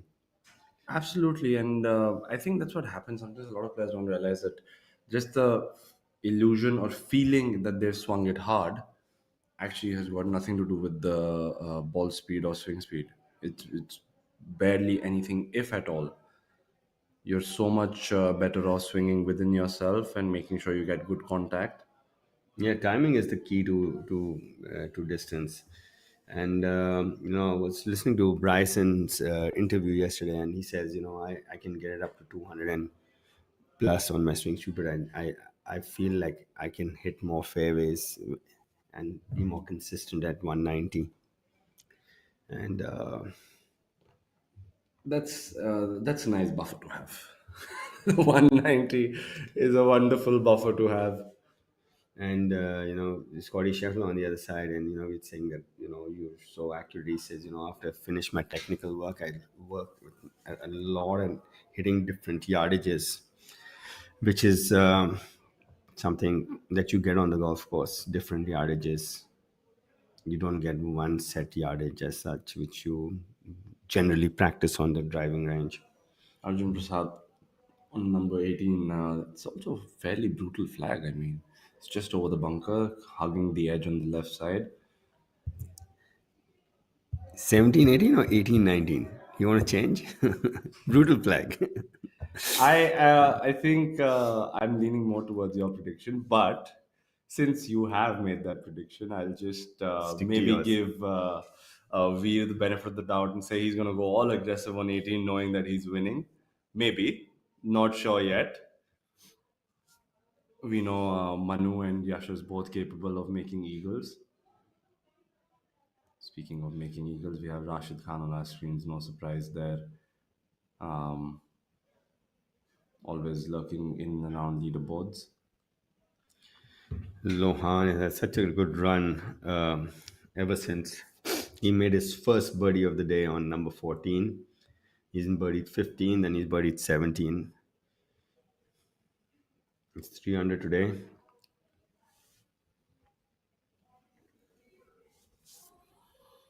Rashid from under the hole on number 18.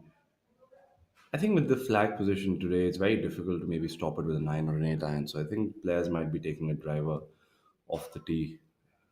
Rashid holding that one out. That's a good finish for him on number 18. He's gone So birdie, birdie, birdie.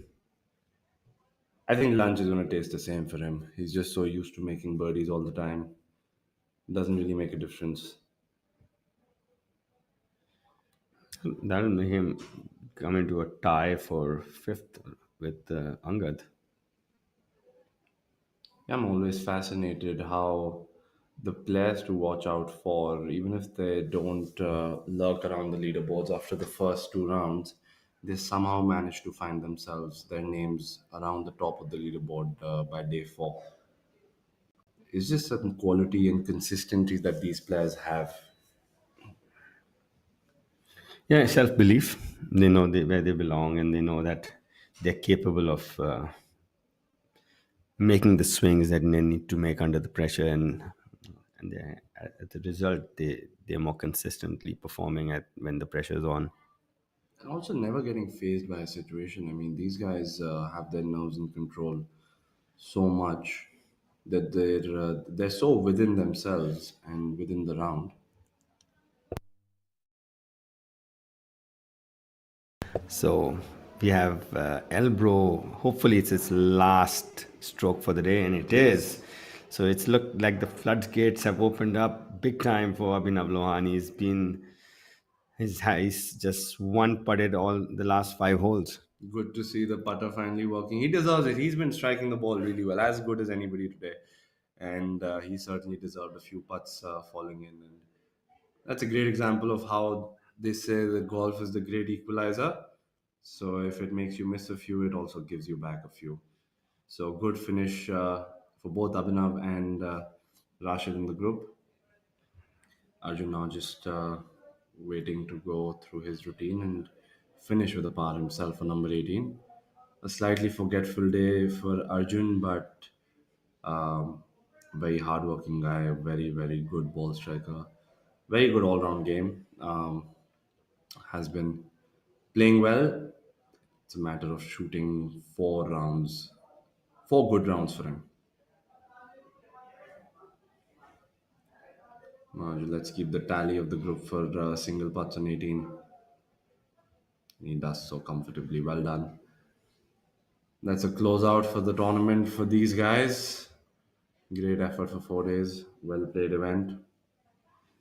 Let's left the stage open for a penultimate group to play number 18, featuring Ajitesh, Angad, and Karan. KPS. Not too long ago, he was standing on this tee playing a playoff against GPS. Yes, last As, year, same time. as we said, now with the driver here. He's let one He's unleashed one on number 18. Looks Yeah, like, recoil there was probably faster than the golf swing. yeah, he could have hit it backwards also. Yeah. He's found the fairway there. He leaves himself a good angle on number 18. That's a look from the tee box. The tree line hugging on the left side, and that tree jumping out from the left has there's a hazard just before that for anybody who's It's a not narrow been to shoot, Noida. by the way. It's they've taken the tee box further back. We're playing the absolute tips on number 18. I thought, it looked like they moved it upper, but they haven't. It's right on the tips, and it's a narrow shoot. The starting line is really tight.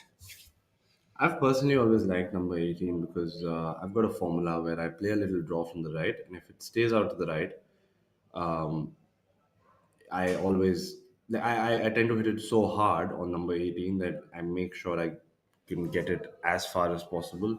So anytime I have to chip out, let's say even if I have to chip out You sideways, can chip it on the green. most of the times, if not, I still have a little wedge in the hand. So it gives you an opportunity. I can never get myself to hit an iron shot short of the hazard there.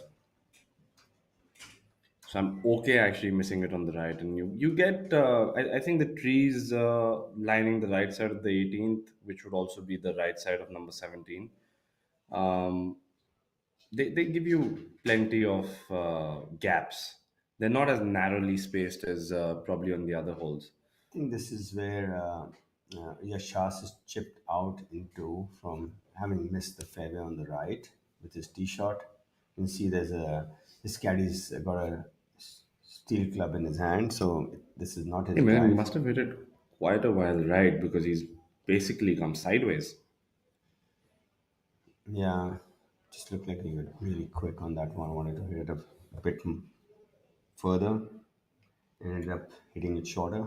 How much do you think that putt had to do with this drive? Everything, everything. He just changed his mindset. He's just I from don't his. think he would have been anywhere close to the right or the left side had he made that par on 16. But you know what? If you see him hitting his last few holes, 14, he missed the fairway on the right. He chipped it in, to the front.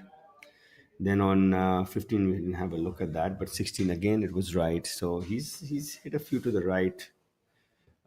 Coming in, he missed it to the right on number 13 as well.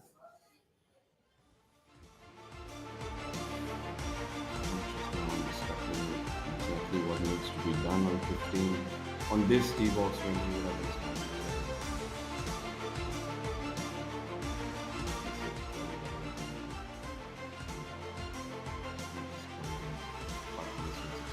which is very possible. These greens aren't the easiest to putt on.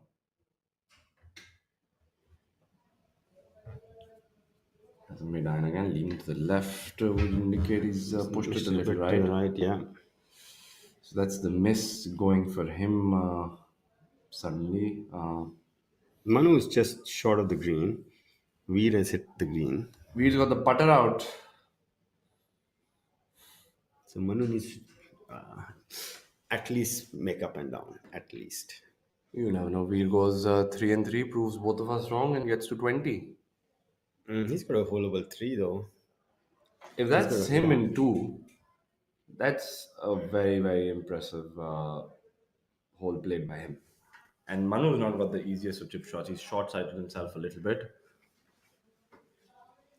Yeah, but he's a good chipper. His chipping and pitching is nothing fancy. He's very I would say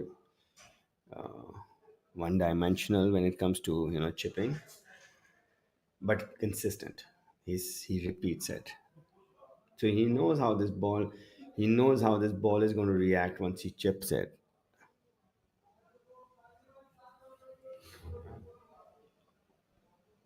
You think he's maybe thinking he would have to hold this? No. He's going to hit a good chip, and if it goes in, it goes in. It doesn't. He wants to make a good up and down. If Beer holds it, Take his so chances yeah, on the 18th.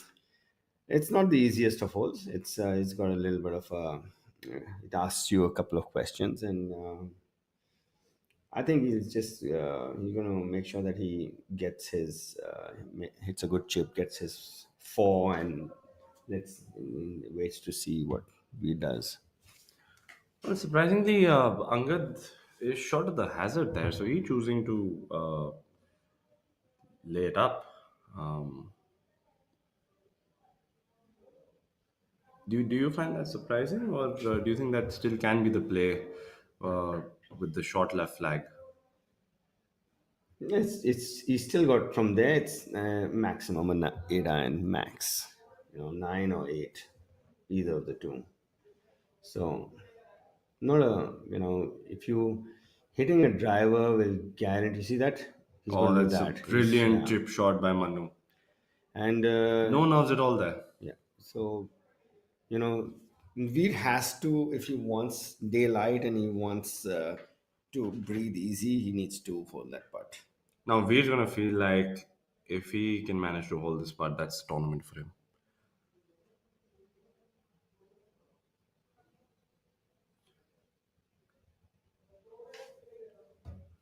Meanwhile, Karan on the screens on number 18 after that brilliant drive.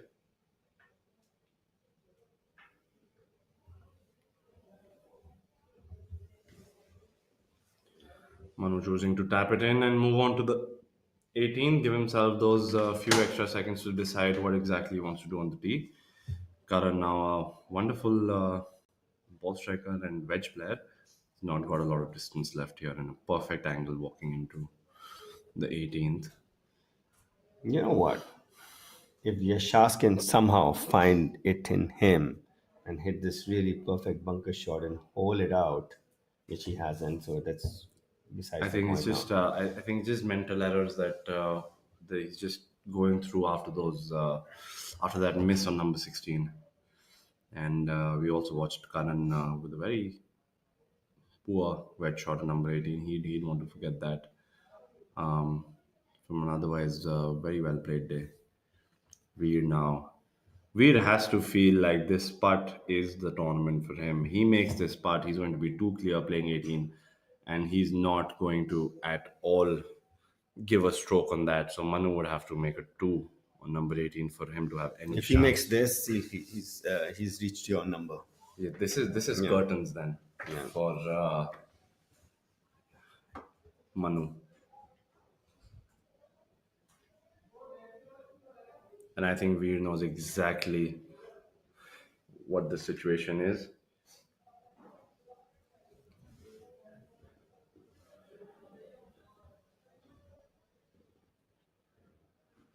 If he makes a four here and Manu makes a four, which he's already done, Manu will have one shot to catch, which nobody will bet against. Yeah, it looks like We little needs to left from make the this. hole, little uphill putt. Putt's breaking hard to the right, and I think he's underboarded there.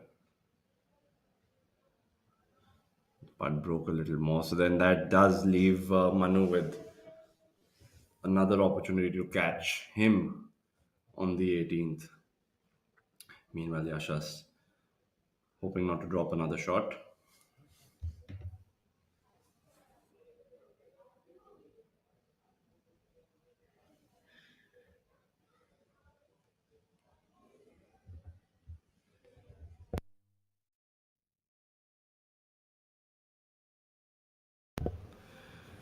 Yeah, this is you know, I think this is just uh,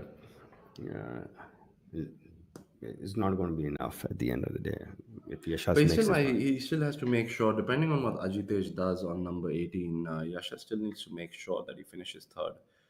It's a long season ahead, and a lot of order of merit rankings and a lot of money list that matters at the end of the year. So um, there's still a lot to play for. Good to see him going through his routine. Not to be on number 17, leaving it a little short. Underboarding it also little unhinged is Yashas currently, but he's a fairly seasoned golfer. I think going to the 18th, he's going to regroup and say, "I've got one more hole to play," and just play Yeah, it with the Veer full has left potential. himself more work than he would have desired, though he's been putting well. So But these putts and these situations do get tricky. They do get even if it's a 2 footer. Like he's bringing him back. He's just making sure everything's in order. He knows the importance of this. yeah, this is to go into the last hole with a one-shot lead. And not to forget momentum. I mean, Manu's made a birdie, picking up a shot. He doesn't want to make a par and give the momentum to him. And that just makes everything. Yashas is going to feel really bad now. Yes, but I think it's going to be So one of the more learning experiences for him because 17, 18. you're right on point now, right on the money there. Veer's just he's not opened the door for Manu. He's basically told him to go Come inside. in. He's like, Come in. we both will open the door and we see who goes in first.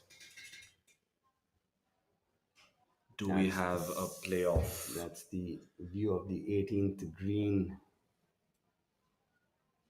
Angad with a putt from over the hole on the left. Coming up a little short. Do we have a playoff on our hands? There is the situation now. Two golfers, both from DLF, both good friends, both international golfers, and both winners on tour. They're going to be teeing off on 18th. Manu's going to be first, picking up another shot. He started the day leading the tournament, finds himself leading the tournament alongside Veer Alawat with the driver on 18. I think momentum's in favor of Manu now. Just swipe leaning to the left a little, pushing it to the right. Hand gesture suggests it's a little further right than he would have liked.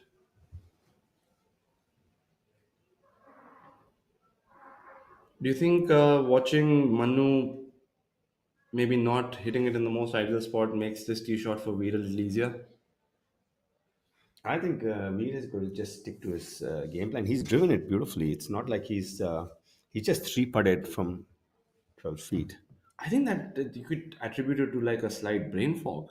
There is absolutely no reason he would have done that. I think he just gotten in his head, or maybe he got ahead of himself Yeah. and just reacted to the situation differently.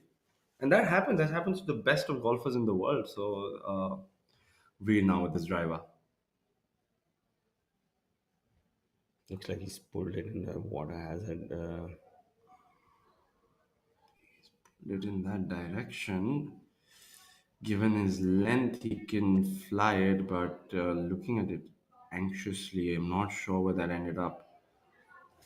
We can't know currently till we see where they've ended up. Who's in a better position?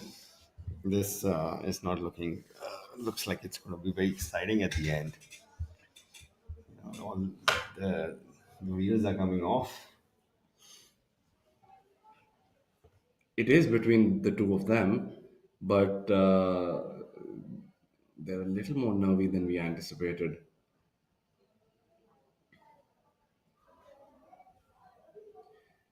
I think, given the line where we hit it, I feel on the right side, Manu's probably. If I had to guess, I think Manu's probably in a better position. Yeah, he can get to the front of the green easily. Veer is cut off completely. Even if he's flown the water hazard, there's these trees out there which are really, really dense. And at his length, he can't have a line to the green because that's out of bounds, that practice chipping green. Yasha's pushing that out to the right a little, but I in told you place, he's no got a lot problem. of rights going over the last few holes.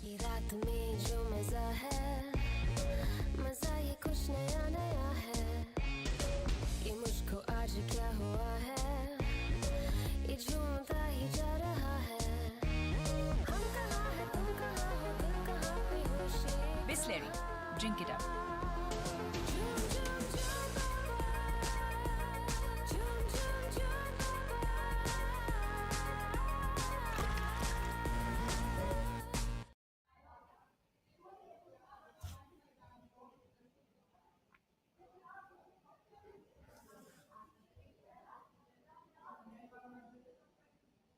Well hold by Angad.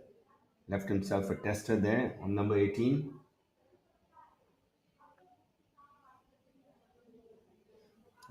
Finishes up with a 72 even par for the day. 10 under for the tournament.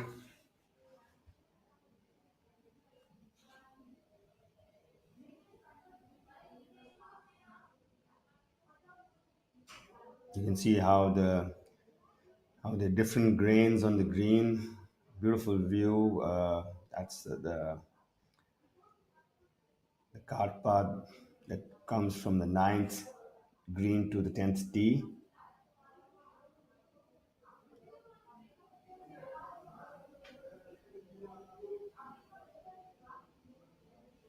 We have a tie on top at 17 under between Veer Alawat and Manu Gandash Yashas. You know, just losing a little bit of momentum towards the end with that bogey on 16 and 17.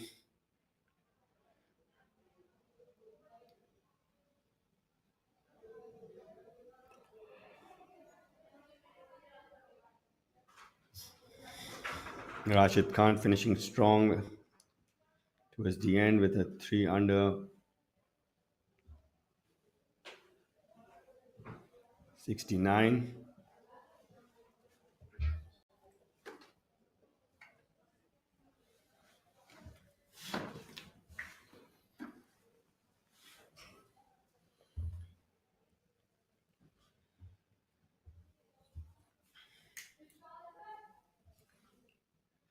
Not sure where Veer's ball has ended up. Would be really interesting to know where his tee shot has ended up on number 18. He's pulled it off the tee to left towards the water hazard. Yashas missed a few to the right coming in today. Little unhinged for sure. I feel he's just had a lapse of concentration, and his just the wind out of his lungs was just knocked out after that putt he missed on number 16. But it's a great example of what golf is. I mean, how suddenly has the momentum changed? When we were standing on the green a few minutes back with an attempt at eagle, we thought anything short of Manu holding his chip shot, it is Veer's event. And now suddenly seeing um, few moments after that, the three putt from Veer, standing on number 18, both at 17 under par, it just seems like after those tee shots, Manu might be in a better position. It's a complete shift, complete change of events in a matter of a few minutes. Yeah, this is like they say, it's not over till the fat lady sings. So it's the last putt goes in. You never know in golf.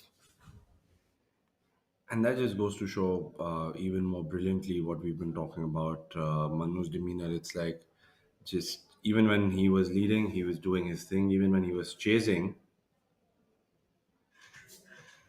Yeah, Yashas has got a demanding shot coming up because if he misses it left, we might be okay actually.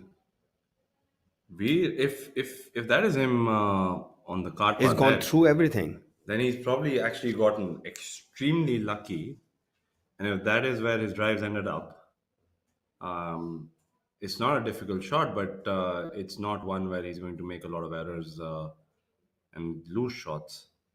It's going to be interesting to see if that's where he's ended up now. That basically leaves Manu in a very, very precarious position.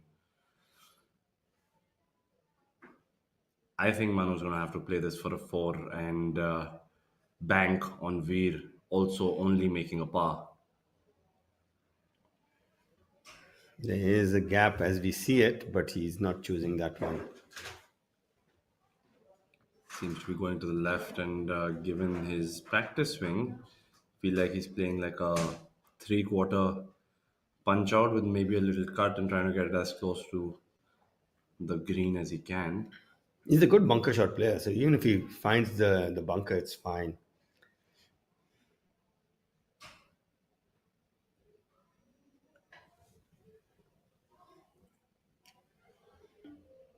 He's got to thread a needle out here.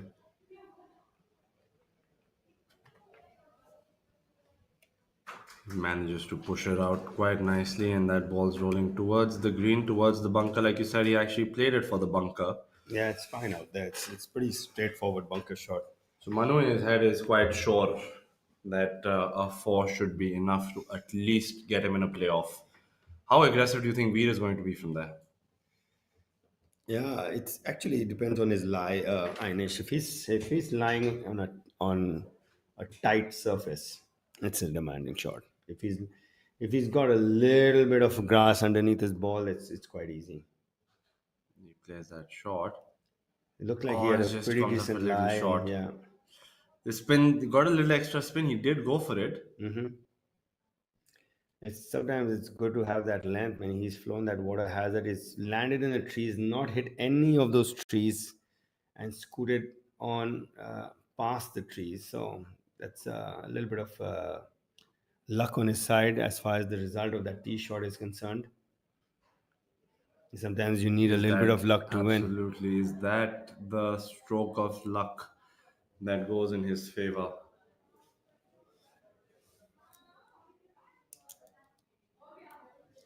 We have Nikhil, our media head, in a black jacket, along with the golf captain Simarjit Singh, golf captain of Noida Golf Course, that is.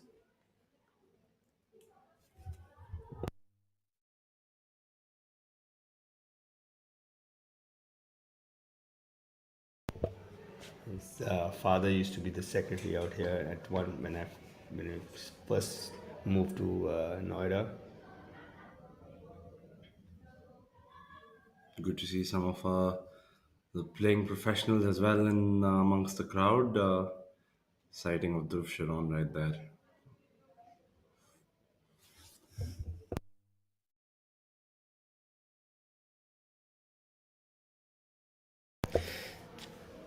Well, Manu has played his options correctly. I think bunker is the best place to be on this hole. At least with the bunker, he knows how it's going to react. He's hit a brilliant pitch on the last hole, so he's backing his short game, which is what you need to do. And he's when time and you again proving that he plays the best possible situation, and he doesn't really. And Yash has there a do- brilliant bunker shot. Yeah, that's a really good save from where he was after that tee shot. That indeed was a Yeah. much tougher bunker shot than what Manu has. Manu has a So much more straightforward bunker shot. And the grain is into him. The ball is gonna get a little bit of purchase when it lands. So he doesn't need very, very straightforward. I have a feeling Manu's going to try holding this, and That will be a lot of drama if he holds it. absolutely, Yeah. because I think Veer is in a position where he's going to think that the second it's my turn, I'm going to just hold this. And he got the putter out. And after that little fiasco on number 17, he's not going to let any breathing room to Manu. As long as this ball has carried enough pace to come to this side of the bunker. If it's in the towards this, which he is now, he's got a little bit of upslope, so he's going to get a little more height on his bunker shot. Very routine bunker shot. Yeah. I think he's not going to struggle to really Yeah. hit a poor one. That's turn of tables there. I feel maybe he didn't have the best of lives, or he was just trying to be a little too cute with that shot. I think it was a former, because sometimes you can get into these rake marks which leave the ball a little in a lie where you don't know how much of spin you're going to get on it. Now, where the situation stands, Manu does have a fairly lengthy putt for par, and Veer from a similar distance is going to putt for a birdie and the win. So this is the first time we can say somebody's he's got a putt to win this tournament. Veer has a putt to win this tournament as we stand right now. It's almost like a tennis match where through the round, especially in the back nine, we've had game points, and then finally this is the opportunity where Veer has for the championship point. And the strange thing is that very random lapse of concentration that he had on number 17. Had he just gone through a routine two putt there, and he would have had two putts to win. I think he was, he for the first time he got his friend and caddy back to have a look at that line, and he wasn't sure about that small putt. So normally we haven't seen that in him today. That was the first time he did it, and maybe wasn't sure about the read. As I don't think it was that much of a lapse in concentration. He was just unsure about it.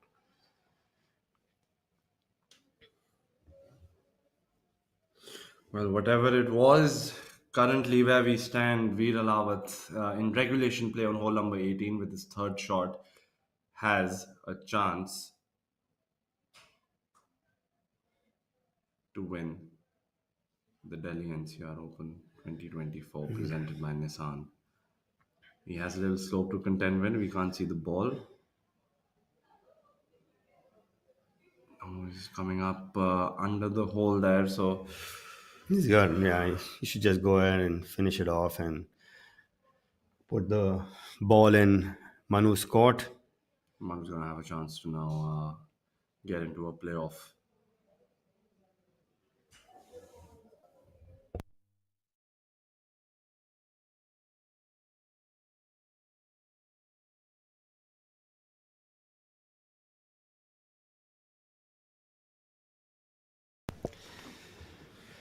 So we have confirmation that the Veer's caddy's name is Raj Veer and he's a junior golfer at DLF, right, Ainish?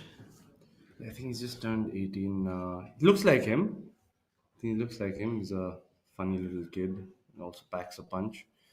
And their onlookers, if I'm not wrong, that's Veer's wife as well. Funny for me to say that he is a year younger than me. Manu now. Things from a very similar line to Veer, and usually he doesn't need that invitation. At least he knows he has to hold it. This is it.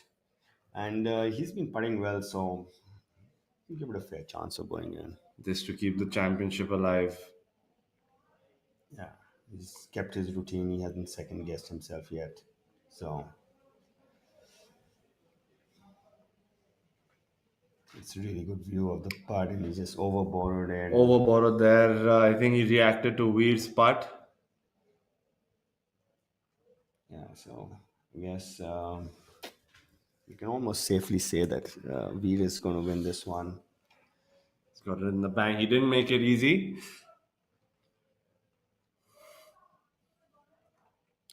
A little anticlimactic there with the Manu making a bogey. Yeah, I think Veer didn't finish it off, and maybe he wants to do it the grand way, hit the winning part. Probably. Also, Yashas here actually hit a brilliant bunker shot.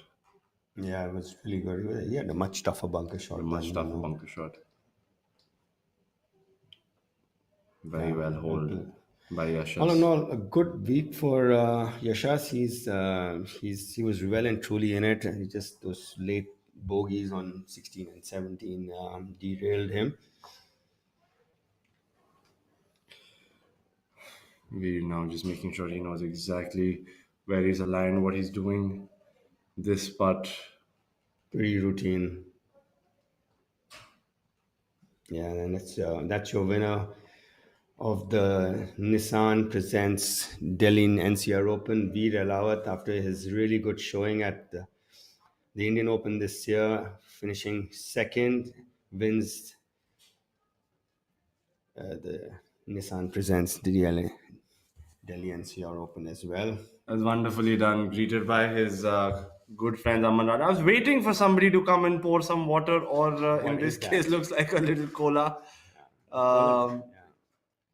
And great to see the gesture, Manu there. I mean, he was there in it till the last, but he's happy and enjoying. That is indeed Rajveer. Good to see him on the bag. Another competitive golfer. He would have learned a lot through Yeah, these 4 rounds.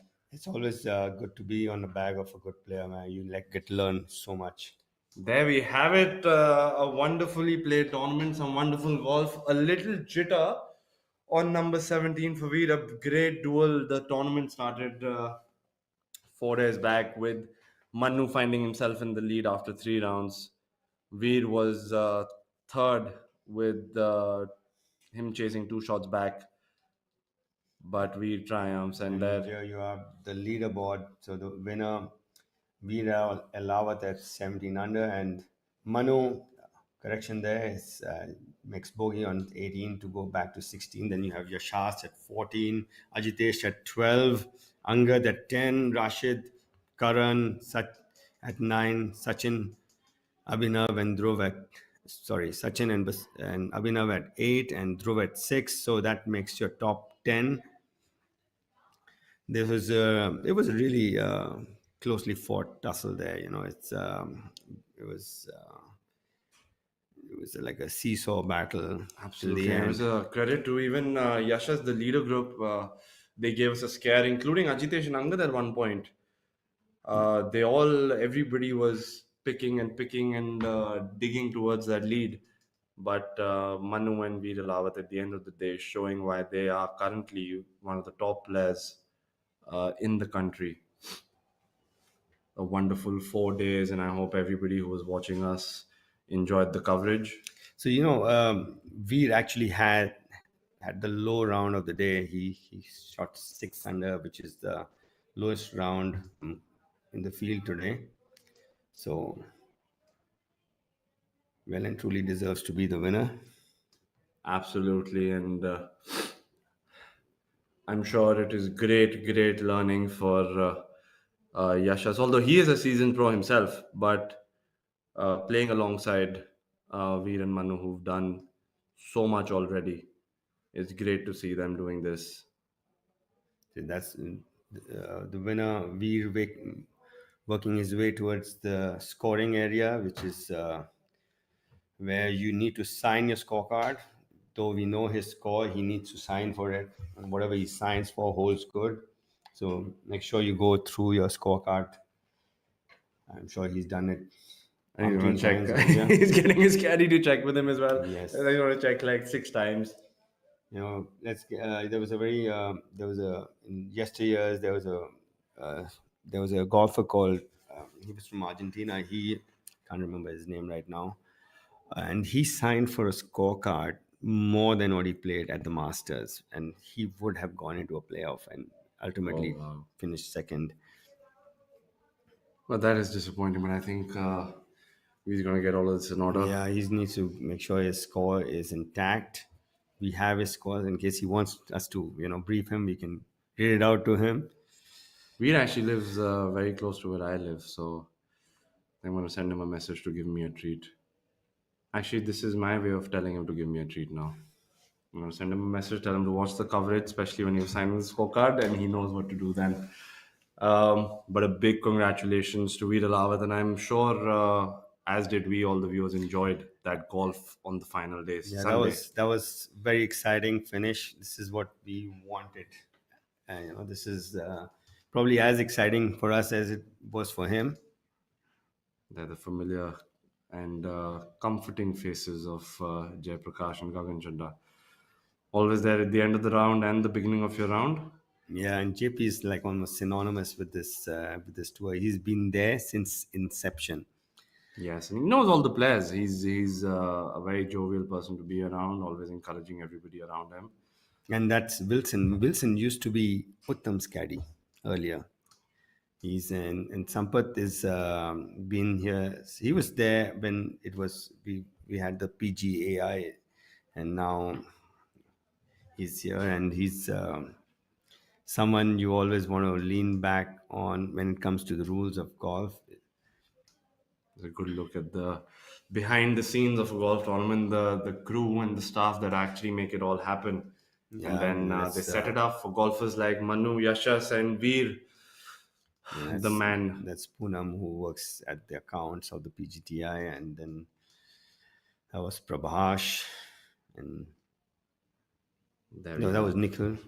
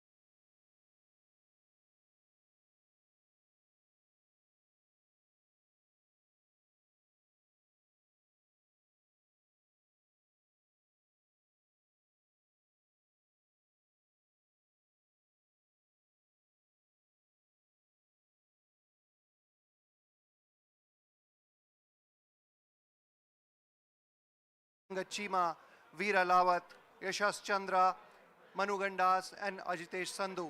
At the end, we had the most deserving winner. Now, to begin proceedings, I'd like to invite here Mr. Sampat Chari, Tournament Director, PGTI, Dr. Stephen Menezes, Secretary, Noida Golf Course, Mr. Simarjit Singh, Captain, Noida Golf Course, Mr. Umesh Dubey, Chairman, Tournament and Handicapping, Noida Golf Course, Mr. Rajesh Srivastav, Head Marketing and Communications, Nissan Motor India, and Mr. Vikas Singh, Head Marketing, PGTI. Can we have silence at the back, please? To start off, I'd like to request Mr. Sampat Chari to kindly make the opening address. Ladies and gentlemen, a very good afternoon to all of you. Thank you very much for all of you being here for the prize presentation function. And what a tournament we've had. We have had a fantastic field out here. And a week back when we came out here and what the golf course is right now, so it's just made amazing changes. Thanks God to the captain of the club, Simarjit, the secretary of the club, Mr. Menezes. It's been awesome being out here. And this is a venue that we must not miss. It's got a lot of challenges that it throws out to the pros. I mean, excellent conditions finally in the end, though there was a lot of scarcity of water which one could feel. But overall, I think the Greens Committee has done a fantastic job in finally giving us the golf course the way we wanted it. And I think it played extremely well today. Thanks to all the members who came out and watched the game today. It was extremely nice of all of you to be out there, bearing the sun out there. And we definitely look forward to coming back here and being a part of this wonderful golf course in the years to come, onward and ever on. Thank you very much, ladies and gentlemen. Thank you, sir. I'd now like to request Mr. Simarjit Singh, Captain Noida Golf Course, to kindly address the gathering. Good afternoon, friends.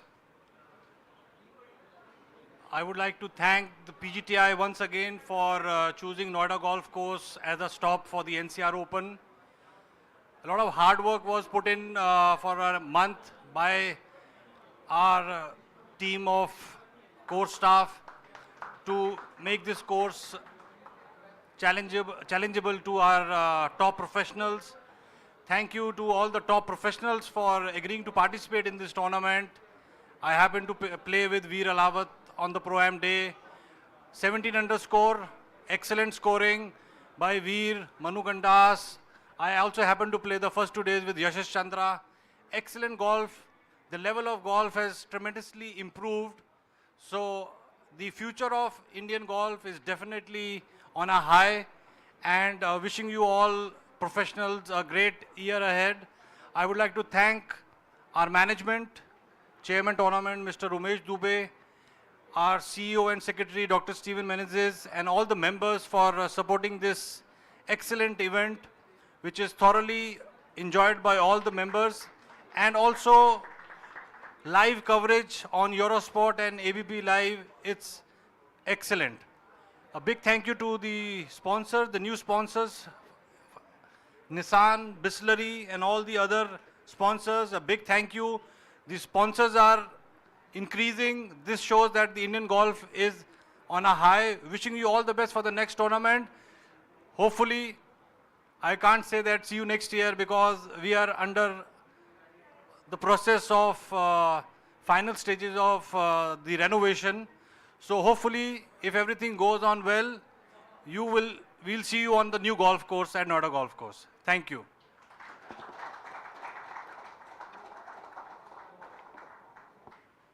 Thank you, sir. We now have a plaque presentation ceremony. I would request Mr. Vikas Singh, Head Marketing, PGTI, to kindly present a plaque as PGTI's token of appreciation to Mr. Rajesh Srivastav, Head Marketing and Communications, Nissan Motor India. A big thank you to Nissan for supporting this event and the last event.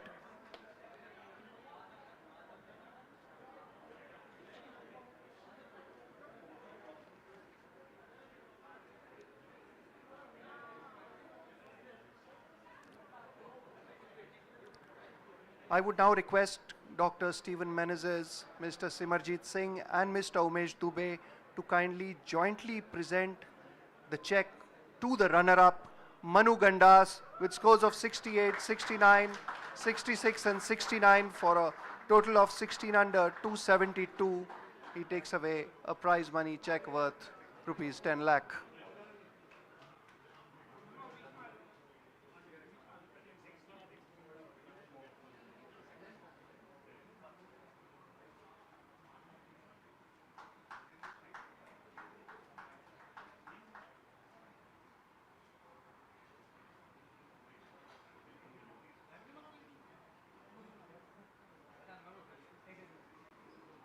Is now time to announce the champion, and I would request Mr. Rajesh Srivastav, Head Marketing and Communications, Nissan Motor India, to kindly present the winning check and the trophy to our champion this week. It's his third pro win.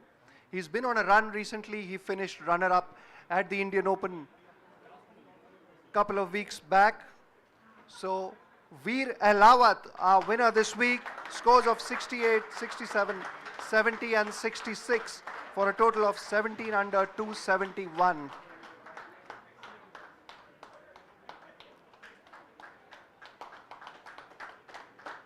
He takes home the trophy and a prize money check worth rupees 15 lakh.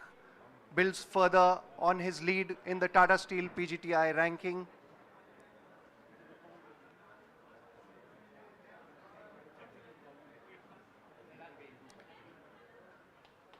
It's now time for the customary winner's speech, so would request the winner to kindly address the gathering.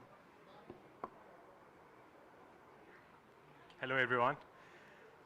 This win is really special. My parents, they saw me win for the first time, and like this is like the best feeling to win in front of parents, and my mom was there. My mom has walked with me maybe once or twice, and to win in front of her as a pro is like the biggest achievement for me. My wife's there, really lucky for me,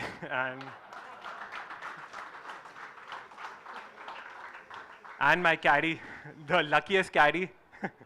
Where is he? Right there. Thank you, Rajbir. And thank you to the sponsors, Nissan, Noida Golf Course. Thank you for giving us the golf course. Thank you.